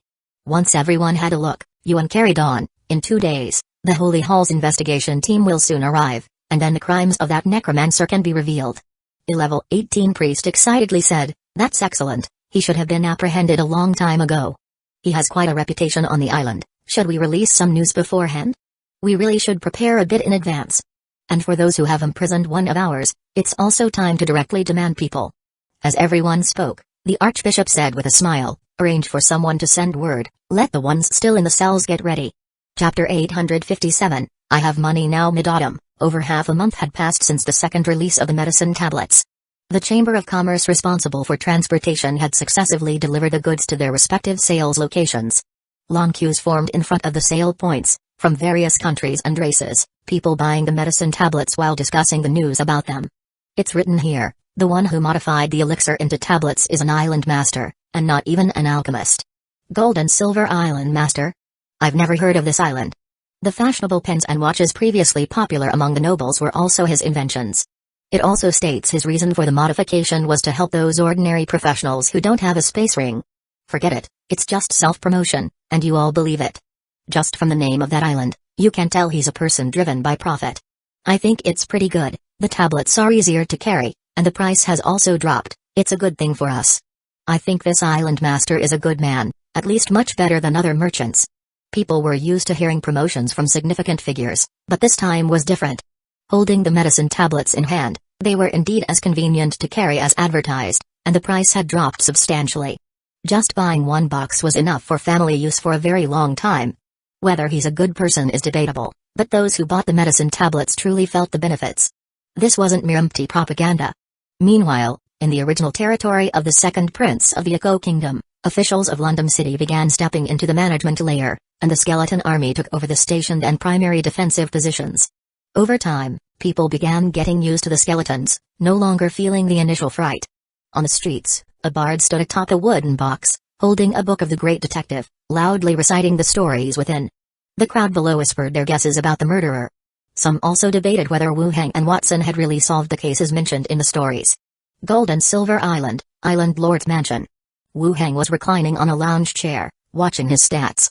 Level, 19, 4,257,534 out of 355,000, Prestige, 19, 64,733 out of 66,000. Over the past few days, his prestige had rapidly increased, jumping from over 50,000 to 65,000. It was clear, without needing to guess, that the second batch of medicine tablets had been distributed and begun selling. The initial surge was intense, but now it began to slow down. I wonder if I can reach level 20 before the Holy Court gets here, murmured Wu Hang. At that moment, Glenda and Bella flew back in. The church has increased the frequency of bell ringing, and patrolling skeletons now have to detour around the church, Bella said somberly. Glenda added, they must have received correspondence from the Holy Court, feeling more confident now. The church had indeed been subdued after a beating by the skeletons, Shanshan. The sudden increase in bell ringing today was certainly due to news from the Holy Court's investigation team, boosting their spirits again. No worries, I'll handle it shortly, said Wu Hang. Glenda continued, butting heads with the Holy Court is also affecting Gold and Silver Island. Practically no chamber representatives visit, and even the number of tourists visiting the island has dropped. In the past, the island lord's mansion would often receive visitors. Whether dignitaries or rich merchants, representatives would always make a point to visit the island lord's mansion upon arriving on the island. Since the conflict with the Holy Court escalated, such visits had ceased. Wu Hang wasn't surprised, mentioning, everyone is afraid of drawing the Holy Court's attention. No one wants to deal with this trouble. I really find the people from the Holy Court annoying now, mumbled Bella. Glenda chuckled, if you hadn't met Wu Hang earlier, you'd be making enemies with the Holy Court by now. Wu Hang gave her a look, sensing an imminent slander. He then said, once the issue with the Holy Court is resolved, everything will return to normal, no need to worry. Yeah, mainly for you, we have enough money not to rush, Glenda said soothingly, unusually gentle. Bella added, you will surpass them sooner or later. Wu Hang nodded, rest assured. Seeing no new developments from the two souls, Wu Hang got up and headed towards the living room. He picked up the telephone and dialed the association's number. After 2 rings, Zyligui's voice came through, hello. It's me. Wu Hang continued, tell Zyligui to send someone to the church, and let them know if they keep ringing that broken bell, I'll just have it dismantled. Okay, I'll coordinate, said Zyligui promptly. Hanging up, both ghosts gave a thumbs up, showing some spirit today. Another day passed. It had been over half a month since the Island Master had arrested the clergy of the Holy Court. Neither the Island Lord's Mansion nor the Association had issued any complete public announcement regarding how to charge the Holy Court. Of course, the local residents weren't surprised, conflicts between high-level clergy from the Holy Court and ordinary residents resulting in the guard team arresting both parties was already unusual. Under normal circumstances elsewhere, those clerics would have been released long ago, without any need for investigations. However, this morning, some special pieces of news began to circulate. Rapidly spreading. Have you heard? They've found a Necromancer's experimentation base on the island, and it's quite large. Everyone's talking about this, unsure where it originated, claiming it's related to the Island Master, secretly buying people for experiments. Could it be that Wu Hang is secretly treating the small island as an experimentation base? No wonder the Holy Court is targeting him. It's definitely fake. The elixir auction was held on the island, with a Chamber of Commerce leader and high-level professionals from different places present. If you were a necromancer, would you build an experimentation base and invite people to visit? Chapter 857, I have money now. The noise of the discussion abruptly silenced. Right, the leader has been staying on the island for several days now. Swapping in anyone with a normal mind, they'd never do this, let alone a great detective. You do have a point there. I definitely trust the Island Master, but it's strange how these rumors got out. Since Wu Hang became the Island Master, the changes on Gold and Silver Island have been clear for all to see. He truly transformed the lives of everyone on the island, so when locals talk about the Island Master, their words are filled with pride.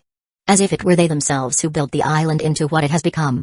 Naturally, they are reluctant to believe there are really any problems on the island. But people are always suspicious, and when such a large-scale rumor spreads, it also causes them to doubt whether there's an element of truth to it. Inside the church's grand hall, Archbishop Yuan sat behind a desk, with a group of local clergy before him. A priest stepped forward, indignation in his voice. Archbishop, the whole island is abuzz with talk of a necromancy experiment base. And with the sightings of strange skeletons, we can be certain he's conducting necromancy experiments in secret. Someone else chimed in, necromancers are by nature an evil profession. Prolonged research in this field will darken his heart further, disregard life, and he should be detained immediately. And then there's the incident from last time, our men are still locked up in the dungeons. The local steward is utterly weak and incompetent, actually fraternizing with a necromancer. She must also be held accountable after the fact. The hall was in disarray, everyone expressing their dissatisfaction with the island master and the local steward. At this moment, the door opened, and an attendant hurried in, whispering into the archbishop's ear. As the other spoke, a pleased expression began to emerge on the archbishop's face. After the conversation, the attendant stepped aside. The wooden staff in the archbishop's hand tapped the floor twice gently, and the hall instantly fell silent. Scanning over everyone, a smile appeared on his face as he said, "The church fleet has arrived. Follow me to the harbor to welcome them, and tell those who remained in the church that they can come out now." Everyone displayed a look of joy and nodded in response.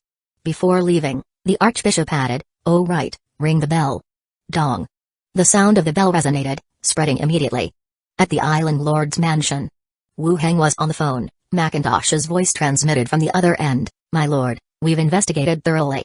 It was a harbor worker gang that spread the rumors. Someone paid them to disseminate the information. We're tracking down the person who posted the commission." This morning, rumors about the necromancy experiment base began circulating on the island. Wu Heng had already heard some of the news. In fact, he didn't need to look into it to know, emphasizing the necromancy experiments was definitely laying the groundwork for the Holy Court's investigation team. "No need to investigate further, detain the management of that labor gang," Wu Heng said directly. "Understood," Macintosh responded and then fell into a brief silence before continuing, "My lord, a church fleet has appeared at sea, a total of 5 large ships. As expected, as soon as the necromancy experiments rumors spread on the island, the church's fleet followed closely behind." "I'm aware. I will arrange for someone to deal with them," Wu Heng replied directly. "Very well, my lord," Macintosh paused, then added, "Please be careful, sir." "Don't worry." After hanging up the phone, Wu Heng leaned against the edge of a desk, his eyes slightly narrowed as he opened his panel. Reputation, level 19, 65,642 out of 66,000, only a little over 300 reputation points to go. Almost there. Wondering if the church's hero is on the fleet. If not. If I can stall them for a few days, then I'll almost be considered a hero. At the association. The room where the church knight was detained seemed like a standalone resting chamber. The room was tidy, with only one guard standing watch by the door. It was more like keeping an eye from afar than guarding, as a level 18-9 on the entire island could only be stopped by Wu Heng. Inside the room, the church knight lay in civilian clothes on the bed, eyes closed in meditation. Suddenly, his eyes snapped open at the sight of a sparrow perched on the window. Then, it spoke in human tongue, "Sir, the Holy Hall investigation team has arrived. Archbishop has instructed you to handle matters here and then proceed to the harbor to welcome the fleet." Having said that, the sparrow, as if losing its spirit, uttered a couple of chirps with a puzzled look, then flew towards a distant tree. Watching the departing sparrow, a smile appeared on the church knight's face. The investigation team has arrived. The days were numbered for Gold and Silver Island and Wu Heng. After a brief pack-up, he stepped out directly, heading towards the distant dungeon. At the dungeon entrance, the guarding guard suddenly stood up, warily watching the burly man who appeared out of nowhere. After recognizing the face carefully, his expression grew even uglier. A church knight, who was imprisoned a few days ago for attacking the island master. How did he get here? Both guards swallowed hard and saluted, "Sir Knight." The church knight nodded in satisfaction. This knight has just recalled some details that require questioning the prisoners. During this time, no one is allowed to approach, or they will be equally charged. Having said that, he went straight inside. The 2 guards exchanged glances, and one of them hurriedly ran outside. They couldn't handle this matter. They had to notify the steward immediately. No, they must inform the island master. Only the island master could stop him. The church knight covered his mouth and nose, walking through the dungeon corridors. After covering some distance, he stopped in front of a cell door, applied a little force, and the door opened. He walked straight in. Glancing over the room and the disheveled man on the iron bed, he said with a smile, "You seem to be quite adaptable to the environment." Fear flashed in the disheveled man's eyes. After swallowing saliva, he struggled to get up.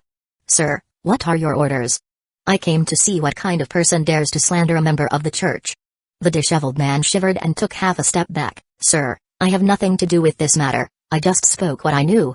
If there's anything you are unsatisfied with, I will change it." Please don't hold me accountable." The church knight stepped forward 2 paces.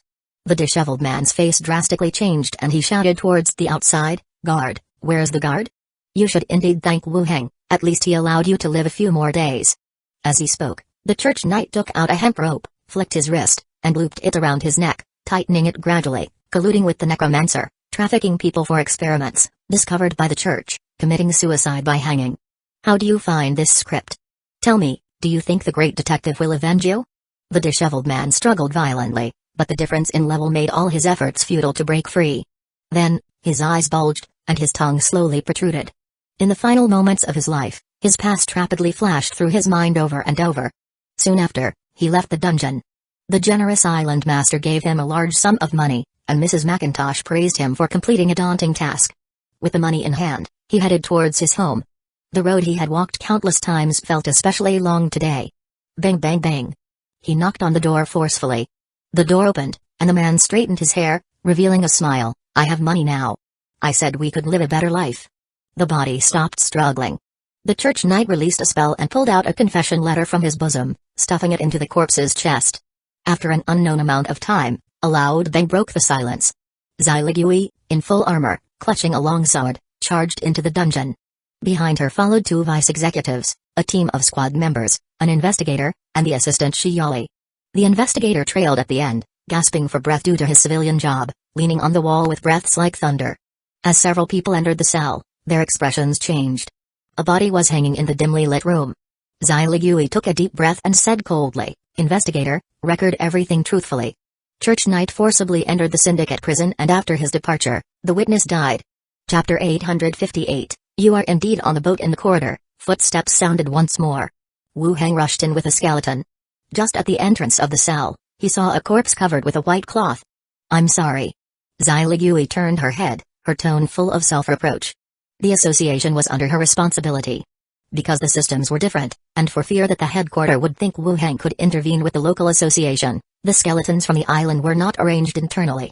Moreover, before the Holy Court arrived on the island, the people from the association were sufficient to hold down the local area.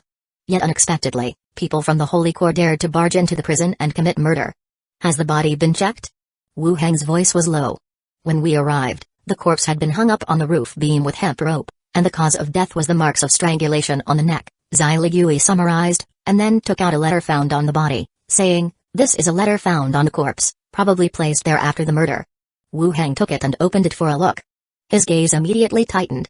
The content was straightforward, accusing Island Lord Wu Heng of conducting necromancy experiments, as well as directing others in kidnapping, human trafficking, disposing of corpses, and other grievous sins. Ultimately, unable to bear the psychological pressure, committing suicide out of fear of punishment. Wu Heng frowned. He pondered, what use was it for the other party to put the letter here?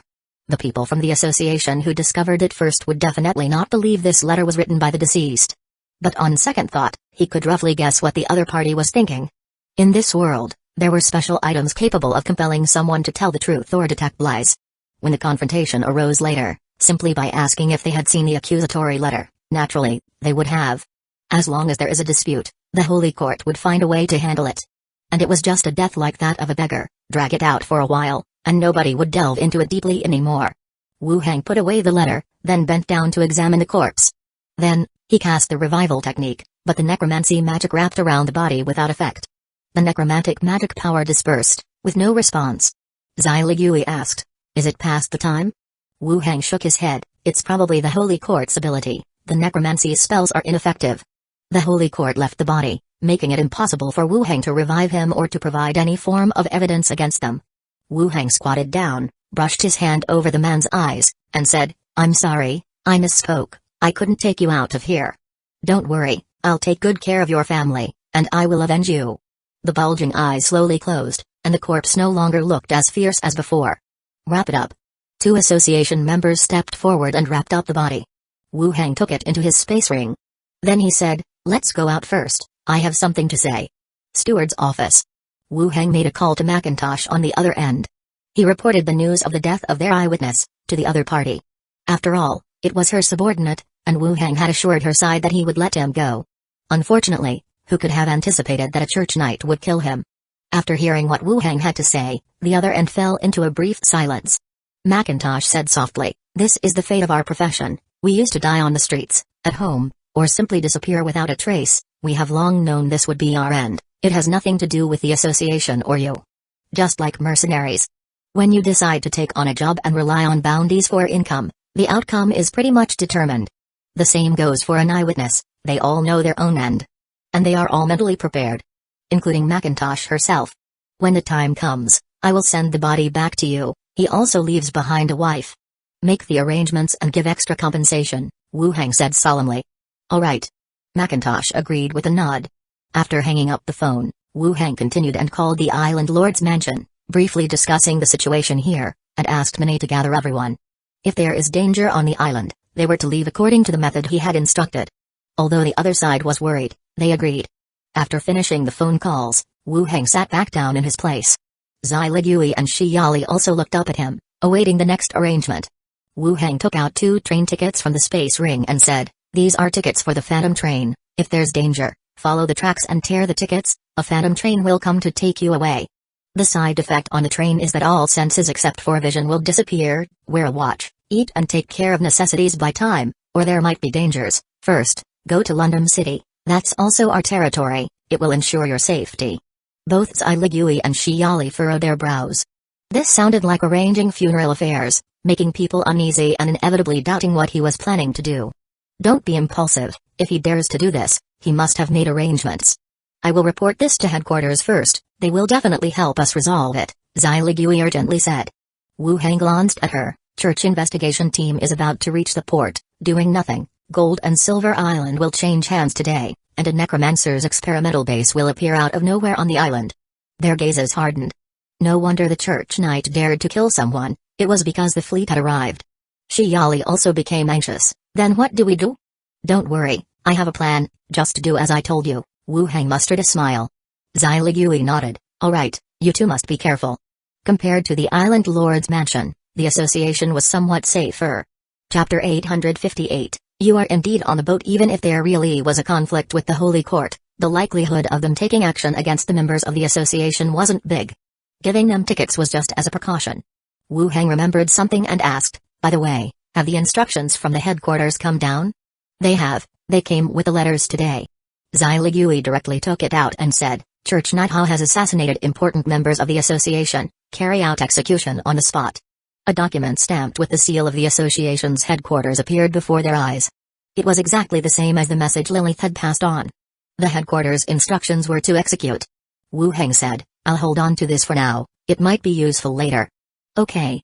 Zai Ligui passed it directly to her. Wu Heng took it and got up to leave after there was nothing else. Zai Ligui then convened all the members for a meeting, to arrange the subsequent actions. Island Lord's mansion. Shainala hurried back from outside.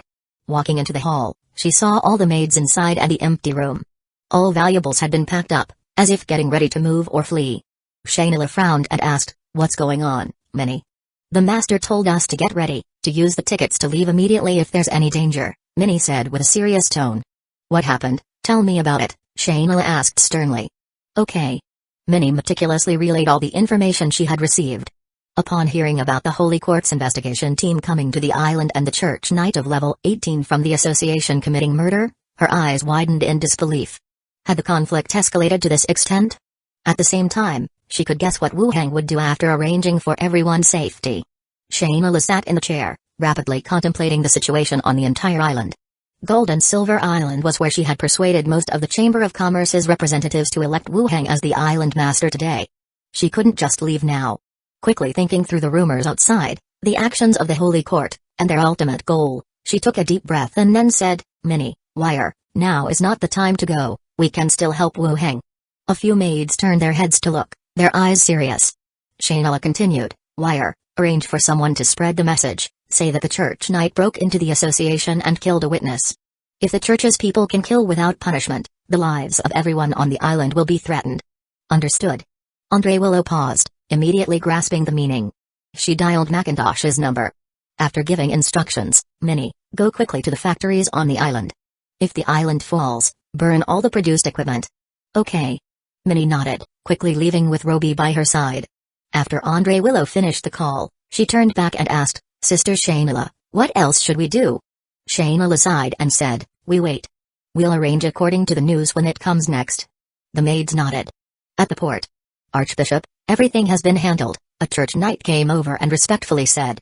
Several clergymen who came out with him also followed with a salute, calling him Archbishop. The Archbishop looked over dispassionately and asked, "What about Wu Heng? I don't know where he is. We've not seen him since we left. He is probably afraid, especially since the Holy Hall's investigation team is about to arrive on the island." The church knight revealed a subdued smile. Just waiting for the investigation team's ships to dock. No matter how formidable Wu Heng was or how bold, he couldn't do anything to them. The Archbishop nodded contentedly. "All right, follow me to wait for the fleet to dock." Yes. Several people stood in line, eyes following the view of the distant sea. The fleet on the sea became more and more visible, enveloped in sacred light, steadily advancing towards Gold and Silver Island. A total of 5 large warships, arranged in a wedge formation, sails flapping in the wind, the white sails embroidered with the church's symbol of divinity and authority. At the port, many believers knelt down on the ground, muttering prayers under their breath. Steward Mansion. After leaving the association, Wu Heng didn't leave immediately but went to Zai Ligui's place from the back door. Sitting in the living room, Ghost Glenda flew back from outside. She said, "Found the person. They've gathered at the port with that Archbishop, probably anticipating you intercepting him along the way." Wu Heng continued to ask, "Where's the Holy Court fleet now?" "Should be near the port around noon." "Can you see the level of the people on the ships?" Wu Heng followed up. "I can see some level columns of light, but I'm not sure if there are any heroes," Glenda said. At this time, Bella and Zhao also flew back from outside. Bella said, "The armored vehicles and the army have been called over. They are assembling at the entrance, waiting." Zhao comforted from the side, "Uncle, it's going to be fine. We will definitely beat those bad guys, don't worry." Wu Heng showed a smile, not worried. Then, he opened the panel and looked at his renown. Still short by more than 300 points. He closed the panel, then stood up and said, "Let's hope there's no hero from the Holy Court on those ships." At noon, the streets were already busy. The guard team led the way, followed by thousands of skeletons holding weapons, plus several armored vehicles, creating an impressive procession quickly advancing down the street. The locals had all seen Wu Heng before, and the armored vehicles as well. Chapter 858, You are indeed on the boat. This type of highly mobile, tremendously powerful weapon left a lasting impression on everyone. Every pirate in the Emerald Sea basically died by this weapon, and those who were lucky enough to survive probably harbored a lifetime of trauma and dared not go to sea again. However, since the Emerald Sea had stabilized, such a thing had not appeared for a long time. How has this thing appeared again? Isn't that the Lord Island Master in the middle? People spoke with doubt and surprise. Is there another enemy coming? It looks like they're heading towards the port. This morning, I saw the clergy from the church heading to the port. Could something have happened? Ah. Both the church and the Island Lord's mansion are sending people out. There must definitely be enemies attempting to attack this place. Even though various rumors spread, in everyone's minds, they didn't really believe the two sides would actually fight. The Island Lord is appointed by the association, and the church is also an important part of the association. They only guessed that some danger had arisen, and both parties joined together to confront outsiders. The Island Lord has emerged. There must be a big issue.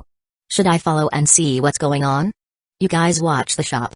They are taking out weapons. I've just made some money this year. Whoever dares to attack Gold and Silver Island, I'll fight them. Gold and Silver Island was even more tolerant towards skeletons. Seeing the Island Lord advancing towards the port with the skeleton army, people started to grab weapons and walk out onto the streets. Following behind the skeleton army, they moved forward together. The number of people gathering kept increasing, becoming quite imposing. Port. Noisy and chaotic sounds erupted.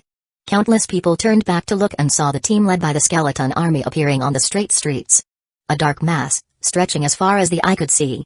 The Archbishop furrowed his brow, a flash of surprise and gravity crossing his gaze before he turned to look at the fleet getting closer on the sea. "Archbishop?" a church knight whispered. The Archbishop gestured with his hand, "Stay in the back, don't provoke him for now." "Yes." The church knight and several other clergy recently emerged from the dungeon all took several steps back. They stood at the very end of the procession. The skeleton army, under everyone's watchful eyes, directly surrounded the port. "Island Lord Wu Heng, are you also here to welcome the church's fleet? His Holiness the Pope might also be on board. He will surely be pleased to see you in person." The Archbishop said with a gentle smile, his tone implying more. Wu Heng swept his gaze across the sea where the ships were engulfed in light, his expression calm. "What about the church knight who escaped from jail?" The Archbishop frowned, feeling an uneasy premonition growing stronger. Calling it an escape from jail is serious. They just came to meet the fleet, and after this matter, they will naturally return to the association for further dealing. Wu Heng's gaze swept across the people opposite and landed on the church knight in the back, saying directly, Shanshan, Kaizayu, capture him. Whoosh! A streak of light flashed, a figure suddenly shot out, hurtling towards the church knight in the back. From the skeleton formation, other high-level skeletons also charged out instantly. Wu Heng, you dare! The archbishop roared.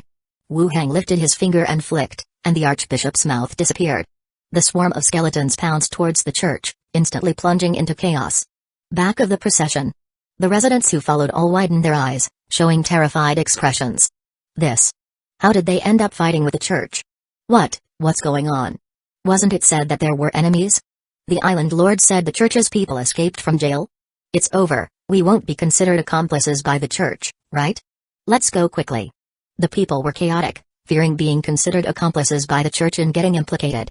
Then, another group of people squeezed into the crowd from all sides. Their voices loud and clear, did you know? The person who had a conflict with the church last time died, killed by the church. What? My friend is from the association guard, just got the news out. A church knight forcefully broke into the dungeon and strangled the person. The island lord must be here to capture people because of this incident. Instantly, those leaving halted their steps, everyone showing a shocked expression. An 18th level church knight forcefully breaking into the association's dungeon. These terms, somewhat unfamiliar, yet they could connect it with previous events. The nearby crowd was also discussing similar things. The island lord didn't let him out, fearing retaliation from the church, but he ended up dead anyway. Ah! If this continues, how are we, the ordinary people, supposed to live? Is this news really true? I doubt it. The battle at the port held no suspense. Skeleton Shanshan dispersed the team, and Kaizayu along with other high-level skeletons held long swords at every clergy member's neck. Only the archbishop still stood, his disappearing mouth not sealing for too long, and it returned to normal. The archbishop said heavily, Wu Heng, do not be mistaken. The church's fleet is about to dock. How will you explain this to the church? How will you explain to His Holiness the Pope? I am the association's flag bearer, do I need to explain to you? Wu Heng sneered, saying gravely, bring him over. Clatter. Skeleton Shanshan, dragging a half-dead church knight came forward, the knight's armor scraping on the ground leaving traces mixed with blood. Several other skeletons, dragging the other clergy who ran out, also came forward. The church knight turned pale, glanced again at the approaching ships, and roared, how dare you? Are you mad? Are you truly mad? He admitted Wu Heng was formidable. Chapter 858, you are indeed on the boat, whether it's the ability to construct islands or combat prowess, but what of that? This world teems with geniuses like stars in the sky, with each nation and race capable of nurturing the gifted. But only those geniuses who adapt to the world's rules are entitled to survive. People like Wu Heng, with no background and unwilling to bow, are doomed to a bad end. Wu Heng waved to one side, and Skeleton held up long sword to his neck. I had planned to let you go, but if you're seeking death, you can't blame me. The church knight, still not giving up, loudly said, I am a knight appointed by the Holy Court, you can't kill me.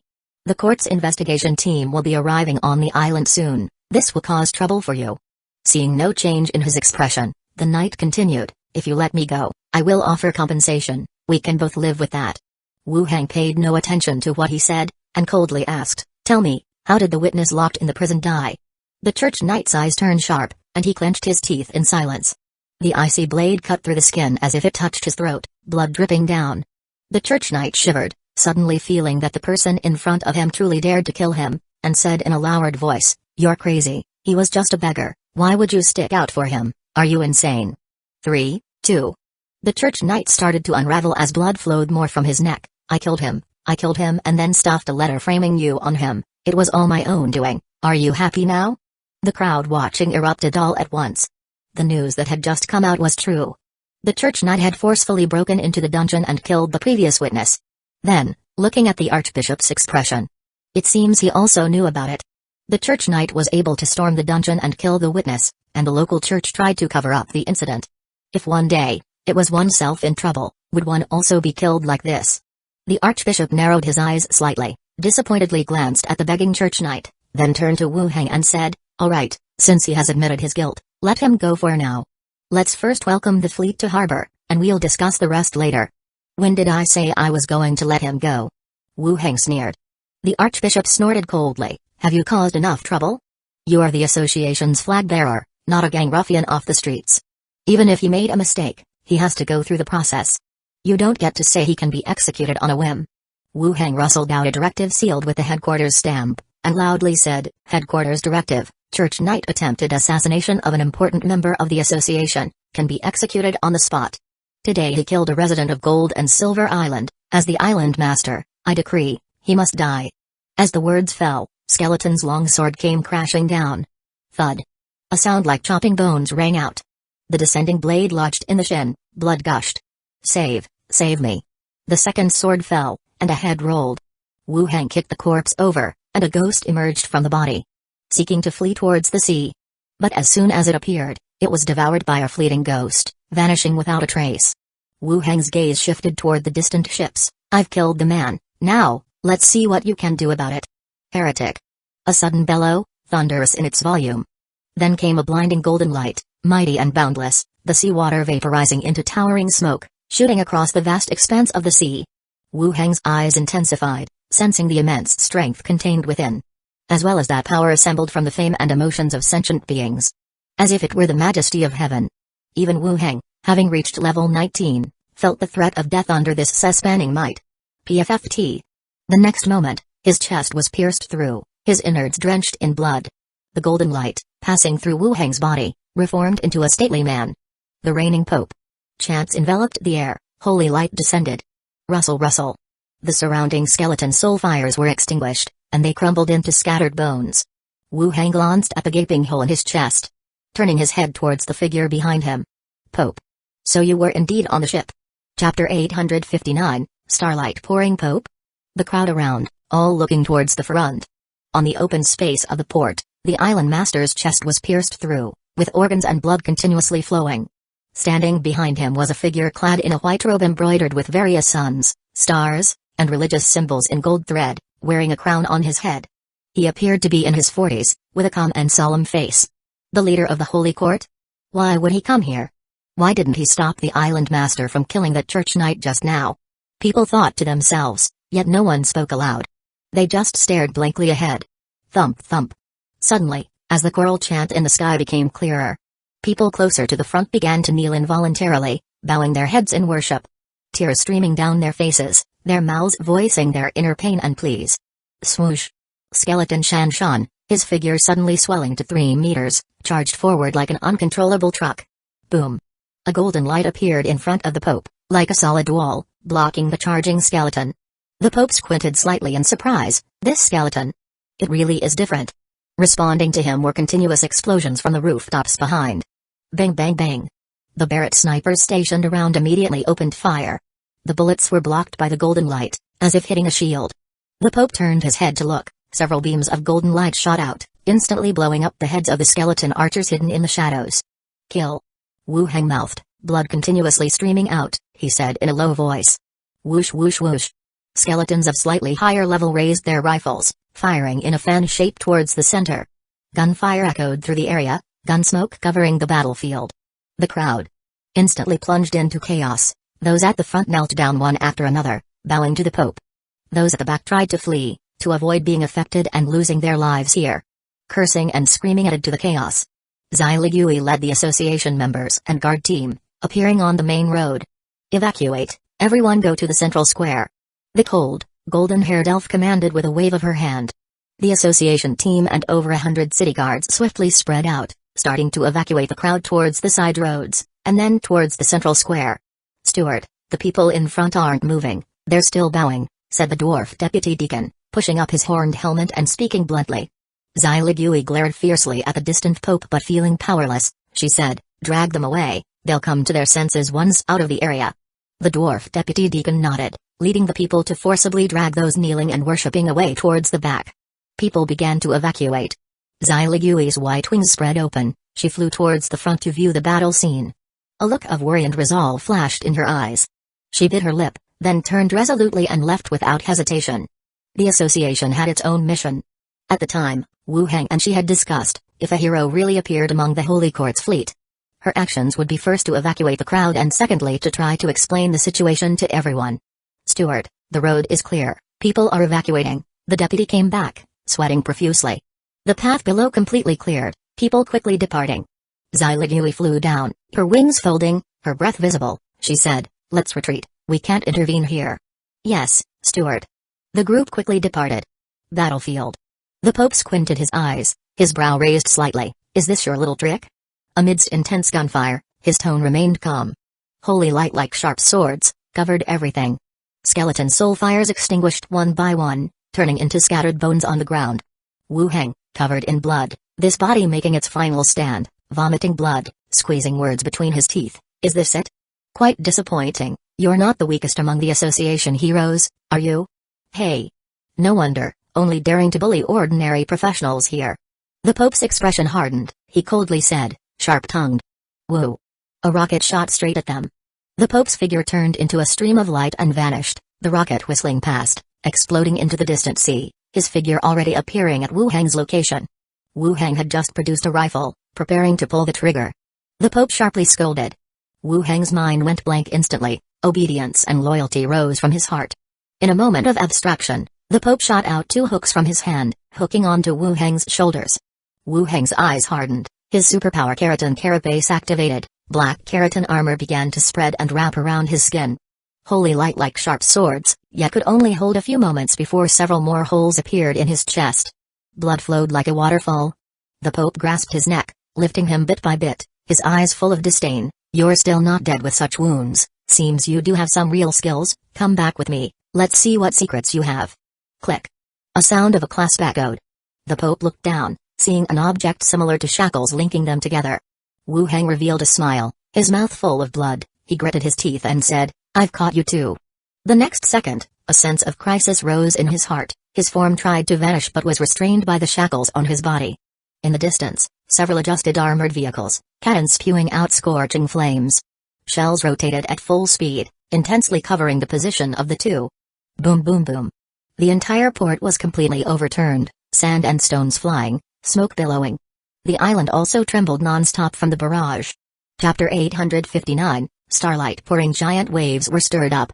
And the figures of the two had been completely engulfed by the gunfire. Association dormitory. The Grey Falcon stumbled back through the window, transforming into Yuli with a pale face. Blackstone Town Steward Slither changed his expression, pulled her over, and spanked her several times. "Told you not to run around, why don't you ever listen?" Yuli did not resist, but her face remained deathly pale, and she said, "And, the Pope of the Church has come, he wants to kill Wu Heng." Slither staggered. The Pope, a person only heard of in legends, has now appeared here, and this time as an enemy of Wu Heng. And, can he survive? Yuli asked pitifully. Maybe. Back to her senses, Slither said, "Get ready, let's leave here first." "I won't go, I want to help him." Island Lord's Mansion. From the speakerphone, the voice of Macintosh came through. "The Pope has landed on the island, he's fighting at the port with the adult. Get ready and those who can leave should leave first." Their eyes widened, faces ashen. Shayla also collapsed on the sofa, knowing at this moment there was no longer any hope for her side against a hero. No matter how talented Wu Heng was, he still needed time to grow, and now against the Pope, there was only one outcome. Death. On the sea, the Holy Court's fleet. At this moment, all the clergy had gathered on the deck, wearing gorgeous and solemn robes, staring intently at the battle at the distant port. As the gunfire overturned the port, the thick smoke seemed to obscure the entire small island. Complete silence fell over the 5 huge ships. Everyone was amazed at the scene unfolding in the distance. How does he have such strength? A priest murmured to himself. Among the crowd, someone with some information responded, "Wu Heng, his name is quite known in the association these past 2 years, seems to be from Hueco Kingdom." Wu Heng. However, after a brief discussion, a series of scolding voices rose again. The association is actually supporting such a rebellion, utterly foolish. Port.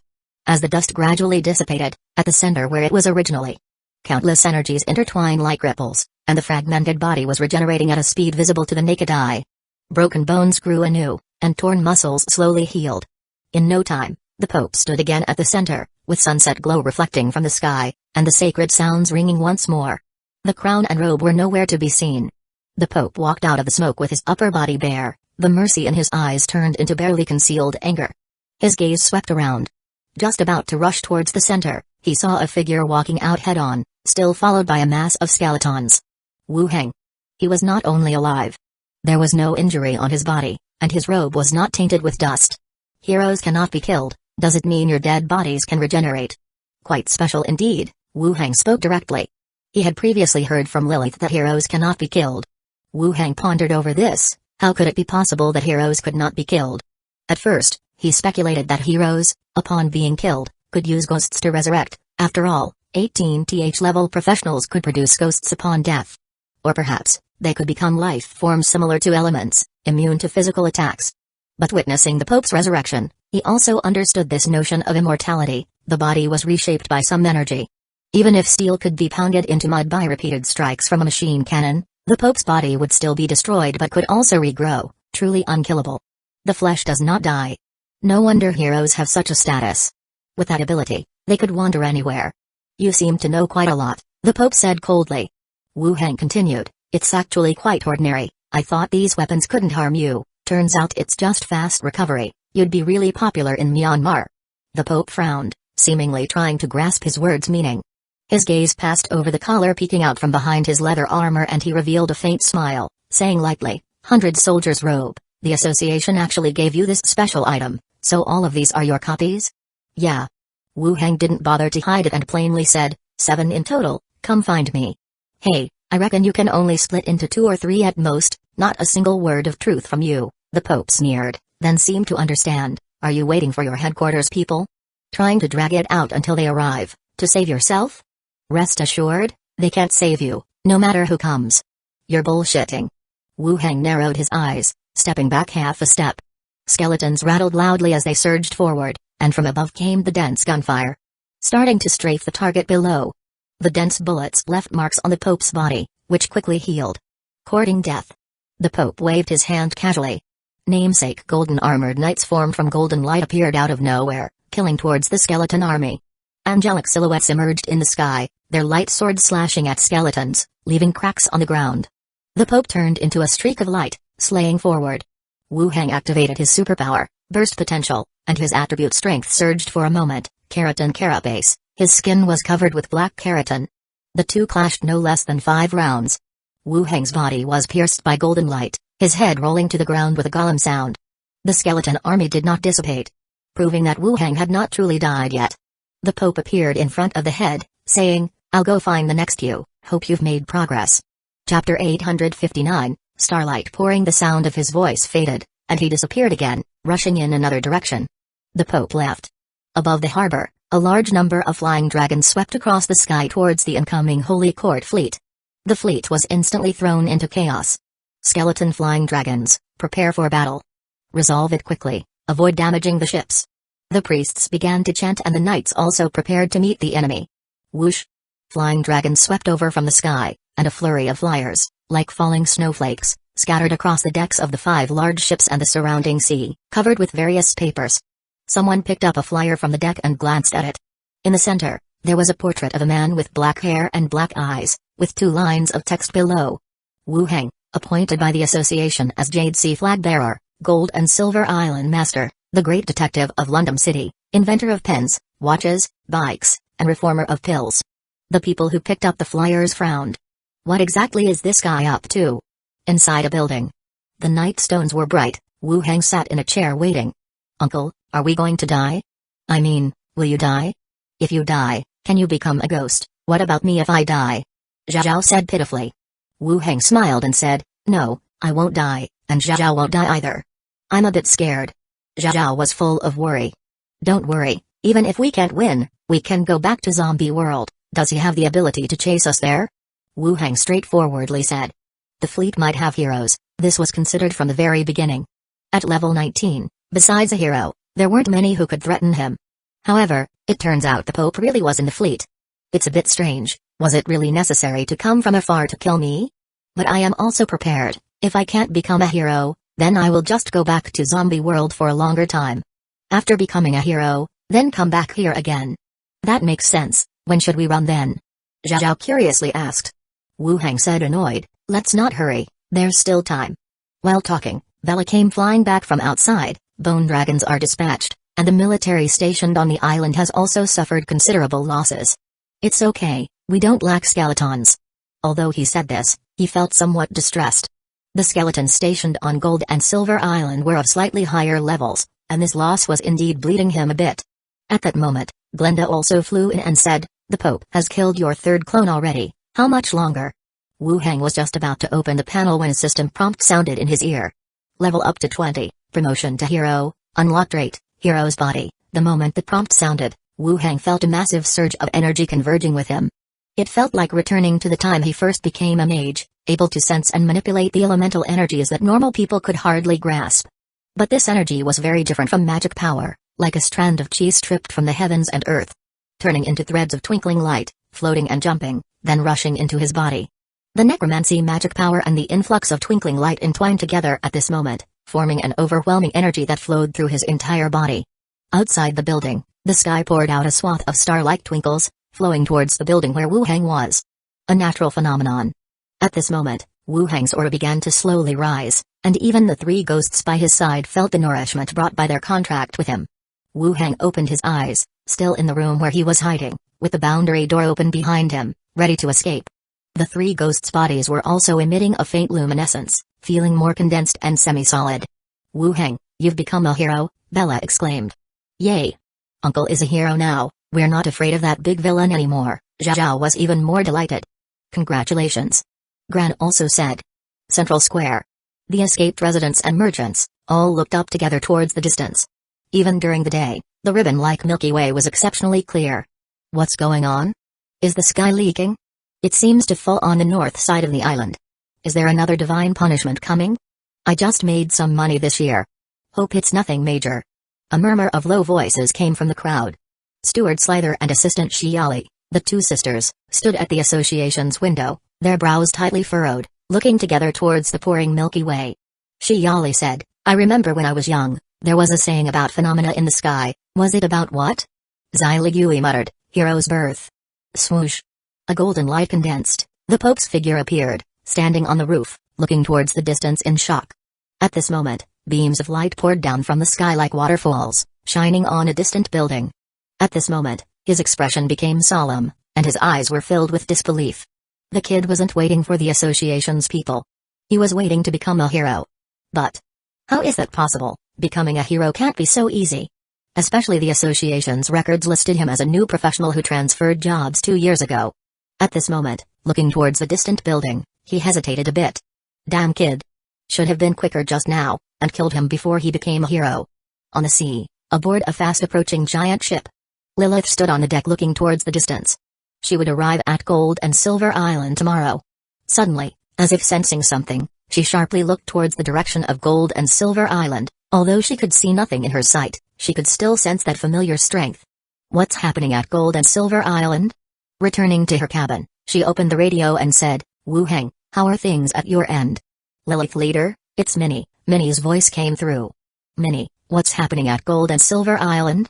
Minnie's voice trembled. "Lilith leader, the Pope started attacking as soon as he arrived. The port has been bombed, the whole city is searching for the master. Can you come and save him?" "Attacking as soon as he arrived?" Lilith hung up the phone, directly saying, "I understand, I'm coming your way." She walked out onto the deck.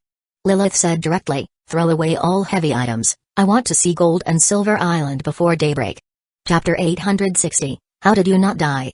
In the room, Wu Heng closed his eyes, attempting to examine himself. Unlike viewing a panel, examining oneself could even sense changes within the body. Since becoming a hero, the fragmented light peeled from the universe, like a stream trickling through the mountains, slowly flows through his entire body. Once flowed through every part of the body, it converged in the realm of his consciousness, the place where the mage gathers his strength, filled with dense necromantic power. The fragmented light, like a river, slowly merged in. Enveloped with his own necromantic power, the calm necromantic power, diffused with sprinkles of fragmented light, formed a new strength. In Wu Heng's internal vision, he watched the realm of consciousness like a calm lake's surface, stable and tranquil, fused with the chi of heaven and earth. Is this what being a hero feels like? Wu Heng opened his eyes with a smile on his face. No wonder only heroes can kill heroes, it's because a new strength has been fused. "Uncle, how is it? Did you negate the Pope's ultimate move?" Zhao flew over as soon as he opened his eyes. Because it was the Pope they were facing. Going out for scouting and conveying orders, mainly Glinda and Bella were responsible. Zhao was still stuck at level 18, so she stayed by Wu Heng's side, taking care of the surrounding scouts, also to avoid any danger. It's not a game, there's no such thing as an ultimate move, Wu Heng said. What's the use of leveling up then? Zhao muttered on the side. Wu Heng ignored Zhao. At this moment, Gran hurriedly flew in from outside, saying, "The Pope is coming." Wu Heng's expression sharpened, and he stood up and said, "Good." Boom. The Pope charged from the harbor, brutally plowing through the streets into a pile of ruins, buildings ablaze with fire. Every trap and ambush along the way was eradicated in a very violent manner. It was evident that the Pope was in a hurry. The Pope's figure appeared from golden light, looking at Wu Heng waiting on the opposite side, said coldly, "So, you think you have the power to confront me?" With human race and his age, Wu Heng can be said to be the first person in history to reach the hero status at such a young age. He felt touched by the favoritism of the heavens but was also more determined by the Pope's resolve to kill him. This man is too terrifying. Now just becoming a hero, if allowed to grow further, it would only become more problematic. Wu Heng calmly looked at the opponent and said, "I wasn't afraid of you even before I became a hero, let alone now." Hey. The Pope suddenly smiled, stroked his hair back, and said, "Is becoming a hero your anchor? Frankly, I am quite curious, just who you are. Perhaps you've used some means to reincarnate. When you die, I'll burn the secret for you." Did the person who told you heroes kill heroes not mention, there are differences among heroes too? The Pope spoke condescendingly, "Killing you is like crushing an ant." An ant? Wu Heng also smiled. On the sea, 5 ships of the Holy Court advance at full speed. When skeleton flying dragon scattered leaflets from the sky, everyone sensed something amiss. As they neared the harbor, standing on the deck, they could even smell the pungent gunpowder from the harbor. Where did His Holiness the Pope go? The explosion covered that fellow too. That fellow is full of tricks, and this is his territory, there might be other arrangements. After landing, immediately occupy the important buildings on the island, and people associated with Wu Heng should be taken under control. We'll see if he still tries to run. And the association, they seem to have an unusual relationship with Wu Heng. Then control them first. Everyone on the deck discussed the plan after landing. While this investigation didn't go as smoothly as imagined, with the Pope here, it was just a minor setback in the mission. The outcome wouldn't be any different. They had to proceed with the original plan and take over Gold and Silver Island. After all, people from the headquarters might come at any time. The Gold and Silver Island fleet sighted to the north. Suddenly, a lookout on the mast shouted loudly. Everyone looked towards the north again. They saw a ship with blue and white paint appear in their line of sight. The deck was empty, filled with all kinds of bizarrely shaped equipment. Just one ship. Probably a fleeing ship, may have important personnel from Gold and Silver Island. Send 2 ships to sink it. Turn the helm to the left. Prepare for confrontation. The ship immediately bustled, with 2 ships preparing to approach the northern ship. Woo! Suddenly, a thunderous roar emitted from the opposing ship, tongues of flame shot out from the cannon muzzles, intensively raining down on the sea and the ship hulls. In a blink, the 2 just maneuvered ships instantly disintegrated. Fragile and helpless. Damn, they equipped the ship with those weapons. Pull away, avoid. God. Then, tongues of flame continued to sweep towards the remaining ships. 5 elaborately carved sacred ships, all shattered on the sea surface, leaving only floating wreckage and the screams of survivors on the sea. The Pope transformed into golden light and disappeared. The afterimage was pierced by 2 bullets. The next second, the real body appeared behind Wu Heng.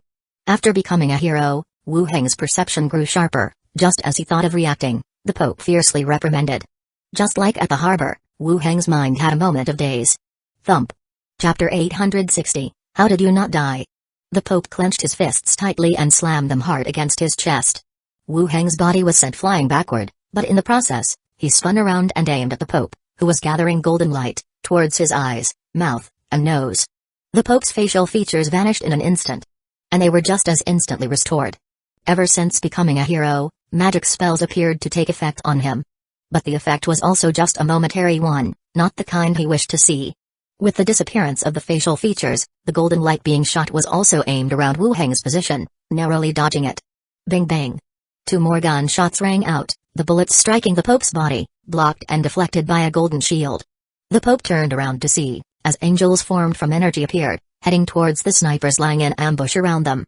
Wu Heng unleashed his superpowers, burst potential, and keratin carapace, simultaneously, his skin surface covered by black keratin, significantly enhancing his body's attributes. With a light tap of his foot, he rapidly closed the distance between them, midway, summoning thunder skill, beginning to accumulate, and rolling dark clouds appeared in the sky. Crack. Thick, silvery white lightning bolts fell from the sky. The Pope moved like a specter, Wu Heng constantly targeting the places where he landed, incessant thunder raining down from the sky. Then, the Pope began to hum softly into the air. A mirage appeared in the sky, the choir in the great hall singing chants in neat rows, scattering the dark clouds above, turning the many skeletons below into white bones. Wu Heng waved his fingers, and the Pope's mouth disappeared. The mirage vanished. Another new anomaly. Who's still fighting? Everyone at the square looked up, quietly discussing as they watched the several changing phenomena in the sky. Just who's fighting the Pope? That's the hero who's esteemed and only seen in legends and propaganda paintings. Even if the people on the island would rather see the island master win. And also don't think the island master has done anything wrong in this matter. But everything depends on level and background. In the future, Gold and Silver Island will be under the Holy Court's jurisdiction. Among the crowd, still, some bold individuals released their tamed beasts, standing at a distance, staring intently at the battle zone. Lord Island Master. Ranger said in surprise. Lord Island Master? He's not dead? Wasn't he shot through the chest at the port? Suddenly, someone exclaimed, does that mean the Island Master isn't level 15? Since when could he compete against the Pope? And the fight's still going on. Inside the association building.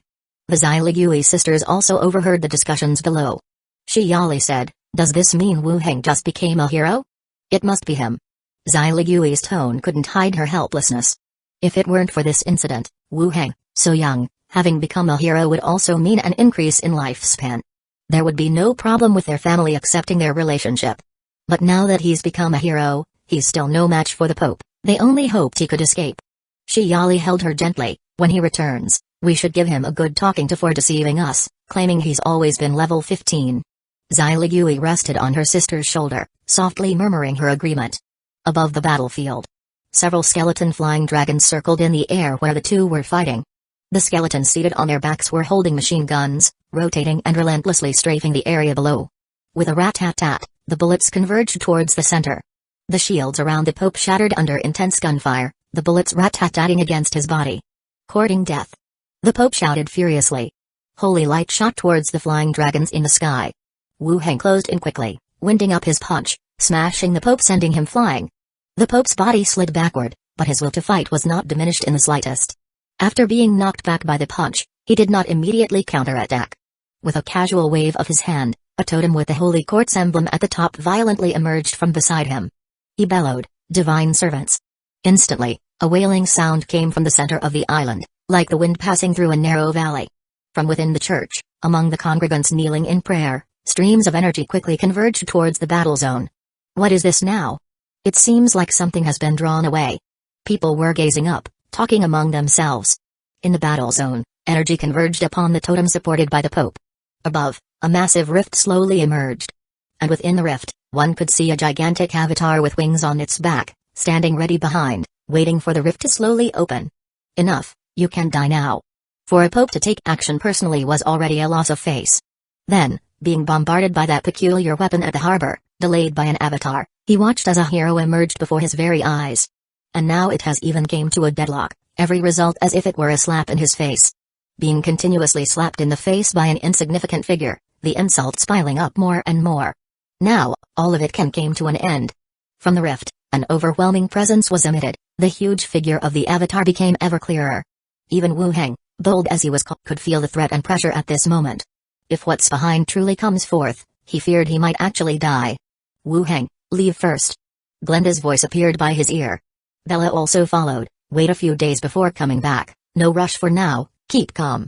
Wu Heng narrowed his eyes, looked at the crack in the sky, and said, let's try again.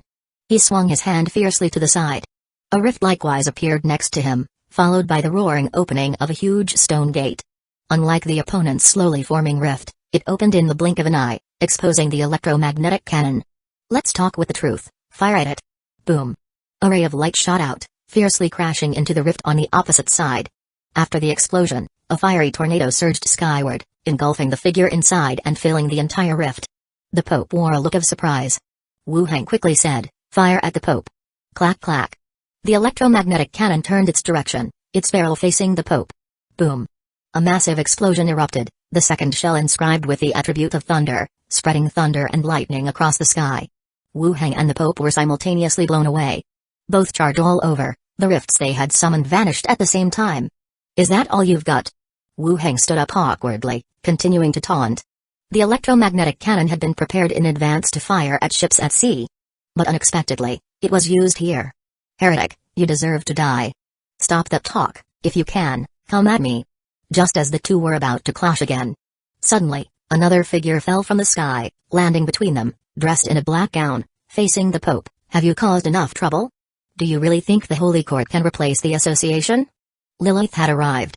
The Pope narrowed his eyes, straightened his body, and said, Wu Heng attacked Holy Court personnel, did not cooperate with investigations. Lilith leader's arrival is timely, join me in capturing him first. Lilith sneered, are you senile? You come to someone's home, turn the place into this, and then talk about attacking Holy Court people? Did you not receive the letter I wrote to the headquarters requesting assistance with the investigation? The Pope cast a sharp look over. Lilith replied, I received it. You go back to the Holy Hall first, leave the rest to the headquarters to communicate with you.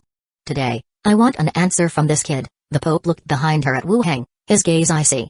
Wu Heng also spoke up, Lilith leader, today is a good opportunity, let's join forces to kill him, all of the Holy Court's assets will be yours, I'll take the blame afterward. The Pope's eyes hardened, his gaze cautious towards Lilith. Although both were heroes, Lilith's race and profession indeed weren't exactly upright. Lilith looked at the Pope, revealing a smile, what do you think about this proposition? The two of you joining forces can stop me? You might as well not go back to being the leader of the association, the Pope said. Lilith spoke, I was just speaking off the cuff, why so serious? The headquarters has given an order, the association is in charge of the investigation, why don't you go back and wait for news, how does that sound? Humphrey. Then I'll see just how the association intends to investigate, the Pope said coldly, transforming into a beam of light, vanishing from sight. Lilith then looked at the ruins around her, frowning at Wu Heng, how did you survive this? Leader, what kind of question is that? On the sea surface. The Pope, facing the remnants on the sea, his eyes full of rage. Wu Heng, you wait. Chapter 861, you can cut yourself finally, dead. Wu Heng exhaled heavily, feeling as if he was about to die due to the high tension in his spirit and the non-stop fighting of his body. Fortunately, he was the one who ultimately triumphed, otherwise, he would have considered fleeing back to the zombie world. The power of a hero began to feel terrifying. Especially the Pope, who had been killing non-stop since arriving on the island. Any professional who hadn't become a hero would have probably exhausted their strength already. At the end, the Pope was still able to unleash a massive sacred sword skill, it's almost unimaginable.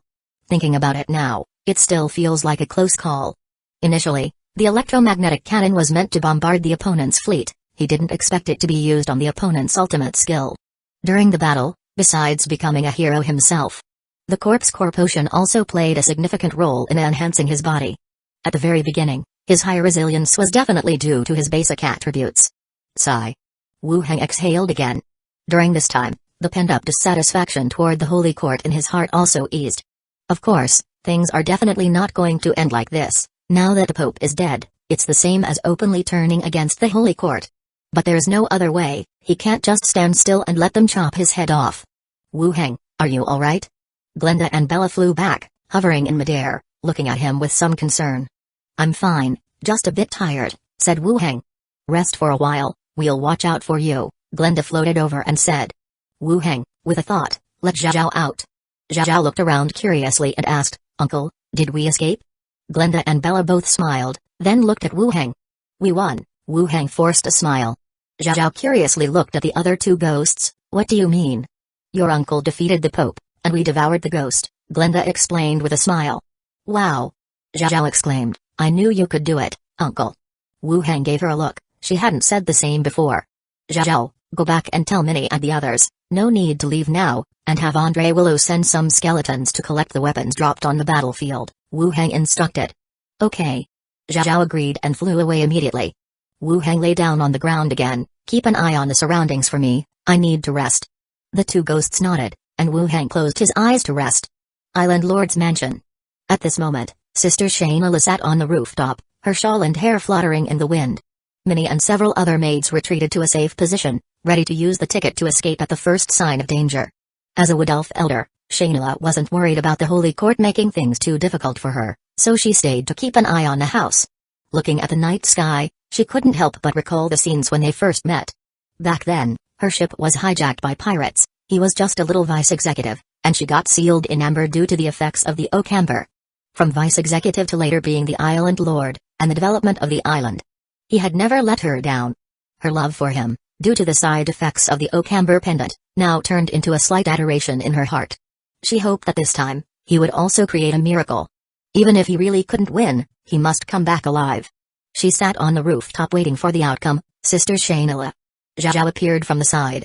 Shainila, reminiscing their sweet moments, trembled violently, almost falling off the roof. Seeing it was Zhao, she patted her chest, then showed a surprised face. Zhao, you are all safe? She and Zhao had met recently. After Zhao got the doll, she was always coming downstairs to play. Naturally, the two got to know each other. But usually, they didn't talk much. Of course we are safe, continued Zhao. Where are Sister Minnie and the others? They weren't in the room. Shainila didn't answer her question but asked urgently, is Wu Hang alright? Did the Pope leave, or what? Zhao said, the Pope was killed by Uncle, he sent me back to tell you all, no need to run. Shainila's eyes widened, she stood there in a daze. Could heroes die? How could a hero be killed? And by Wu Hang? Sister, where are they? Uncle is still waiting over there, he said to have Sister Vera bring the skeletons to clean up the battlefield, Zhao reminded by the side. Alright, I'll call them back. Shainila came back to her senses and walked quickly toward the downstairs. As she walked, she asked Zhao on the side, how did your uncle kill a hero? I don't know. Has the battle ended? At the central square, everyone was looking at the peaceful night sky. After the distant explosion, it seemed like the world had quieted down. The night sky, the stars, except for the street lights not being on, everything seemed to have returned to a normal night. People had waited for a long time, with no further signs of a battle. Who won? Someone asked a ranger nearby.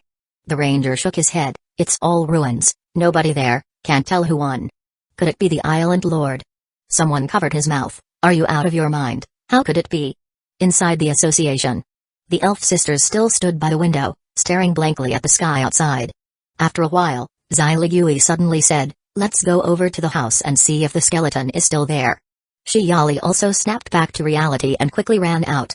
Chapter 861, You can cut yourself before long. She came running back in a hurry, her face unable to hide her excitement. They're still there, the soul fire too.